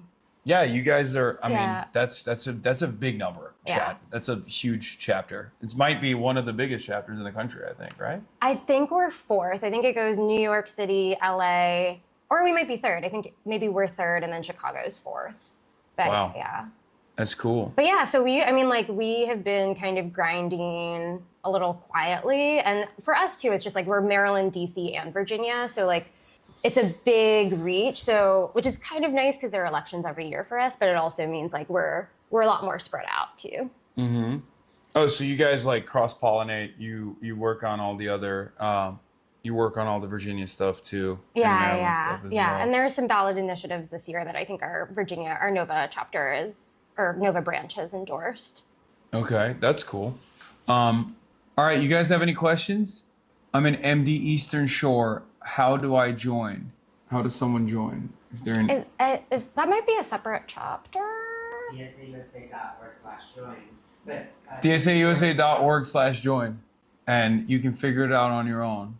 Will MDSA invade Delaware? I feel like Philly is better positioned for that. Okay, but someone's got to invade Delaware. That's fine. Yeah. Okay, as long as we I'm pretty invade neutral. Delaware, I'm Yeah. happy. Will my dad come back? No. There's people talking about your Pomodoro dress. They Oh said yeah, it looks very the tomatoes. nice. Thank you. It's tomato season, despite the diarrhea parasite. Yeah. Ask her thought on Rose Bar. I don't know what Rose Bar is. What the fuck is Rose Bar, chatter? Talk about the mayor-elect? Sure, let's talk about the mayor-elect. Yeah. What I mean, I didn't. I'll admit there was a lot of other campaigns that were taking place around the Totally. country, and I didn't pay close attention. But you said affordability was a major point here. Yeah. And obviously, you're coming from a tenant organizing background. In your experience, before we get to the mayor-elect, in your experience, coming from the tenant organizing background, like, do you see a lot of people from across the political spectrum that get involved because they see that this is an opportunity to immediately take control over their lives in a very meaningful way? Yeah. I mean, I think it depends. You mean like they get involved with tenant organizing specifically, or that move? From, Yeah, when like, you're doing tenant to- tenant organizing. Yeah, I mean, I think it takes like similar to labor organizing, and also it depends on the person, and it depends on sort of how immediate their issues feel, and also the level of risk they might be taking on. We saw a huge boost during the pandemic because one, everyone's being told to stay home to stay safe, and if the conditions in your home are inhabitable, like that becomes all encompassing all of a sudden. And then two, a ton of people were getting laid off and couldn't afford to pay rent. And so tenant organizing and like your home became a huge site of politicization for folks. And so like I organized with a building that's in Ward 8 in DC, which is a predominantly Black working class part of DC. And they were dealing with really awful living conditions. And during COVID is like, you know, I think this was before I got involved, but like there were attempts to sort of try to get, you know, to build out the tenants union there and everything before, but it was COVID that really actually like launched the efforts there. And we organized a rent strike there alongside the tenants. And I think at the peak, probably like 200 tenants were on rent strike and withholding their rent from the landlord. And eventually it led to like the Office of the Attorney General bringing a lawsuit. Tenants won $41 million in rent relief, which is huge from that settlement. But I think it really just ebbs and flows on like what people's immediate conditions are. And, you know, it's easier to ask someone to go to a tenant association meeting than it is to ask them to go on rent strike and withhold their rent and take on that risk. But I think like, you know, that tenant organizing and like building that base really, like I still am 100% about like organized tenants and organized labor being, and like sort of that mass movement building being part of how we change this country. But I also saw at the council just like taking away tenant protections, cutting emergency rental assistance, and I think has been like this year, I think like renters issues and tenant issues became a lot bigger for folks. Yeah, I mean, in an environment where home ownership is becoming increasingly less attainable, I feel like tenant organizing is going to be the next wave of organizing in general. Yeah. It's so funny because like labor unions are understandable. Everybody, well, maybe not in America, but people kind of get it, where you get together and you're like withholding your labor if necessary. Whereas with tenants, you are technically their entire value is just you giving them money. Yeah, 100%. And I think like, as long as sort of there is like, as long as America is treating basic needs like commodities and something for people to extract profit off of, you're going to see people using their leverage however they can to try to. I mean, this is impossible without statehood anyway. But do you guys have any public housing initiatives? Or I mean, so we do have public housing in DC. Similar to like any other city. Janice actually introduced a social housing bill. I think, I forget exactly how long ago, but a couple of years ago. And that's a huge priority for me if, you know, when coming back in is to try to actually get that passed. You know, I think we're seeing incredible things in Seattle, and, you know, Montgomery County, our neighbor, also has social housing, and it would be great for us to like move in that direction of having publicly owned, resident controlled housing. How's the power sharing look like between because every city has a different mayor system. Like New York is very centralized. Yeah. But LA is very decentralized, where the council district members are more powerful technically than the mayor. The mayor is basically just signing off on things. Like they have some capabilities. Is it similar in DC to LA or New York? I would say we're probably in the middle of those. So like the council has legislative power, you know, but the mayor has a lot of the executive branch has a lot of power, and the agencies there have a lot of power. And the mayor proposes a budget, the council can amend it, but they can only do so much within what the mayor proposes. And so that with an unfriendly mayor has led to us having to save a lot of things and be on defense a lot. Yeah. But with a much friendlier mayor and someone who will prioritize like rental assistance and things like that, I think like we'll be working just like from a better baseline. And like, you know, council can always override the mayor on legislation if they veto it and stuff. But I would say we're pretty even. A lot of, I think, issues in DC have been around, in some ways we have good laws and good protections, but the enforcement is not there. Like agencies won't necessarily go after wage theft or code violations in housing. And so that is where like that implementation enforcement piece is going to be really, really important. Is there not enough funding for these agencies, or what is the? I would say is it corruption? Just naked corruption? Yeah. Like there have been a lot of like agency heads who have like held multiple jobs or like have been found to not be qualified for their positions. Like it's actually like serving the people of DC has not been a priority for this mayor or for the people that she appoints. There's a racial component to all of this that I think people might not understand, because when people think of Washington, DC, they think like politicians, evil people, tyrants from all around the world coming in, flying in here, staying in hotels like this one. But DC is a very black city. Yeah, we used to be majority black. Because of these policies that have increased displacement, we are now a plurality black city. Wow. So like that's why, you know, DC is chocolate city, like that's what it's known as. And so you're seeing a lot of families, especially Black and Latino families, get pushed out of their homes, pushed out of DC entirely. And so, you know, I think the hope that Janice and I both have, and progressives in general in the council, is to try to create more affordable housing, to invest in tenant protections, and try to really keep people housed. And then to that point too, that you said, like the building that I was organizing with in Ward 8, you know, like I said, working class, predominantly Black, like the issues that they were dealing with would not fly in Ward 3, which is predominantly white, wealthier neighborhood. Like the Department of Buildings would come out occasionally, but they wouldn't enforce any of the fines. And like, it's just like, you know, you see sort of this mismanagement and this lack of enforcement on specifically working class communities and communities of color. Yeah, definitely. And I think that also makes it less likely to push for statehood, makes it less likely to have any kind of political power as well. Yeah. And that's, I mean, a whole part of why we've been denied statehood for so long is because DC is such a Black city, and like it was a way to suppress Black political power.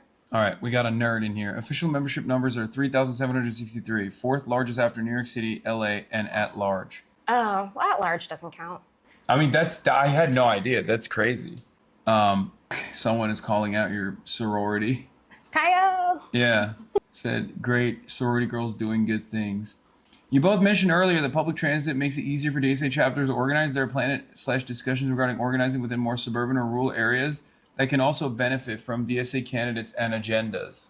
Yeah, I mean, we, like I mentioned, we're the Metro DC chapter, so we are in DC, but we're also in suburban Maryland and in Northern Virginia, and we did have a few endorsed Maryland candidates this past cycle too, and we were able to politicize and talk to voters, and I think like voters who had never been canvassed before, voters who had been like left behind and locked out of the political process in their neighborhood. Mhm. So we are actively doing that. And a lot of our early wins in like 2018 and stuff were in those suburban areas. And for a while, we actually weren't that successful in DC. It wasn't until 2020 that we started getting some wins here. But What made you want to the old join heads can talk DSA? about that. So for me, I mean, it was like, I was kind of DSA curious coming out of like, you know, Bernie, AOC, Rashida Tlaib, seeing all of them. Mhm. But it wasn't until I actually I started tenant organizing. I was dealing with a really terrible landlord who wouldn't fix anything. Would like, you know, electricity wasn't working in half the house. Like we had a ton of rodents, and then he like refused to like, you know, fix the holes in the house and stuff. And he would like send people around to our house to try to intimidate us into paying rent. And then eventually the house got foreclosed on because he wasn't paying his mortgage, even though we were paying our rent. That's And- crazy. Yeah. And then, and we only found out because one of my roommates was like on Zillow, just like, what if I, you know, like, just like, you know, perusing what houses look like if we were like had $1 million and could buy one. Uh-huh. And she saw our house on Zillow. Like we never found out from the landlord directly. So he It was just still like, collecting checks? he was trying to, yeah. At that point, once we found out it was foreclosed, we stopped paying rent to him. But then That is insane. yeah. Then the house went What up for the an fuck? auction, and a real estate company bought it. And Oh, no. they also refused to fix anything because they were trying to push us out so they could flip it and turn it into condos. And we just felt like, I felt like we didn't know what our rights were. I just felt like we were just being like, you know, we were at the whims of these two people who were just trying to, again, like profit off of something that was our home and a place we needed to live. And Yeah. so I looked at a lot of the different organizations in the area, and like the only one that was really organizing tenants around rent strikes and around like more, I don't know, like more radical tactics, I guess, was the DSA chapter and Stomp Out Slumlords. And so I started doing anti-eviction canvassing with them. During COVID, like I mentioned, really started tenant organizing with them. And then that's how I Don't you got feel more like involved this with is the chapter. hurtful to landlords to present slumlords as a cockroach? Well, you know what? I think do like you guys not care about feelings of landlords? Landlord feelings? you know, I think if you're willing to get rid of those cockroaches and You the got to home get that you ready for rent this out, line of questioning. then- Now that DSA is big time on Fox News. I mean, yeah, if you maintain a slum, if you keep your tenants in slum conditions, then Why do you want to make feel it free. illegal to be a slumlord? I don't even know how to answer that. Like, Don't you know, feel like they're providing value? I They're think creating they're creating homes for people like yourself. yeah, they're home creators. They're home Yeah. creators. Yeah, they're materializing it out of nowhere. Yeah. It's great. No, yeah, I mean, I've definitely run into questions that have been somewhat along those lines, but like, my thing is like, you know what? If you follow the rules, like, sure, you're good, I guess. But it's like we have so many people who are trying to hike up rent, so many landlords who are trying to hike up rent, even if they're not slumlords, you know, so many landlords who are trying to just like extract every bit of money that they can. Is there any rent stability mechanism here, like price stability mechanism We in do DC? have rent stabilization. It only applies to buildings built before 1975. So yeah. Great. So that was a huge part of my campaign is I want to expand it to effectively all multifamily buildings. And What about tipping your landlord? oh yeah, Have you- no, have you that's a thought good about idea. that? Yeah, you always have to tip your landlord 25%. Yeah, Okay, nothing that's less. what I yeah, do. yeah. Yeah. I I and let then them have the food in the house. throw in an too. extra 5% if they pay the utility bills on time. But yeah, no, I mean, I got a lot of that of like, you're disincentivizing development and like the reason. What yeah. development? Well, the reason builders aren't building in DC right now is because like Trump just laid off a ton of our workforce and there's a lot of uncertainty around economics. Like It's that has awesome. nothing to do with, yeah. I love when people say, any kind of price stability initiative, any kind of like, any kind of initiative like that is going to have negative consequences on building new projects, building Yeah. new development. It's like, first, what kind of development is being built is a real question here. Right. And secondly, where is the development anyway? It's not like they're building and we don't have enough, rent control anyway. Yeah, and it's also like, is the purpose of building more housing to just have buildings, or is it for people to be able to live in those buildings and be able to afford to live in those buildings? Easy question. Like, It's to have more buildings. Oh yeah, no, yeah. Is to have more buildings that They provide BlackRock shade. can Exactly. yeah, to provide value to shareholders. Yes, yeah, of course. I can't of tell. course. I can't tell if you're the basic fact about buildings. No, yeah. Homes are. I'm so sorry. Yeah. I always need Homes to keep that in are mind. a speculative asset, and Yeah. it's not like when people. It's kind of yucky when people live in them. Actually. No, yeah. I prefer no. when people don't live in them. Yeah. My favorite is when it's just like, a foreign investor that purchases an entire apartment unit just so that they can park their assets. Yeah. I think we should have like housing for like one, not housing for all. Like one One person. Yeah. That might even be too much. As No, long no. as they're like super rich Yeah, exactly. and they have other houses where they're displacing other people and not using the house. Oh. As long as that's the case. Okay. Can she fix the potholes on MacArthur Boulevard? I'll try. I don't think that's in Ward 1, but I'll try. Can you ask her about future project Mr. DSA has now after all their successes in Maryland or Virginia? Future project in Maryland or Virginia? Yeah, and also there's a good data center related, electricity bill related question as well. Okay. In Virginia, I know that there are 3 ballot initiatives that are coming up that the chapter is going to be organizing around. So that would be a really good way to get involved in Virginia. In Maryland, I'm not as familiar with what's happening because we just had elections there this I don't even year. know what Maryland is. I'm totally unfamiliar. And then, the other one was about Virginia and power bills. Oh, yeah. Ask her, where does she rank DC public transportation compared to other cities? I think it's underrated in parentheses. I do think it's underrated. I mean, I think like New York City has a world-class public transit system. Like it's definitely like, well, the trains, yeah. I wouldn't say it's where I look. It has a robust It has the best public transit system in the in the US. United States, yes, I would which say. is Yeah, literally yeah, the yeah, most yeah. impossibly low bar. I know. To Okay, clear. fine. Yeah. Okay. Tokyo has a world-class public transit system. New York City has a mid-class, but best in US. Best in the but US. I would say DC, I would argue it could be second.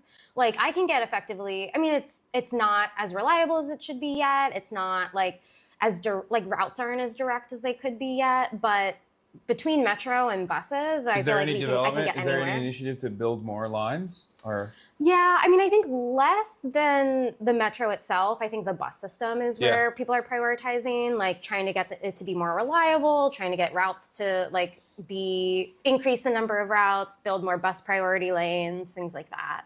But I do think it's pretty good. I took the bus here. I was told there's going to be a $10 increase. Is there an increase in the fare or something? I don't even know. I know that there's going to be an increase, but I think maybe $10 the monthly amount or the weekly amount. I don't know. Tell her we want streetcars. So I feel like if we really invest in the bus and we have bus priority lanes, I think the streetcar would have been a great project had it been actually really invested in and built out entirely. But I think the bus is our gentle giant of the transit system, and I think we need to invest in those more. Are we doing them fast and free, Zoran style? I think fast first, and then I would really like to get to free. And I know that the transit union is also supportive of free buses. Oh wow, okay. And DC did pass free buses, but the WMATA board, which includes regional appointees from Maryland and Virginia, overturned that decision. Overhead powered buses on 16th Street. Someone's just saying that. I think they're just throwing out ideas. No, yeah, thank you. They're just like, this is what you should do next. Yeah. Isn't this is wonderful? It's more annoying than a town hall. No, I have no idea how you're like keeping up with this. Yeah. Buses are free in Alexandria, Virginia, across the river. Yeah, they are. And if you live in Maryland and Virginia, ask your WMATA board reps to allow us to have free buses. Read this one. What should we do about RFK Stadium? We just removed the streetcar that would have gone straight there. Yeah, I mean, I think we need more enforcement. I mean, coming into council, I'm going to have a really strong eye around enforcement around the transit investments that were made, and especially the labor protections that we put in there too. I feel like enforcing the project labor agreements and labor peace agreements for that's going to be really important. But yeah, I think we got to invest in like more bus lines and stuff to go to RFK because traffic is going to be a cluster on game days. Yeah. Has she considered a hyperloop? No, I don't think. I wish. A hyperloop, Elon Musk.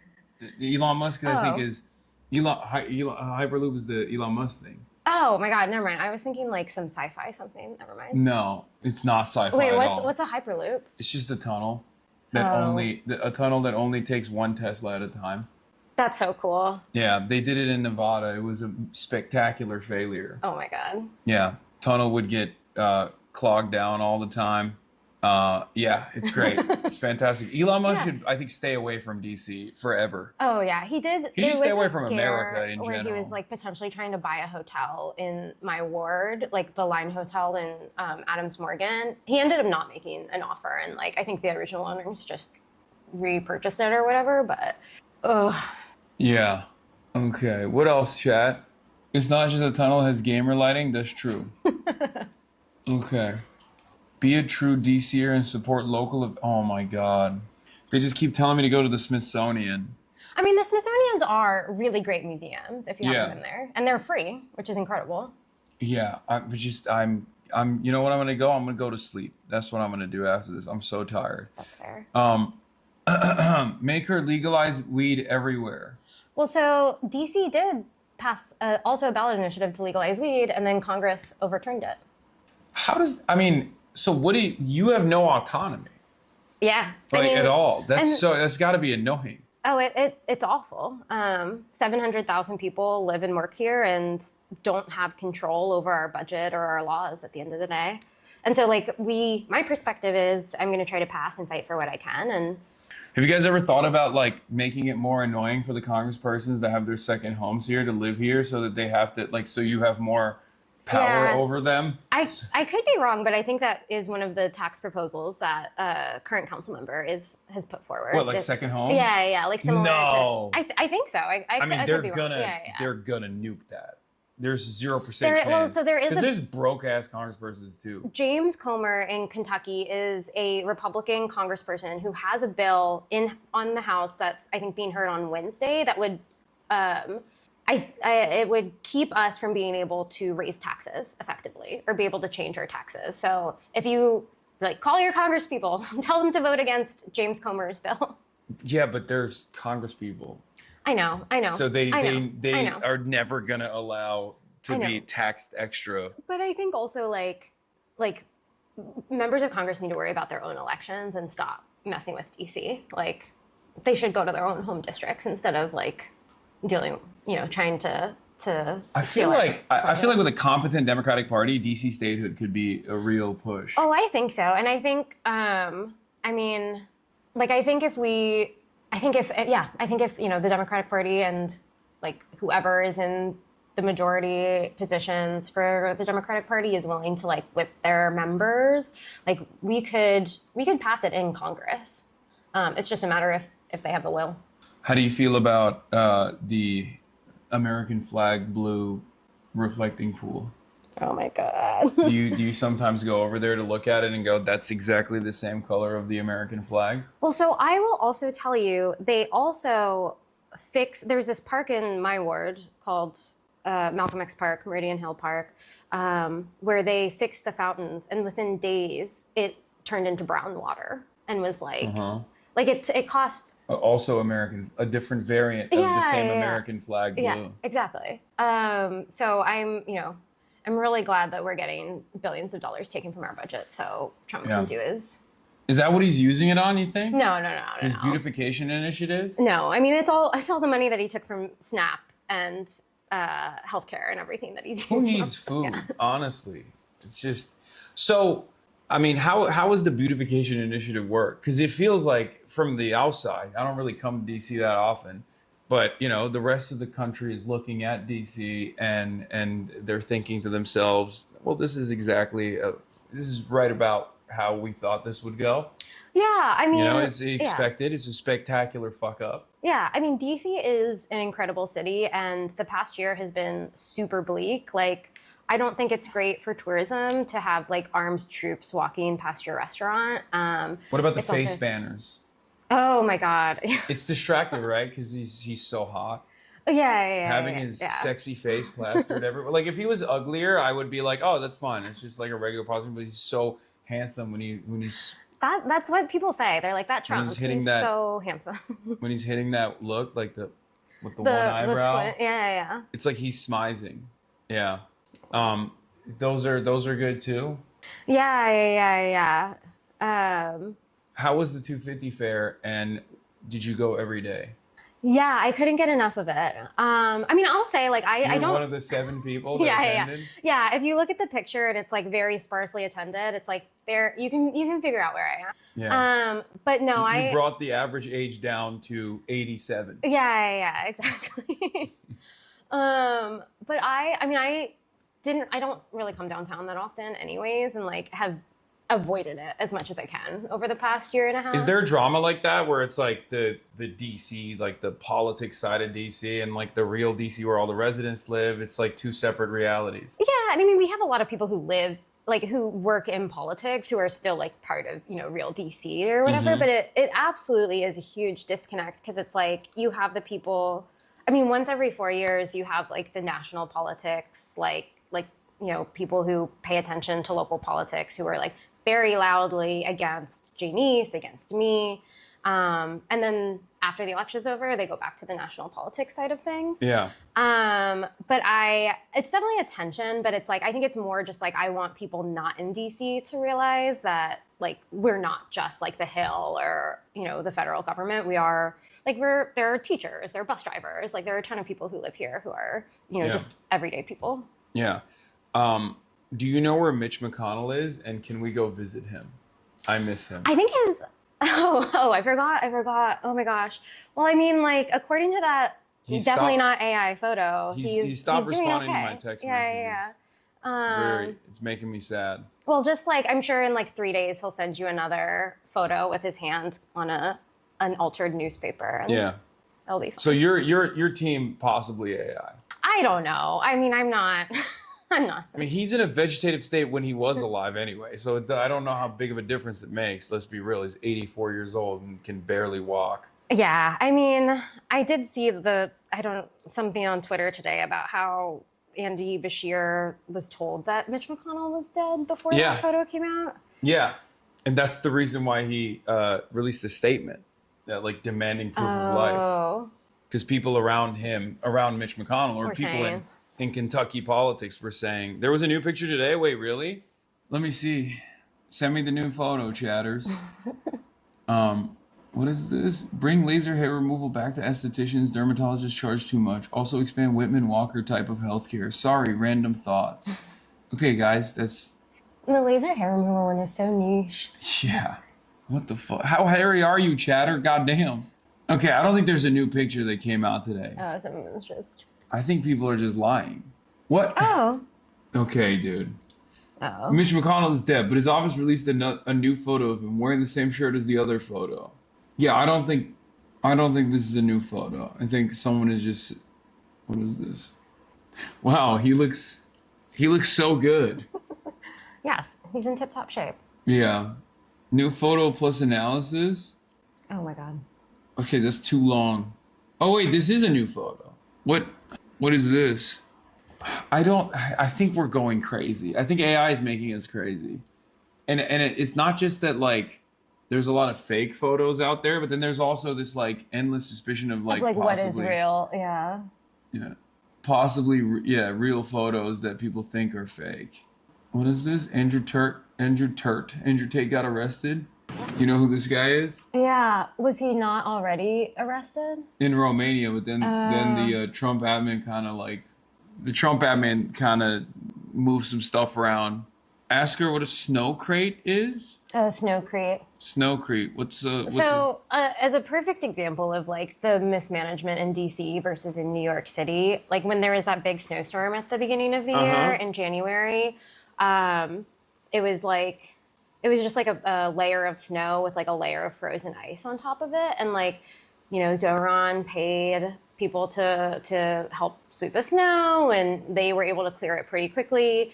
I think ours was like 2 or 3 weeks of it just being like completely like frozen solid, and like people couldn't get anywhere. Like bus stops were like had huge ice mountains on them, and Snowcrete came out as like what the about term in to, downtown like, though? excuse it. Like around the. It was bad in downtown too. Oh yeah, well, it was okay. bad all So over then the there place. could be there could be some advantages in this. Otherwise, this not so great situation. You never. I mean, that never happens. Never mind. I'm not saying anything. So, but the lack of support from the federal government or the impediments that they offer end up harming them as well. Oh yeah, and I mean that's what we were saying when they were doing the $1 billion thing. Is we were like these are the streets you drive on that we won't be able to like fund potholes for, like, you know, or like filling the potholes. Like this is trash pickup that's gonna affect you because it's gonna be delayed. Yeah. But I don't know. They're only here 4 days a week, so. If at that. Yeah. Yeah. All right. Well, thank you so much for coming Yeah, on. yeah. Thanks for having me. This was wonderful, and congratulations. Yeah, thank you. And congratulations to Metro DC DSA. You guys are doing great. You guys are doing a great job. And, you know, I hope you adjust well to the newfound negative attention that you will all be receiving. Yeah, I mean. It's tough. But you get used to it. Yeah. I You'll think get it's been bound to happen. Like I feel like if we're getting that attention, we're doing something right. We're challenging the powers that be. So. That's right. Oh, is there anything you want to promote, by the way, before? Join DSA. And also fight for DC statehood. Tell your senators and your congresspeople. Okay. Thank you so much. Yeah. No. Thank you. Thank you. All right. All right. Let me get that. And thank you everyone who complimented my dress. All right. Okay. I'm gonna walk them out real quick, chat, and then we'll get to Andrew Tate before I end the broadcast. Okay. Here's you guys can watch Andrew Tate getting arrested. While I walk them out.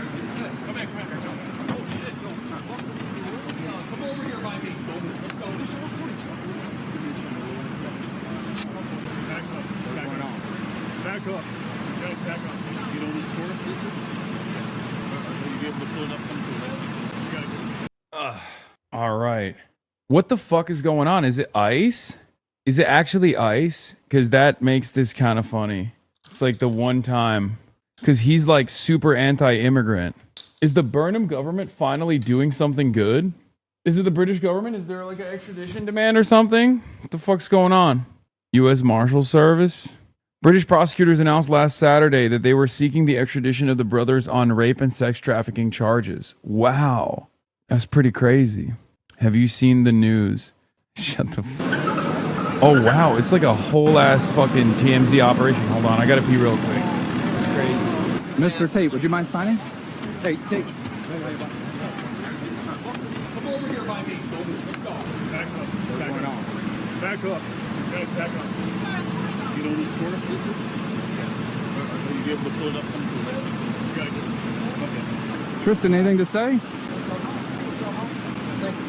Wow. I mean, as you guys know, I support our law enforcement to the fucking hilt.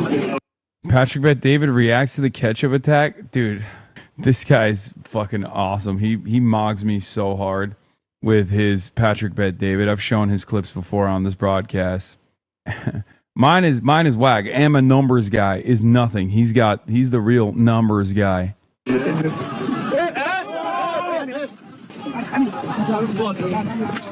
So I'm looking at something like this, very controversial. Somebody is throwing ketchup on Reza Pahlavi. Why is he throwing ketchup and not something else? Maybe they throw in something like a poisonous something, right? So you look at ketchup. Ketchup is red. The opposite of ketchup is mustard, right? Mustard is yellow. So maybe what they're trying to tell us is something about the color of ketchup and the color of mustard, how it's, you mix it together, it's orange. And they're trying to say something about, Donald Trump, they saying his tan is orange, right? People is calling him the orange man. So maybe this is their way of trying to say something about Trump. Or here is another theory, right? Maybe you look at what is ketchup and mustard going on. Hot dogs, right? It's the July 4th, 250 years anniversary of United States.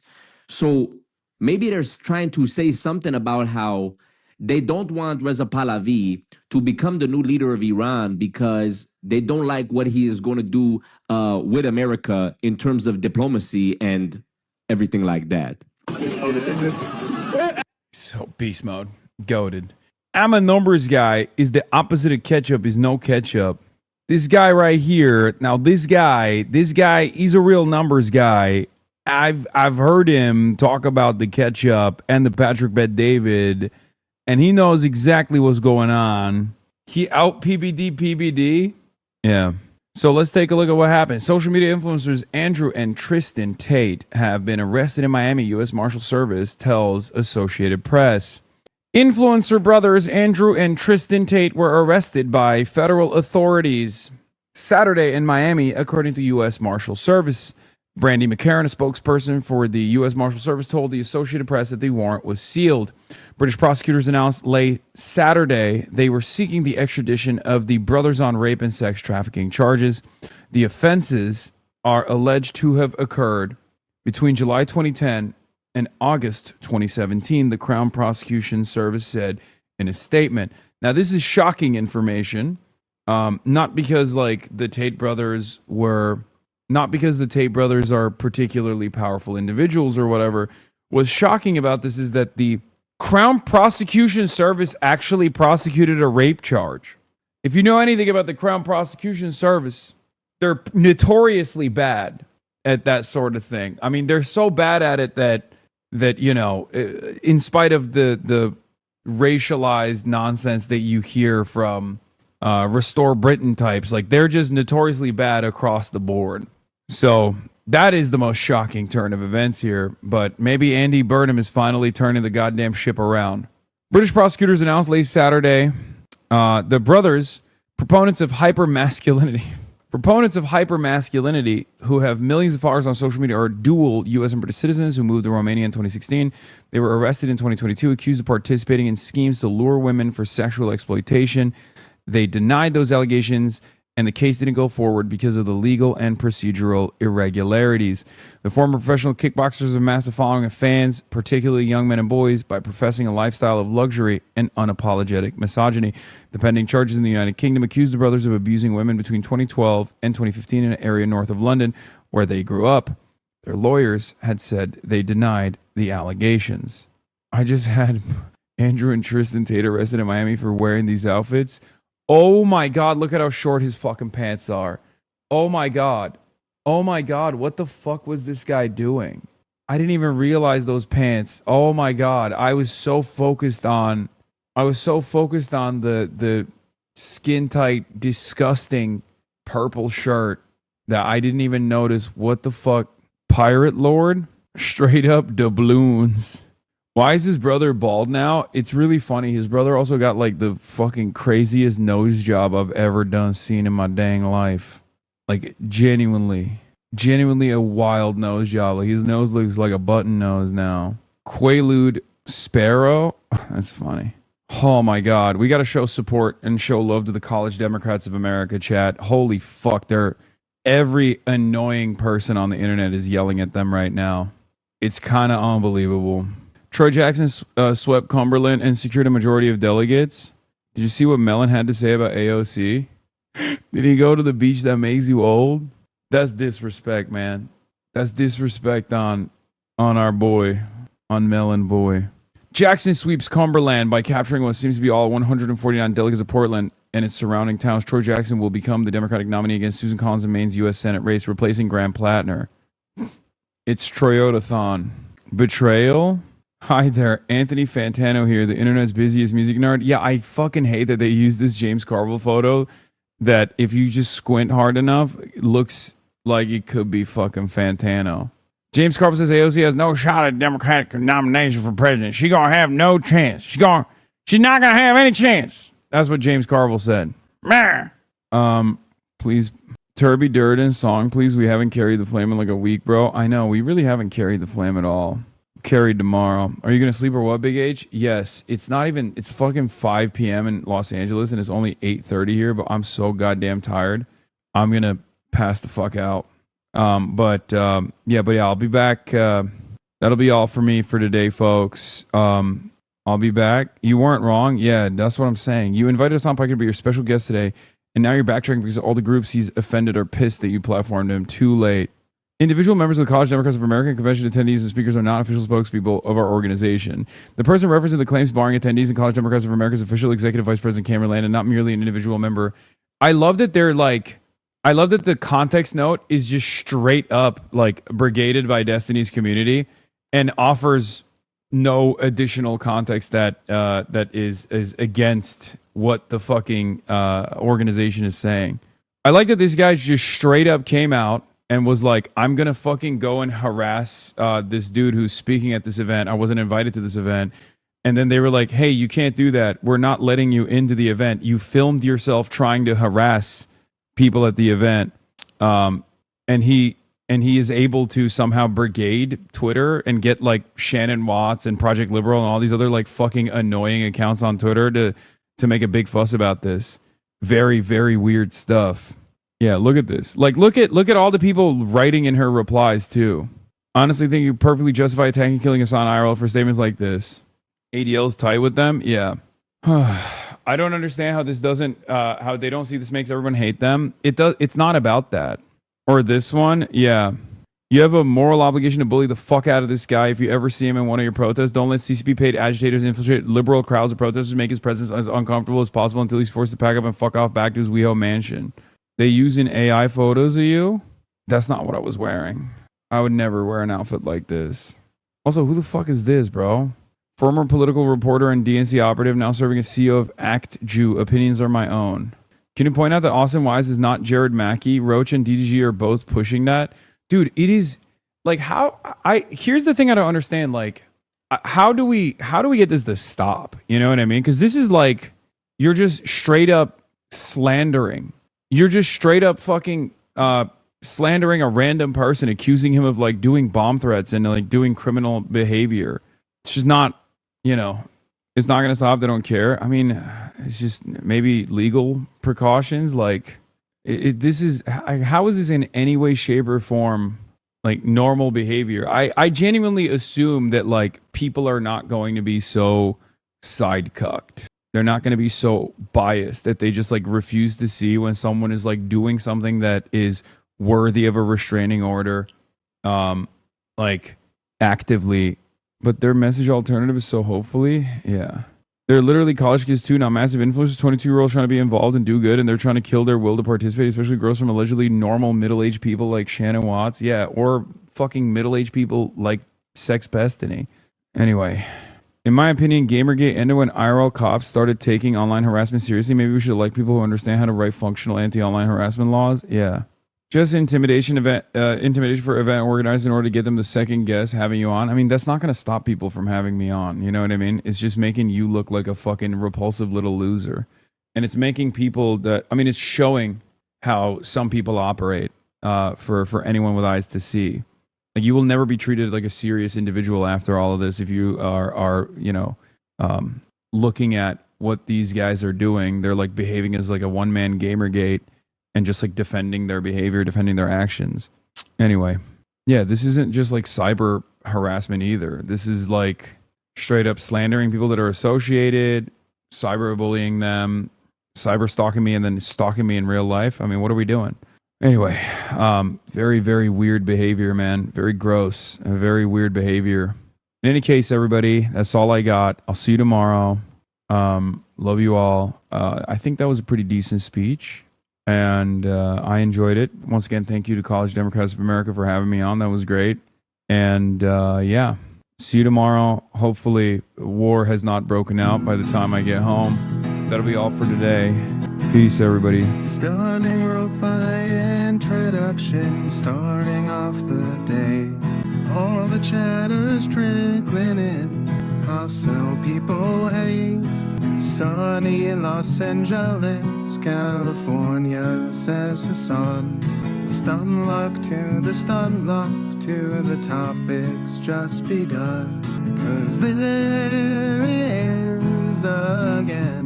Hassan is streaming, Hassan is streaming.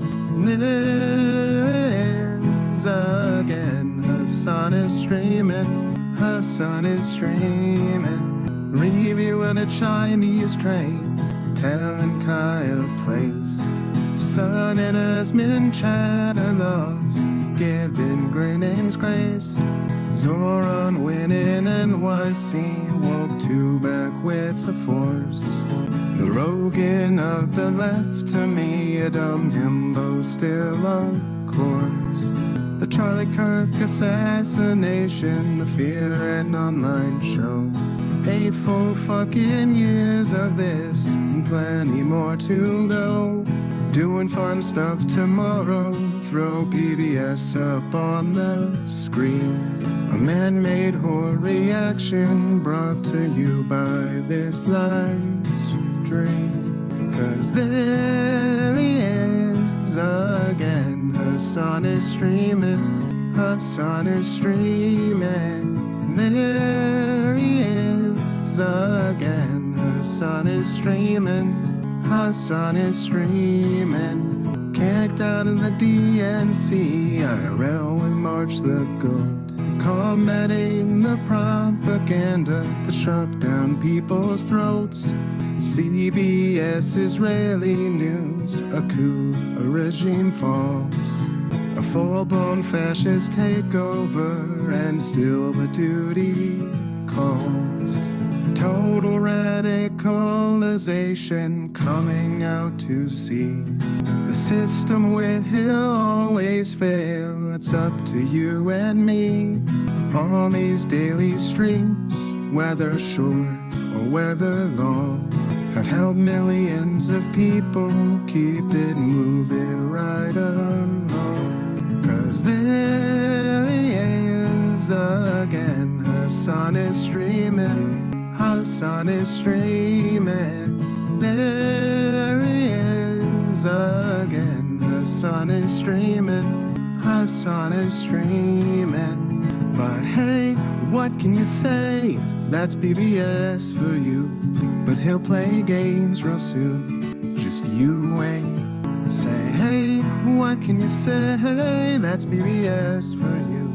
But he'll move on real soon, just you wait. Ba-da-da, ba-da-da, ba-da-da-da-da-da. Hey, what can you say? That's PBS for you. But he'll pull your lawns real soon, just you wait. Sha-da-da, sha-da-da, sha-da-da-da-da-da. Hey, what can you say? That's PBS for you. But he'll do your advice real soon, just you wait. But hey, what can you say? That's PBS for you. Brought on by viewers like you.